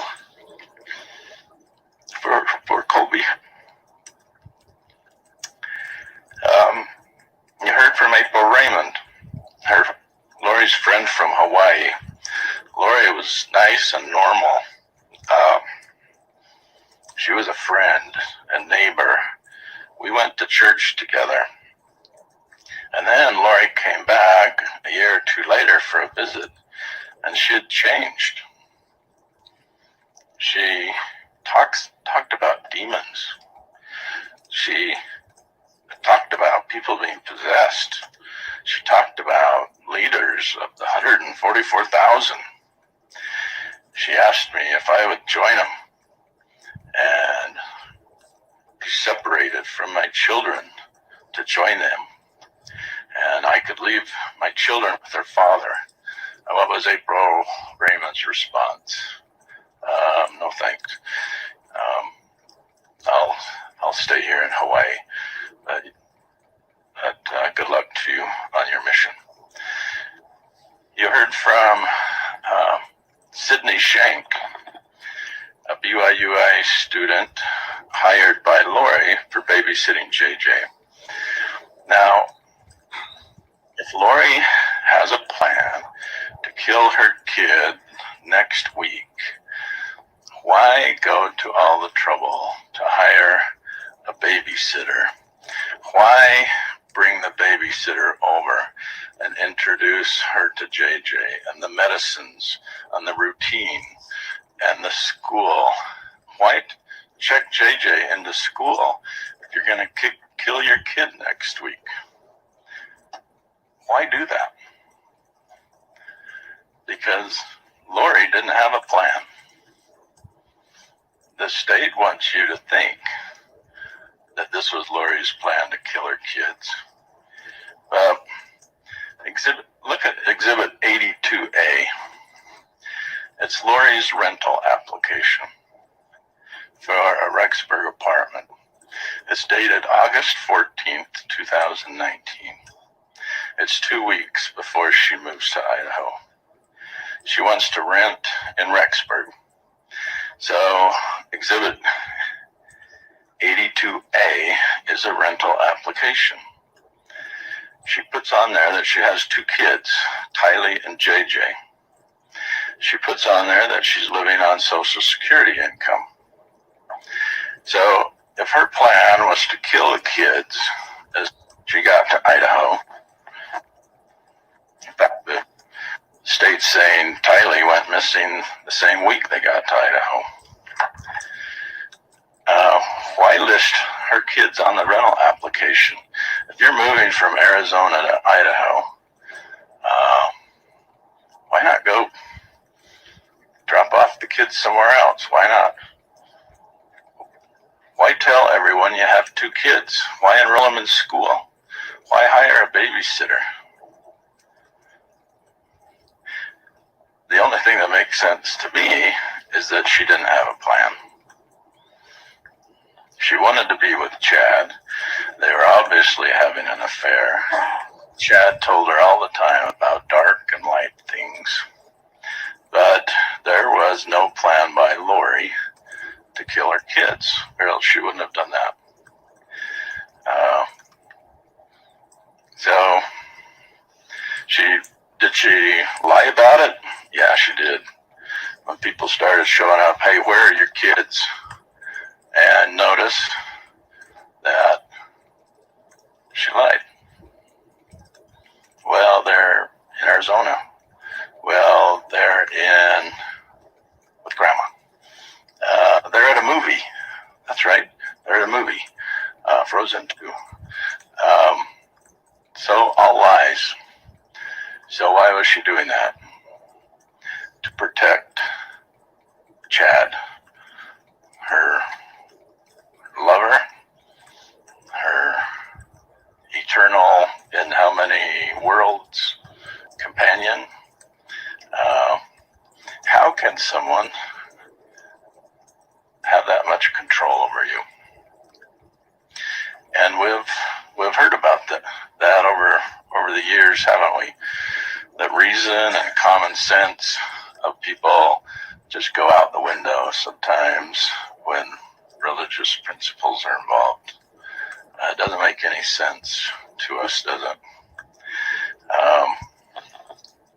We heard evidence from the FBI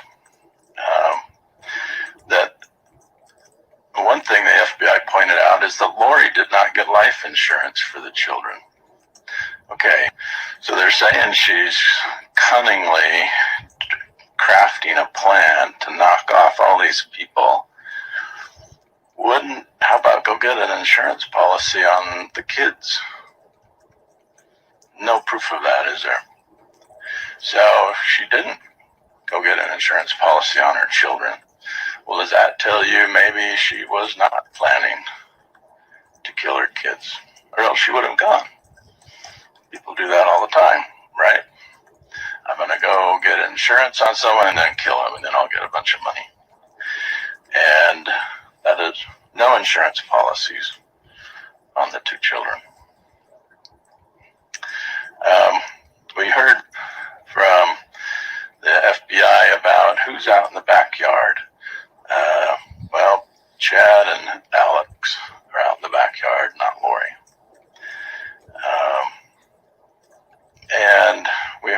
Summer Shiflett, similar to Colby Ryan, just a real touching witness. Known Lori her whole life. I'm Lori's younger sister. I'm close with Lori. She would have never done anything like this. That conversation is recorded. So if I've misstated anything, listen to it again. I have supported you your whole life. But Chad has lied to you. Chad has deceived you. She also told us about who Alex was. Alex was an adult man stuck in a 16-year-old brain because of a car accident, traumatic brain injury. That's who Alex was. Lori Summer told us was a good mother. She loved her children. She took care of them. She protected them from abuse. She never talked about zombies. She never talked about 144,000 or other weird stuff. She never talked about saving the world. Never talked about light and dark ratings. She taught her children good things. Tylee and Lori were cute together. Lori would never kill her kids, never agree for someone else to kill her kids. That's what Summer told you. So then we dove into more evidence. What was the cause of death? The evidence that I'm sure you have notes on. I'm sure the photos are burned into your brain that you'd wish would go away, but those photos will be with you for a while. They're hard to delete that stuff. We talked about a hair on tape, on a piece of duct tape. So JJ's body had tape wrapped around it, and one of Lori's hairs was found on that duct tape. So is that a smoking gun? No, not at all. And why not? Because that decomposition fluid was also in that bag. The pajamas were also in that bag.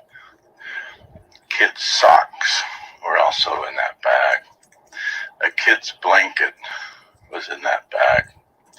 And so to say Lori's a killer because they found a piece of her hair on duct tape, that's not true.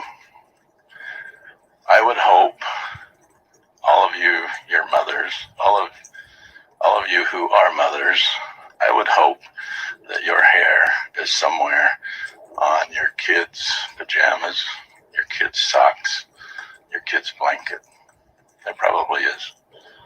That doesn't mean that she's a killer. We talked a lot about Tammy's death, and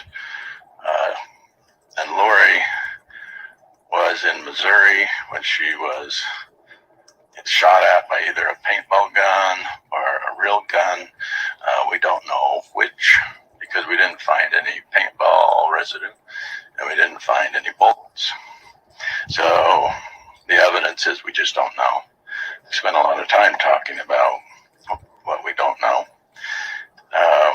And the evidence is clear that Lori was in Hawaii when Tammy died. And what did Tammy die of? Well, natural causes at first, then asphyxia second. And so what did the doctor tell you? Well, I talked to the police as part of my investigation as to what they think happened. That's okay. That's what a doctor's supposed to do, get the history.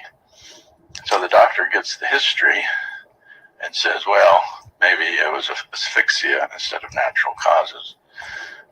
And Then the doctor said, well, yeah, I guess it could have also been seizures because Tammy had been on Prozac for a long time. And seizures are a side effect of long-term use of Prozac. So that death is up in the air. Was she even murdered? Is it a natural death? Chad, to believe that she was murdered, Chad is so smooth that he convinced a county coroner, a county assistant coroner, or deputy coroner, and a police, and another policeman, that it was all natural causes, and convinced his kids. Because remember, the kids showed up. Oh my, what happened to Mom? And Chad convinced them all, sorry kids, Mom died in her sleep. Okay, Dad. So, just evidence. You're being asked to convict Lori on killing Tammy when Lori's in Hawaii. You're being asked to convict Lori for killing Tammy when do we even know for sure it's a homicide? Have you been convinced beyond a reasonable doubt that it's even a homicide? So, we hear from the neighbors, good folks, Alice Gilbert and Todd Gilbert, nice people who say, yeah, Chad told us that his wife Tammy was going to die before she hit 50 years old. And so if Chad had told that to the nice neighbors who hung out with Tammy, wouldn't Tammy had also known about her husband's prophecy? Wouldn't that explain why Tammy increased her life insurance? Not because Chad was manipulating her to get more life insurance, but because Tammy, what do we know about that? That Tammy was still with Chad. Even how nutty Chad was, she was still there. She still had 5 kids with him. She went bankrupt with him, trying to sell his stupid books, and she's still there with him. She's still loyal to him. So her prophetic husband, who says, dear wife, you're going to die next year, would that cause her to increase her life insurance so that her kids could be provided for? Prove to me that that's false. There's no proof that that's false. Then after the nice, and the Lori's statements are also introduced as evidence with the Gilberts as well. So if you want to listen to that, you can. Then we hear from Audrey Baratario. And I got a little excited during that testimony, so if I offended any of you, I apologize. That testimony, I thought the witness was making up stuff, and so I got a little excited. But what did we learn from Audrey? Well, she's married to Jesus. That's kind of cool. I'll follow you to 5 different states, but I'm really not a follower. And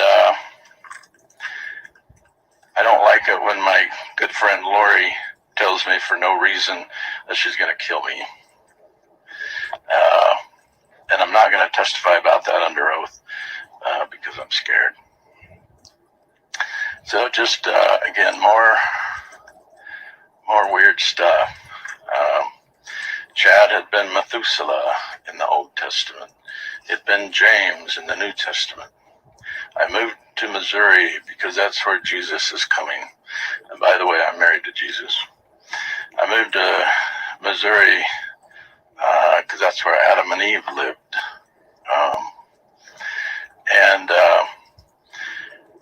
So you just have to sort through that and figure out what's credible and what's not credible with these witnesses.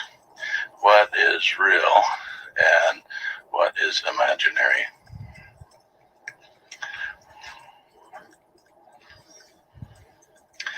We heard from witnesses about texting and all the texting back and forth. Chad keeps telling Lori what's been revealed to him. Lori keeps asking Chad what's going to happen next. Because he knows he's the equal to Jesus. Chad has actually been to heaven and come back. And so Chad knows everything. When Chad's naming of evil spirits doesn't work, it's because another one's there. When sometimes Chad, someone's close to 0%, and then another time, this person's close to 99%. So even Chad's making it up as he goes. He can't remember if 0% is where people die or if 100% is where people die. I got that mixed up. Here's a chart that works, says Chad. This is when my friend's wife died, my neighbor died, George Bush, Stan Lee. So Chad makes references to Stan Lee, Marvel comic, right? Also makes reference to Harry Potter. So what's going on in Chad's brain? Well, you and I wouldn't believe it, would we? But some people do. Haven't we seen in history that some people follow religious leaders when it doesn't make sense to us? So, was it proven who killed Charles? Yes, it was Alex. But you can't consider that for guilt. That's kind of tricky, huh? You can't consider that for guilt on the other three, but for some other reason. Was it proven who killed Tylee? No, but Alex and Chad were at her gravesite in Chad's backyard. Alex's fingerprints were on the tools. Chad had said, Tylee doesn't like me. He had told that to people. So I'm guessing Chad and Alex on Tylee. Did they prove that Lori directed it or conspired? Of the 15,000 texts that you have in evidence, show me one where it says, from Lori, so when are you killing Tylee?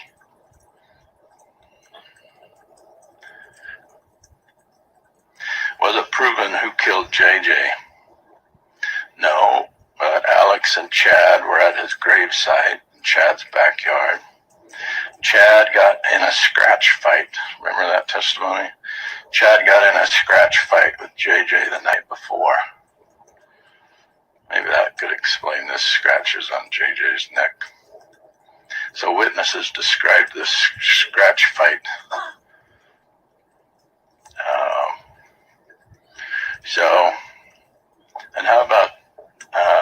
JJ's burial site. That Alex was only out there, what was it, 17 minutes? Is that what the FBI guy said? That Alex was out there for 17 minutes on that day. So certainly not enough time to dig a meticulous grave and bury a child, find a board from the garage, find rocks that lined up perfectly. Certainly not enough time for Alex to do that on his own. So I'm guessing he had help from Chad. And of the 15,000 texts that you have in evidence, show me one where Lori's part of that conspiracy. When are you killing JJ, by the way? There is no such text. We have 15,000 of them, remember? So, why can't people escape religious cult figures? Why can't they break out? Why can't they break away from that mind control? The promises are marvelous to some people. They sound like stupid gibberish to the rest of us. There are examples, you all know of examples of people committing suicide because their religious leader told them to. And you just have to keep asking yourself, why can't people escape? Why can't Lori escape and get back to her good mom life? Lori is not a leader of Chad's new church, the Church of the Firstborn. Lori so wants to testify of Jesus. You heard her on her podcast. She wants to tell the world how much she loves Jesus. She wants to tell you that she personally met him on more than one occasion. But is Lori a leader, or is she a follower of Chad? She so wants to be a leader, but she's not leading anyone. She's following Chad. She thinks Chad is following Jesus, but he's not. He's unfortunately being led by the storm. Not the first guy to be led by the storm.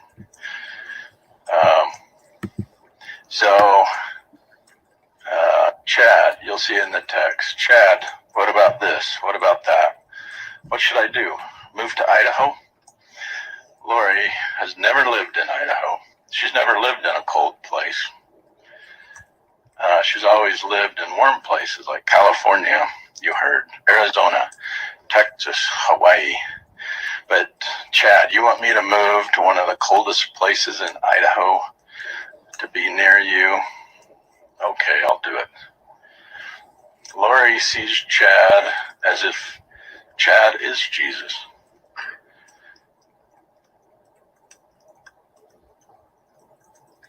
Lori tells people she's seen Jesus, but yet she still follows Chad. Blessings are being handed out like flies with some of the testimony. What does that even mean? I bless you. No, I bless you. Well, if you're going to bless me, then I'm going to bless you. What does Brandon Bedreau even mean when he says that? That the religious aspects of this group is so intense that common sense has vanished. So, groups who actually do follow Jesus, they do good things, right? Jesus never killed anyone. He blessed everyone. He taught people how to get along. Jesus taught how to be respectful, how to be helpful. If someone wants your coat, give them your coat and your cloak. If someone wants If someone wants you to walk a mile, walk 2 miles with them. However you can help someone, do that. Treat people like you want to be treated. Judge people like you want to be judged. Since you're a sinner, be kind and forgiving to sinners. If someone has offended you, forgive them. That's the Jesus that we know. That's the Jesus that Lori knew. That's the Jesus that Lori taught her children about. That's the Jesus that Lori believed in until she met Tammy Daybell.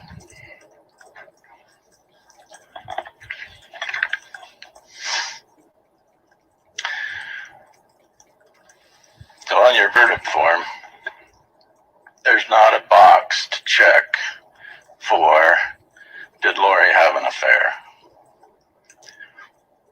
And we spent a lot of time on that issue, remember? On the verdict form, there's not a box to check to see if a crime was committed in Arizona. How many weeks did we spend on that issue? It's very specific, your verdict form. Did she kill? Did she plan to kill and steal? Not kill or steal, but kill and steal. And the proof has to be beyond a reasonable doubt. If it's not, the law says you must find her not guilty. No one here thinks Lori actually killed anyone. That's why she's charged with conspiracy, because they think someone else did the killing. So they want you to be convinced that she's part of this plan, that there's a specific plan to kill on certain days. So if you find her guilty without bringing the kids back, nope. If you find her not guilty without bringing the kids back, nope. So you can't be concerned about that. What you are concerned about is following the law and following the evidence. Follow the law and the lack of evidence. This case is not about multiple lives or multiple creations. It's not about zombies. Not about being a leader of the 144,000. If there's anything we learned about a storm, it's that you hide from a storm. You seek shelter from a storm. That's what you teach your kids, and that's what you know. Her sister and her son, those two who testified about her in this courtroom, have known her the longest. They would never imagine she would be guilty as charged. She spent her whole life protecting her children. Thank you again.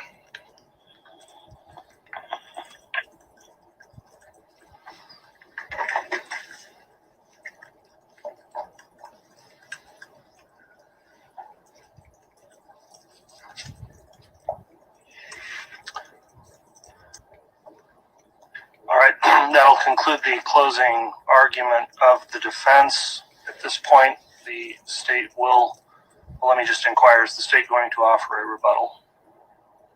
We will, Your Honor. Okay, with the state offering a rebuttal, the court is going to take the lunch break at this point for the benefit of the jurors, and we will plan on coming back on, let's say in about 45 minutes if we can, for the rebuttal argument. All right, please.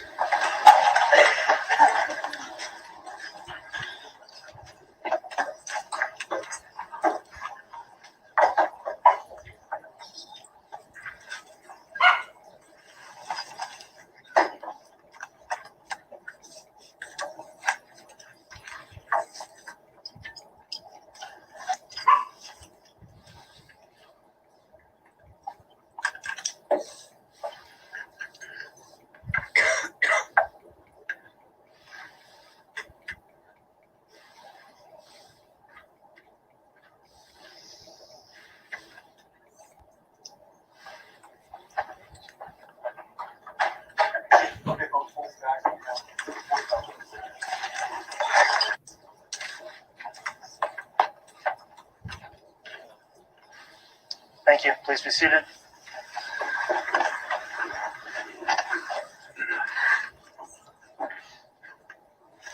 Mr. Bailiff, if we could have the jurors brought in, please.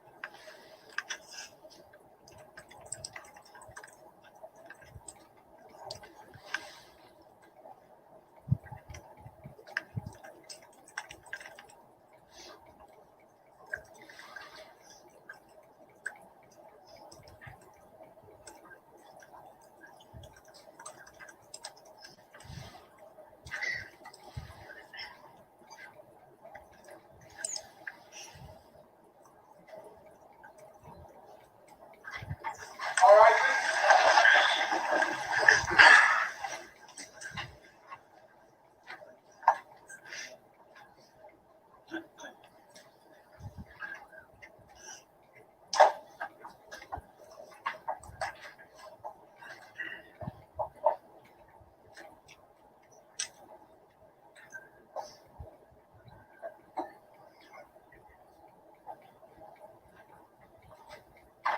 You're talking to Jennifer. Thank you, Mr. Bailiff. Please be seated.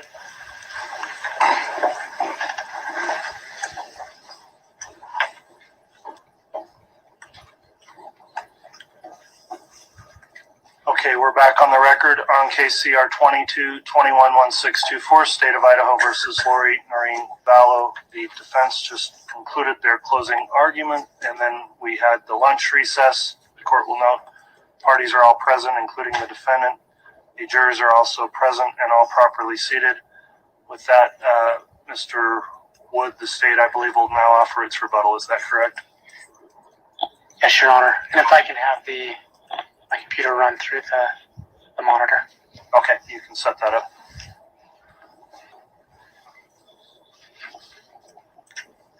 Ladies and gentlemen, the state has met its burden beyond a reasonable doubt. Reason and common sense. Reason and common sense. The evidence in this case is clear. The evidence in this case points to one common thread, and that thread is Lori Vallow. The defense says she's not a killer. She is a killer. Lori is the connection to the deaths. What connection did Chad Daybell have to Charles Vallow? Lori. Why did we talk about Charles Vallow? For the motive. The defense says the math doesn't add up. Well, the defense didn't give you all the numbers, and you know that. The defense gave you a choice of $400,000 to $500,000 a year versus Social Security. That's not all the numbers. Lori believed, and you've seen it through her text, she believed she was getting $1 million, not Social Security funds. She thought she was getting $1 million. The math adds up. And what you see in this case consistently, when Lori wants something, she finds a way to make it happen, and she will get rid of any obstacle. She wanted the $1 million from Charles. She learned her lesson. She learned her lesson when she didn't end up getting the money that she found out afterwards. So when she needed more money, she went after Tylee's money. But remember, she learned her lesson. She waited until after the money hit her bank, and then they killed Tylee. Heard evidence multiple times. She called Tylee dark. With JJ, she'd learned her lesson. She waited until after the money hit her bank, and then they killed JJ. The defense says she's a good mom. Does a good mom, when the whole world is out looking for your kids, dance and laugh on a beach in Hawaii? No. Does a good mom abandon her children in the ground and go marry a recent widower? No. The defense spoke about her call with her sister Summer Shiflett. Go listen to it. Please listen to it. And when Summer says, you were dancing on a beach in Hawaii, she's talking about the kids dying, and says, and you were dancing on a beach in Hawaii, what does Lori say? Yeah, months later. Months later. It's an admission. She knew her children were dead because she helped plan it. She knew her children were dead because she encouraged it. The defense talked to you about life insurance versus Social Security. Doesn't really make sense. You have to show the dead body to get the life insurance. They couldn't do that. They kept the Social Security. Ongoing payments, monthly payments. The defense brought up, why would she put her son in school and get a nanny? You've heard from her own mouth or her own texts. She was tired of the obstacles. She was tired of JJ. She didn't want to deal with him, so she found someone else who could until they buried him in the ground.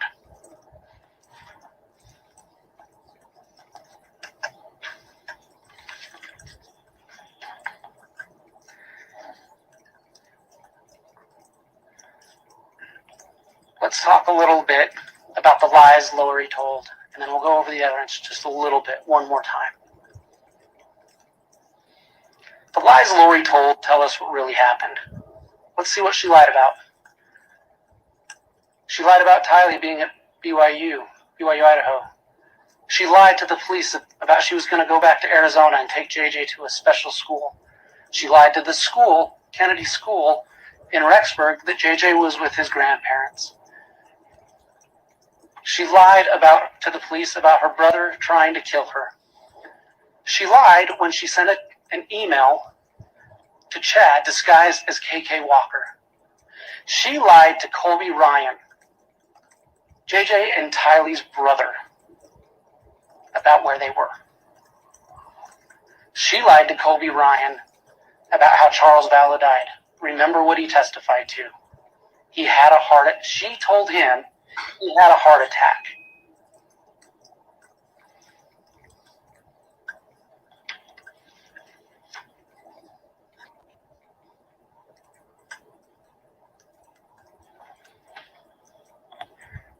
She lied to Melanie Gibb.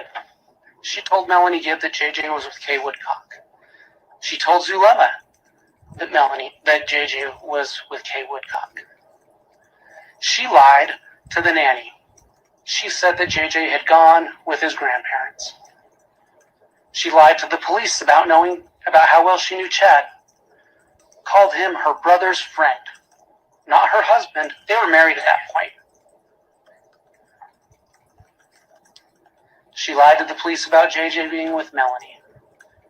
Remember the last thing that Summer testified to you, her own sister, when she was asked if Lori had been honest with her about the kids. Her response was that Lori had lied. Lori lied to cover her crimes. Repeatedly. Again, as a good mom, jet off to Hawaii when the rest of the world is looking for her kids. She knew where her children were. In fact, again, go back and listen to the tape with Summer. Go back and listen to the tape with Melanie Gibb. And she says, I know exactly where JJ is. That might be the one thing you've heard her say that's true. Because she did know where JJ was. Lori's lies tell us she's guilty. The innocent don't need to lie. The guilty lie. Think about all the evidence you've seen and her reaction. The body cam.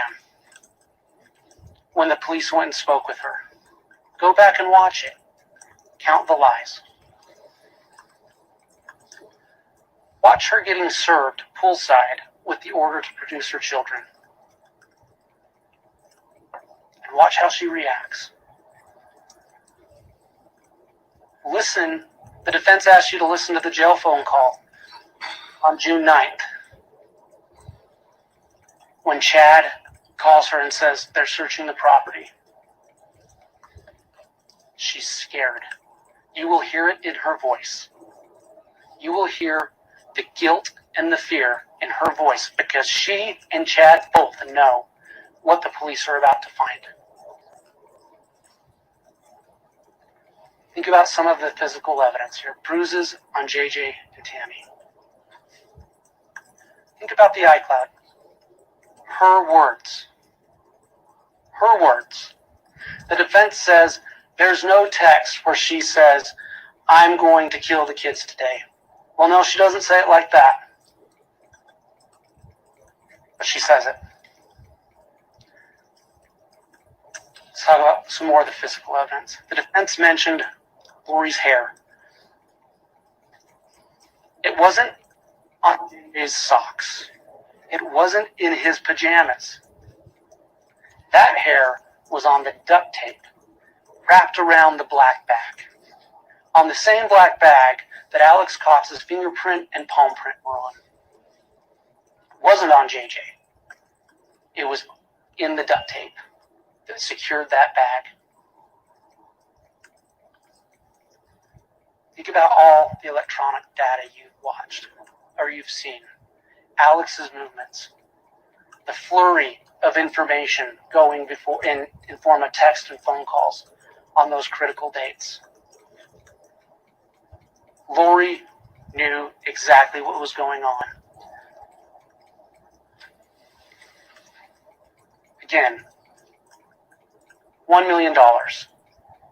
Not $500,000 versus Social Security. The math adds up. And just quickly, because the defense brought up the text again. We bolded here where Lori is bringing up the kids. When they're talking about death percentages, from Lori, okay, find out her percentage, meaning Hillary, who is Tylee, find that out for me, and JJ's. They mentioned the storm text, but they didn't tell you all the text. What does Chad say? Just grab me by the storm, and I will follow you to the ends of the universe. Not you will follow me, Lori. I will follow you. Don't let Lori pin this all on one other person. She was 100% involved in this, and all the evidence points to that. When she's talking to Melanie Boudreau, telling her, you can't go at all. This is the 2 days before Charles Vallow is shot. She says to Melanie Boudreau, you can't leave. We both need to stay here to defend ourselves.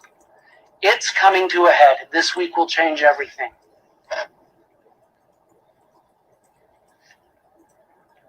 And then they killed Charles. Again, when Chad Daybell is texting her about JJ going into the light, we all know what that means. He doesn't have to say die. We all know what going into the light means. And again, what does she say? She doesn't say, let's not kill kids. She says, that is sweet. Again, here's Lori. I need you to check JJ. Check Tylee. She is encouraging. She is aiding. She's part of the plan. Again, Lori's own words. Hold her words against her. See if she got switched. Need you to check JJ. Think about all the times she says she has no more patience. And again, this text, one more time, from Chad. I got the inspiration to go back to my original death percentages that helped us track Charles. And we know what happened to Charles. He's dead. Not fantasy dead, not weird religion dead. He is dead, 2 bullets in the chest. Tammy is close. And how does she respond? What about JJ? This is clear. They're talking about dead people and tying Tammy to it, tying JJ to it. And when he says they're at 2 or 3%, she's upset that it's not 0 yet. Again, please check JJ. Is he at 0 yet? The defense says there's no text about killing the kids. Do you think there's a perfectly orchestrated plan to take the children, and I should be doing something to help? Remember the text about Nathan Pachenko, who you heard was a singer? And she asked Chad what he thinks. He gives her a dark rating. He gives him a dark rating. Lori gives him a light rating. What does Chad do? Okay, we'll go with you. He will follow her till the end of the universe. Let's talk briefly, just briefly, one more time about what you need to find. The question you need to ask. Lori agree with Chad and Alex to commit the crime of first-degree murder against Tylee? Yes, she did. There's no question. And did she and grand theft? Yes, the math is there. Did she intend for these children to die? Yes. What mother, if she didn't intend for her children to die, doesn't go report that she's missing or dead? It makes no sense to say that she's a good mom when she's not reporting the death of her children or that her children are missing. She intended the death. We've gone through the overt acts. We've met them in spades. You have the evidence. You must convict her.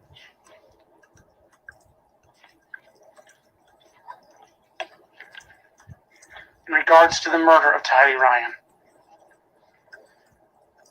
you have to ask, did Lori Vallow engage in conduct, or did aid, abet, advise, or counsel another to engage in conduct which caused the death of Tylee Ryan? Yes. It is clear. The same applies to JJ. The same applies to Tammy.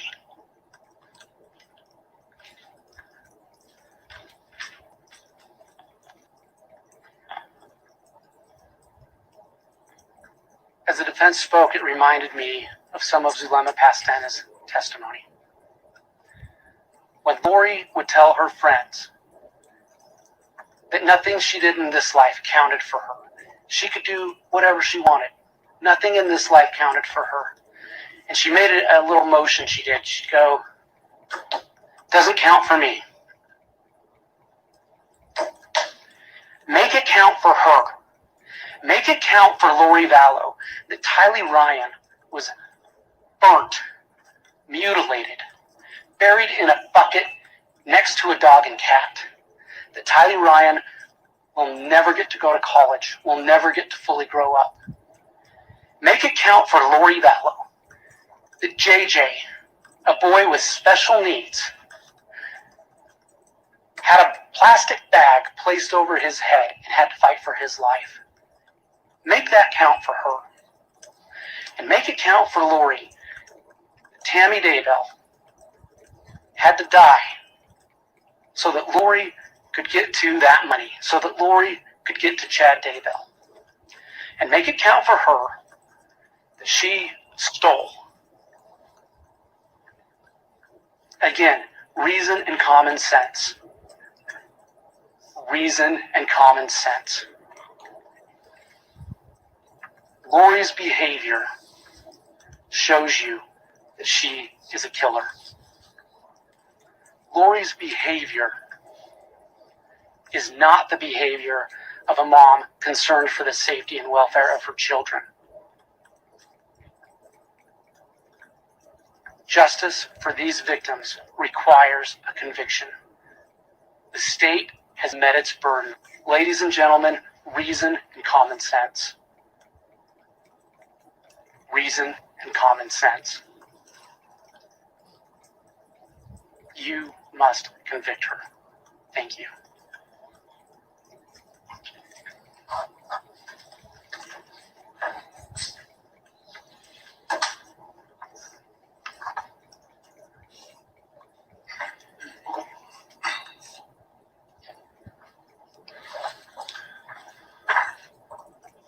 All right, ladies and gentlemen of the jury, that now concludes the closing arguments. The evidence has been concluded in this case as well. So very soon you will retire for your deliberations. Before so, I do want to address the jurors here. At the beginning of this case, 18 of you were seated to comprise the jury that would hear this case. At that time, you were all advised that upon the conclusion of the evidence and closing arguments, only 12 of you would proceed to deliberate and reach a verdict, and that time has come. Before I instruct the clerk to draw at random 6 numbers corresponding to your seat numbers to determine which 6 of you will become our alternates, I wish to thank you for your willingness to give of your time away from your accustomed daily pursuits and faithfully discharge your duty as jurors. I have a few instructions for you also. Number 1, if your number is selected as an alternate, you will be dismissed, but you should remain reachable and in contact with the bailiffs should you need to be recalled in your duty as an alternate. Second, you will receive some additional information to assist you as you leave today through the court administration office. Third, and importantly, while remaining an alternate, you're still under the obligation to continue to adhere to the admonishment you've been given each day by me as jurors when we break for the day. In the event you need to be recalled to rejoin your fellow jurors to deliberate, you won't be able to do so if you've discussed this case with other people, researched it in any way, or been exposed to any reporting or media that would compromise your impartiality. For that reason, please continue to abide by that instruction until you've been notified that either a verdict was reached in this case or you are recalled to assist your fellow jurors in additional deliberations. So 18 of you were called to serve as jurors in this case, while only 12 of you will deliberate and reach a verdict. All 18 of you have been a necessary part of this case to ensure the administration of justice. And for that, you have the sincere thanks of this court. At this time, then, I'm going to ask our clerk to please draw at random 6 numbers as assigned to the juror seat numbers. And so we're clear with the seating chart. It's juror number 1 on the front row to my right, going to juror 8, juror 9, far right on the back row to juror number 18. So I will ask the clerks at this time to please, one by one, draw out a total of 6 numbers, and we'll indicate one at a time then who the alternates will be. Madam Clerk, you can proceed with that. Juror number 18. Juror number 1. Juror number 2. Juror number 17. Juror number 3. And juror number 7. All right. So based on the random draw then, jurors 18, 1, 2, 17, 3, and 7 will be the alternate jurors. As I mentioned, in the event a juror remaining becomes ill or is excused for some reason, the alternate will need to return and the deliberations would start over. Again, you are excused with the sincere thanks of this court. Please leave us your contact information and continue to abide by those admonitions. And with that in mind, would all please rise for the jurors. All right, please.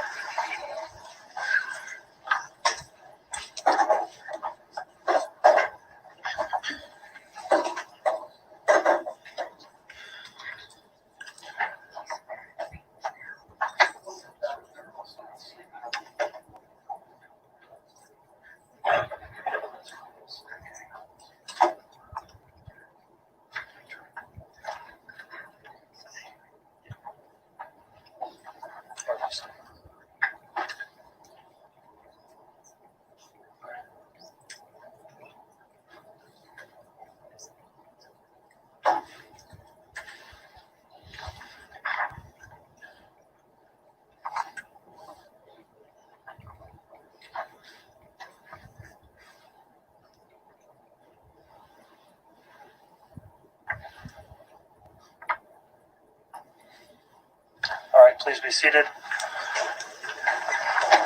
Just a couple of quick orders of business then before the bailiffs are sworn and the deliberations begin. First, the court has issued a redacted copy of the amended indictment, which will be provided with the jury instructions. Has the state received the copy of that amended indictment? Yes, Your Honor. Okay, and the redacted version, I should say.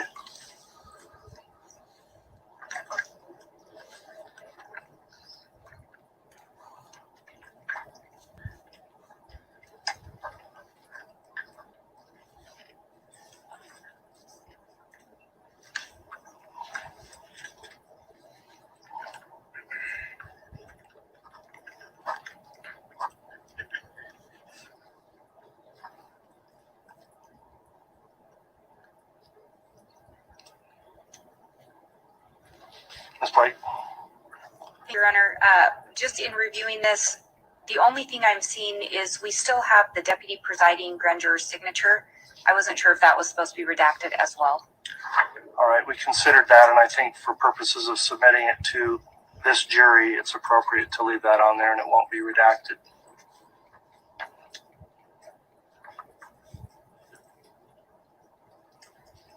That was the only concern that the state had, or the question.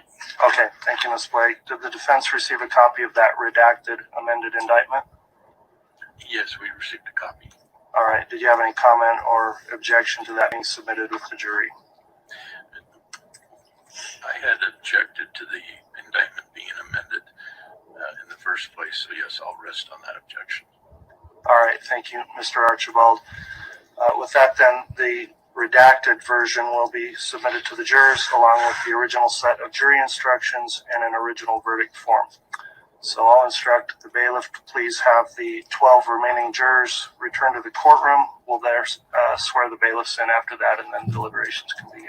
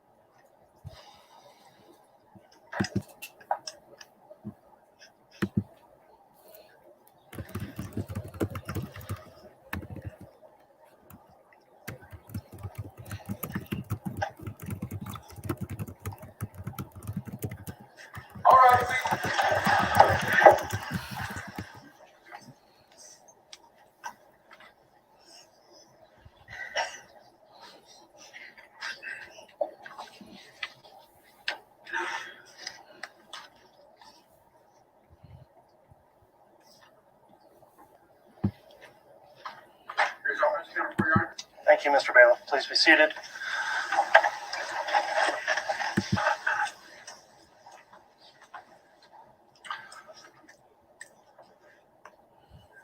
All right, at this time I will have the clerk swear in the bailiffs for their jury service, and we will swear in 2 bailiffs for this, please.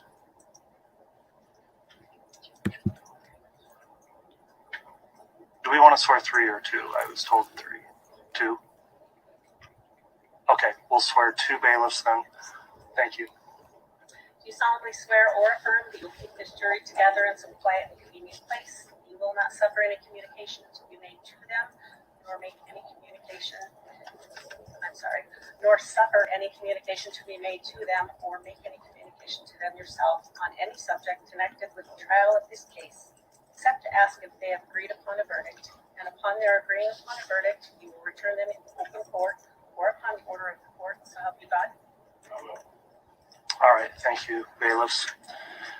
At this point then, ladies and gentlemen of the jury, the case is now in your hands.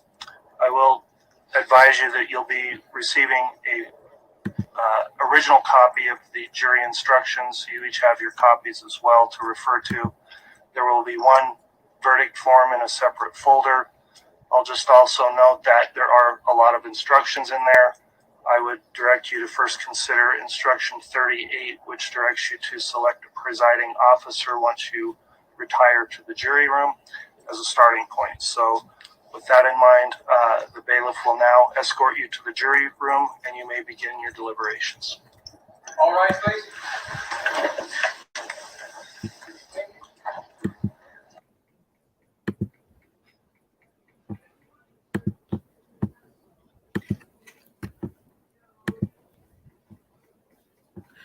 Okay, that is the end. Thank you for watching with me. I will be back bright and early in the morning. I believe they said 8 a.m. They were going to start deliberations again. And that would be 11 a.m. on the East Coast, just to help you guys with the time. And I will be here bright and early with the countdown for the jury for verdict watch, and we will see if we get a verdict tomorrow. Thanks for watching me. I will see you guys tomorrow. Bye.